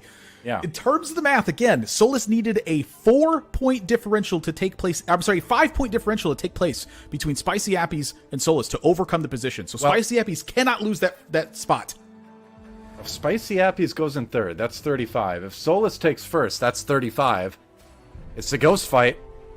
See what happens. That Warwick on the other side has been pretty frightening. We haven't seen the board tested like this yet. Oh my goodness, that Warwick. Death's Defiance, making it pretty much unkillable. It's onto the Urgot now, and that's going to be enough damage to send Spicy Appies out in third. Whoa. No, second! Solus drops in third, and that'll lock it up for sure. Spicy Appies is going to come out on top of this lobby. In fact, that's a double kill. So a little bit of, late game success for Ruel there, but it's going to be Spicy Appies with the top points in Lobby A. That was a thrilling finish, though. Wow. I mean, wow. Look at that. Appies. Once again, Challenger Series looked amazing, right? Gets second, qualifies for mid-set from Challenger Series. Is like, that's not enough. That's not enough for me. Hold my Appies. We're going to mid-set another time. We're getting another invite from Zaun Cup. Amazing play. This was so intense, so close, because Ruel stuck around for a very long time. So did Solus. Those were the two that were threatening alongside Broccoli. I mean, we saw Broccoli fall relatively early, so it became this 3-horse race between those three. But Appy's able to hold out just long enough. Awesome to see Stomp a Little, come back a little bit towards the end, though, and have a great performance. You love to see that out of these players, especially Stomp a Little having a great performance on day 2. But Admirable, it looks like you might have some things to say about this lobby as well. Well, I want to just highlight the Stomp a Little spot here real quick too. It's not even just like you finished off the day with a spectacular win.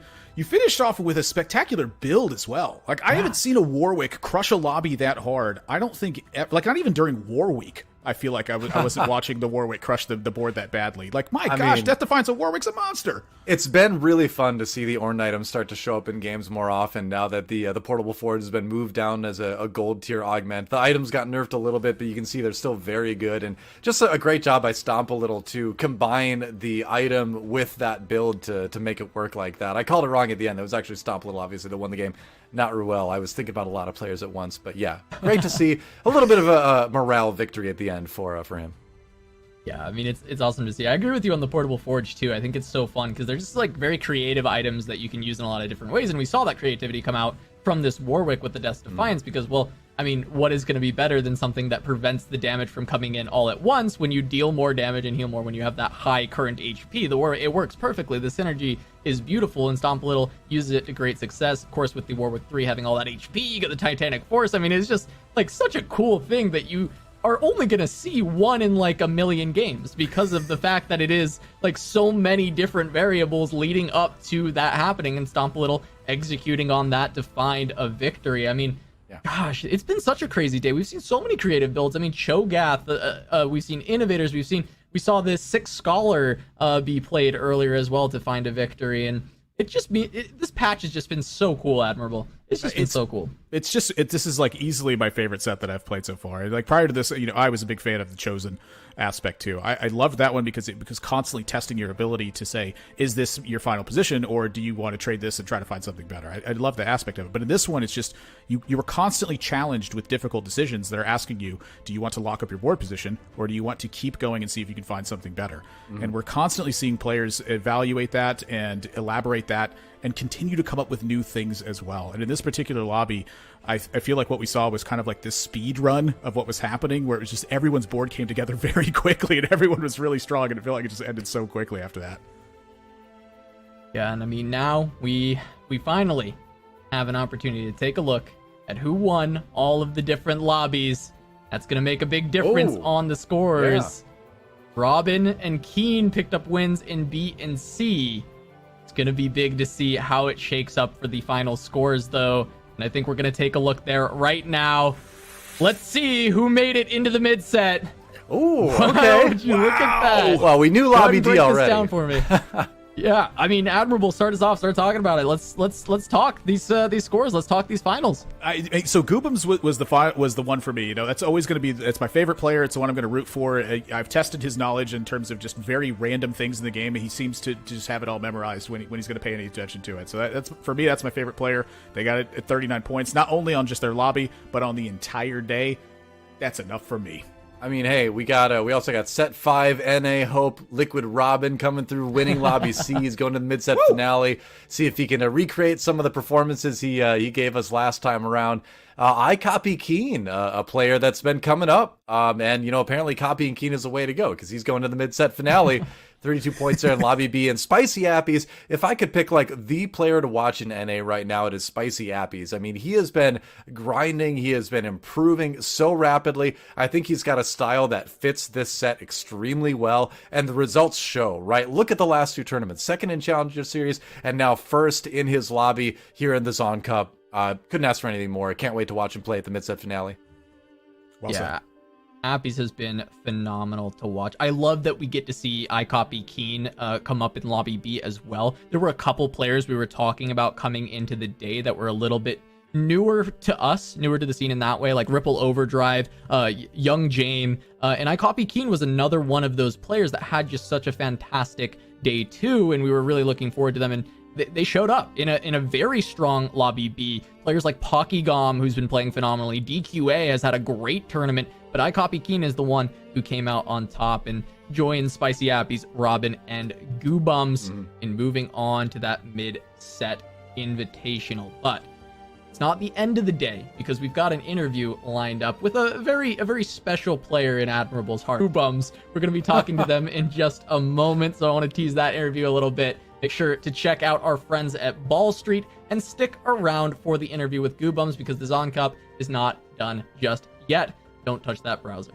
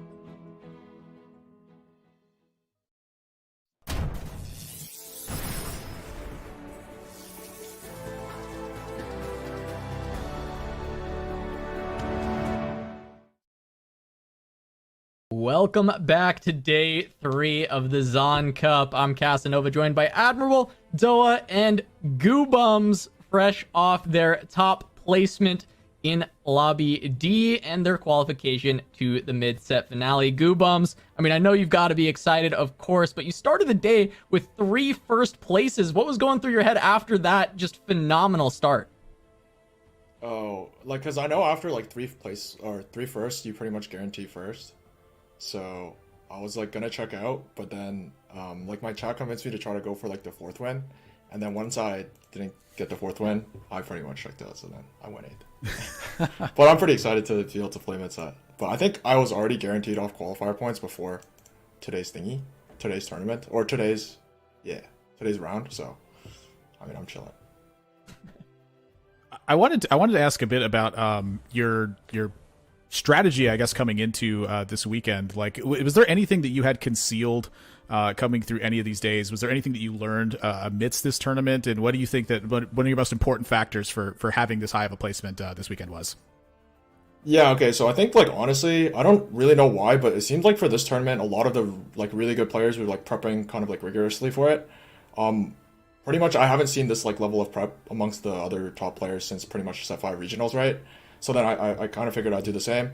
I had, like, some kind of, like, weird things hidden away. I think I had Swain reroll, right, in my back pocket before the tournament. I didn't end up actually playing it, but then, like, the day before the tournament started, Soju and Milk were talking about it on stream, so after that, I was pretty much doomed. And then otherwise, I just, like, did a lot of, like, Heimerdinger and MF play, and it ended up working well. And I played a lot of Jhin, and it seems like almost nobody else plays a lot of Jhin. So, yeah, that's pretty much what I did. All right, so I've got a question for you. So, if I remember correctly, the last time you came in first in a tournament, you were on Teamfight Talk Show, and you told us beforehand that you were gonna win the tournament. The script was already done and all that kind of stuff. Now you were struggling for a little bit yesterday. So this morning when you woke up, did you like look in the mirror and tell yourself you're gonna win? Did you like say it on stream? Like, where did that come out? Because that's the secret we know for Goobums win. So how did you psych yourself up for it? No, okay, so those first 2 games, like, I rewatched them a couple times. I swear to God, like, even if I'd, like, played better, I don't think I could have gained that much, so I wasn't super tilted, because it didn't feel like I played poorly. So then after those first 2 games, I just, like, locked in, got, like, my top 4s, and obviously qualified to today. And then I was really confident going to the tournament, even before yesterday. And then after yesterday, after being able to come back from, like, a poor start, I still thought I was in good form for today as well, so I ended up playing my game, and it worked out well for me. I high rolled like some of those games like pretty egregiously. So you don't even need this statement anymore. You don't even like need to tell other people you're gonna win it. You just have that internal belief set up now, huh? Oh well, okay. This time I decided to do it privately. So for example, okay. Your guys' colleague, Mr. Bryce, I was confident going in, and I told him like this time because I told him in a lot of in regionals that I was in good form, which was a blatant lie because I went 16th out of 16. This time I promised I wouldn't be lying, so yeah, I mean, I voted off, so I did pretty well. All right, there you go. Yeah, I appreciate the power of being able to speak it into reality that you seem to have, but obviously backing up is a pretty sick play, so congrats there. He's conjuring the timeline and the reality in front of you simply with your words. My gosh, he's got the time stone. Yeah, we saw in your 4th game, I think it was, that you first picked the self-repair as your augment, I believe it was. Yeah, I was like shocked by that. How strong would you say that self repair is, like, just in comparison to the rest of the augments in that tier? Okay, so I think Runic Shield from my spot was really bad because I think I either had no Arcanist or I had like 1 TF1, so that was like untakeable. I think Ascension is like one of the worst augments in the game, honestly. I've been on record saying that I actually think it's like terrible. Like unplayably bad, and then also I think self-repair is actually pretty good, especially if you get any 3 innovator, like for stage 2, you pretty much auto-win every fight if you have them upgraded, and then if you play 5 innovator late game, well, it actually does a lot of work too. It doesn't matter for Dragon, like if you get Dragon, it doesn't do anything, you're just down an augment, but it doesn't really matter, so yeah, that's kind of how I viewed that. All right, so I'm kind of curious, like looking ahead, looking at the mid-set finale, obviously you're going to be playing that one. Who else do you think is going to be a strong opponent for that? Oh, well, okay, I practiced a lot. Do you even know who's in the tournament? Well, okay, I know some people, because I know, for example, I think Sox and Spencer for sure made it through.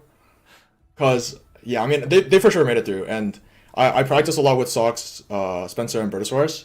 So, and I'm pretty sure those three should be making it through. I mean, I don't know 100%. Obviously, Ramblin's going to be there. Obviously, I think Spicy Appies was one of the other people from this, from Rob today will who be made there, it too. yeah. Yeah, Robin. So, like, a lot of big names are there. I think, like, for sure Soju's there. I don't know who else, but there's obviously, like, a lot of big names. Maybe like some up-and-coming names as well. So, I think it'll be fun. But, yeah. Hopefully... Because the thing is with these tournaments is that, like, I think it's a lot more fun when everybody's actually, like, trying for them. Because, like, it's just more fun to play, like, really, really competitive games. Something that you don't get to experience on ladder all that often. But, yeah. Also, back to the last question you guys asked me. I'm pretty sure that's the first time I've taken that self-repair thing in, like, more than 100 or 200 games. But, like, I knew it was good. Like, I was kind of I knew it was good. Yeah. I was hoping you'd say something like that, because like, you know I'm watching your stream. I never see you even touch. You don't even like talk about it. Like when it comes up, you just like you're like I guess I'll take thrill, and you just like click thrill and keep going. I'm like, you already have 4 innovators in play. Like I've never seen you touch before. I was hoping you'd go more in depth to it, like you did at the end of this part. Thank you. Yeah, I just knew, like, I think playing around. Oh, sorry. I was just gonna say playing around like Heimerdinger is good. So, and then just like playing innovators, like 3 innovators early is just like you almost always win your stage 2. You can get through stage 3 like really, really easily. So. It's just like, yeah. But I knew it was good. I kind of like figured it out only fairly recently that it was good, so that's probably why I hadn't taken it in the past, but yeah. I was surprised. That was a really interesting one to watch because it took you a long time actually to get like 5 innovators online and even 3 innovators. It took a while to get that started, but once it was there, it was pretty huge. Yeah. I don't know. I kind of like first timed a lot of things. Like I never got Heimerdinger 3 probably in my last 100 games as well, and MF3 as well. But like I just knew they were good. Because I had watched them, and you don't actually even need them 3-star to probably top 4. So, like, I just played for it, and then I just kind of like got the chance to get them 3-star, and obviously that lets me go for first. So, yeah. Look, I love the confidence you're displaying. It seems like that works out for you because it's like Goobums, you know, self-repair is an amazing augment. Also Goobums, I've literally never played this in 120 games. Like, you know, it's like all these things are, but you're just like brimming with confidence in this set. And I just want to, I mean, go more into that because we have the mid-set finale coming up. We have, you know, the NA regionals. Like, what is your confidence level going into these bigger events in set 6? Like, your overall set 6 confidence. Like, are you going to start the day of these, you know, looking into the mirror or the crystal ball with Bryce inside it and saying, hey, I'm going to win this tournament? Or are you feeling like, hey, maybe a lot of these other players are going to threaten a lot and not having that same level of confidence going in these bigger major tournaments throughout the rest of the year? No, so like I like to think I'm pretty self-aware with like my form. I think for most of the set, like I was pretty much hot garbage. Obviously, like you guys, I mean everybody knows like in set 5.5, I was pretty much hot garbage as well. More or less like I mean okay, I maybe that's a little bit too much of a like too strong of a word, everyone but has I was their definitely ups and downs. Poor form. But I felt that like when you're incentivized to like really kind of like sweat for some of these tournaments, one for me it's like really, really enjoyable. But like once I feel like I am in good form, then I can be confident. But otherwise, like yeah. So then hopefully, like for the next major tournaments, I won't get lazy, and like I'll just try to like keep up the good form, and hopefully carry it on into mid-set and regionals. I'll tell Bryce to Innovator keep the DMs coming. Well, Polish the crystal ball. Yeah, polish it a little bit. Well, Goobums, thank you so much. You were absolutely fantastic today. One of the most stellar performances that we've seen in some time in a tournament across the 5-game series. So, fantastic job. Congratulations once again on your invite to mid-set, and we're looking forward to seeing you there. All right, thanks for having me. Alrighty. So, that's going to do it for the interview with Goobums. Fantastic talking to Goobums, getting some insight into what he was feeling throughout the Zaun Cup. I mean, it was a lot of fun hearing the insight, right, Admirable? Yeah, I'm yes, and just again to kind of just wrap everything up on all my thoughts. I'm never selling my Goobum stock. I mean, hey, it's hard to argue with that. I mean, you know, when Goobums wants to perform, he has no trouble doing that, it feels like. And he was in fine form today, obviously. 3 first place, and then just kind of cruising to an easy #1 in Lobby D. So I think he'll be a force to be reckoned with it at mid-set, and it's great to see Goobums kind of back on top again, you know? All right, well, that's going to do it for us. But before I close out the show, I'd love to get some final thoughts and kind of last takeaways from the Zaun Cup as a whole. So we'll start with Admiral and go to Doa, and just tell me how the whole thing went for you. Yeah. Tournaments, when they happen right after a balance patch, are always so interesting to me because it feels like things are getting refined amidst the time that players are also making some errors that they wouldn't have been making before, or some mistakes, rather, I should say. I mean, we did see a couple errors, but, that's just a misclick sort of thing. I digress. For me, one of the most exciting parts about the tournament is when it happens right after a patch, because we're seeing all these ideas kind of come together while the tournament's taking place, while it's unfolding, because this is a 3-day event that took place. So we got to see so many close moments. We got to see so many close races. My heart breaks for some of the players. I really want to see them break through, but honestly, that just feels like part of the way that the TFT community has formed is that everyone's very welcoming and very accepting of everything. And I just love to see that. This has just been one of my favorite games to be a part of the community with. And I feel so fortunate that I'm able to be sitting here on a desk and casting alongside you, Casanova, and alongside you, Doa, alongside Frodan, Jirachi, anybody that I've gotten to work with in this one it's been so fantastic. And I'm very grateful for it.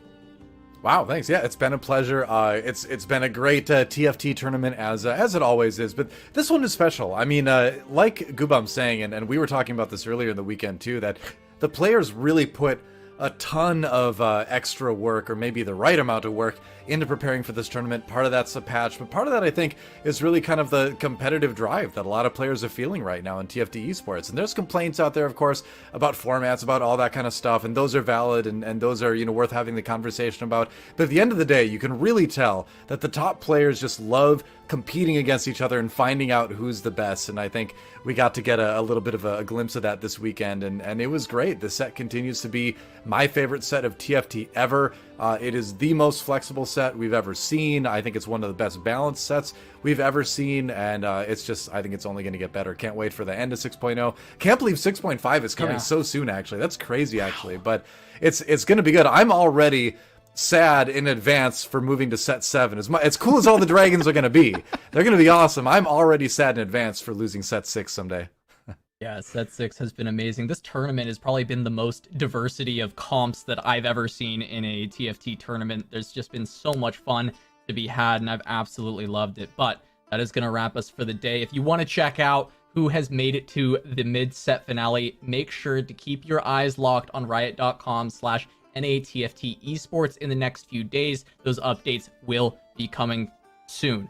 But for me, for Admirable, for Doa, Frodan, Jirachi, the rest of the crew here working on the Zaun Cup, thank you all so much for watching, and we'll see you for the mid-set finale.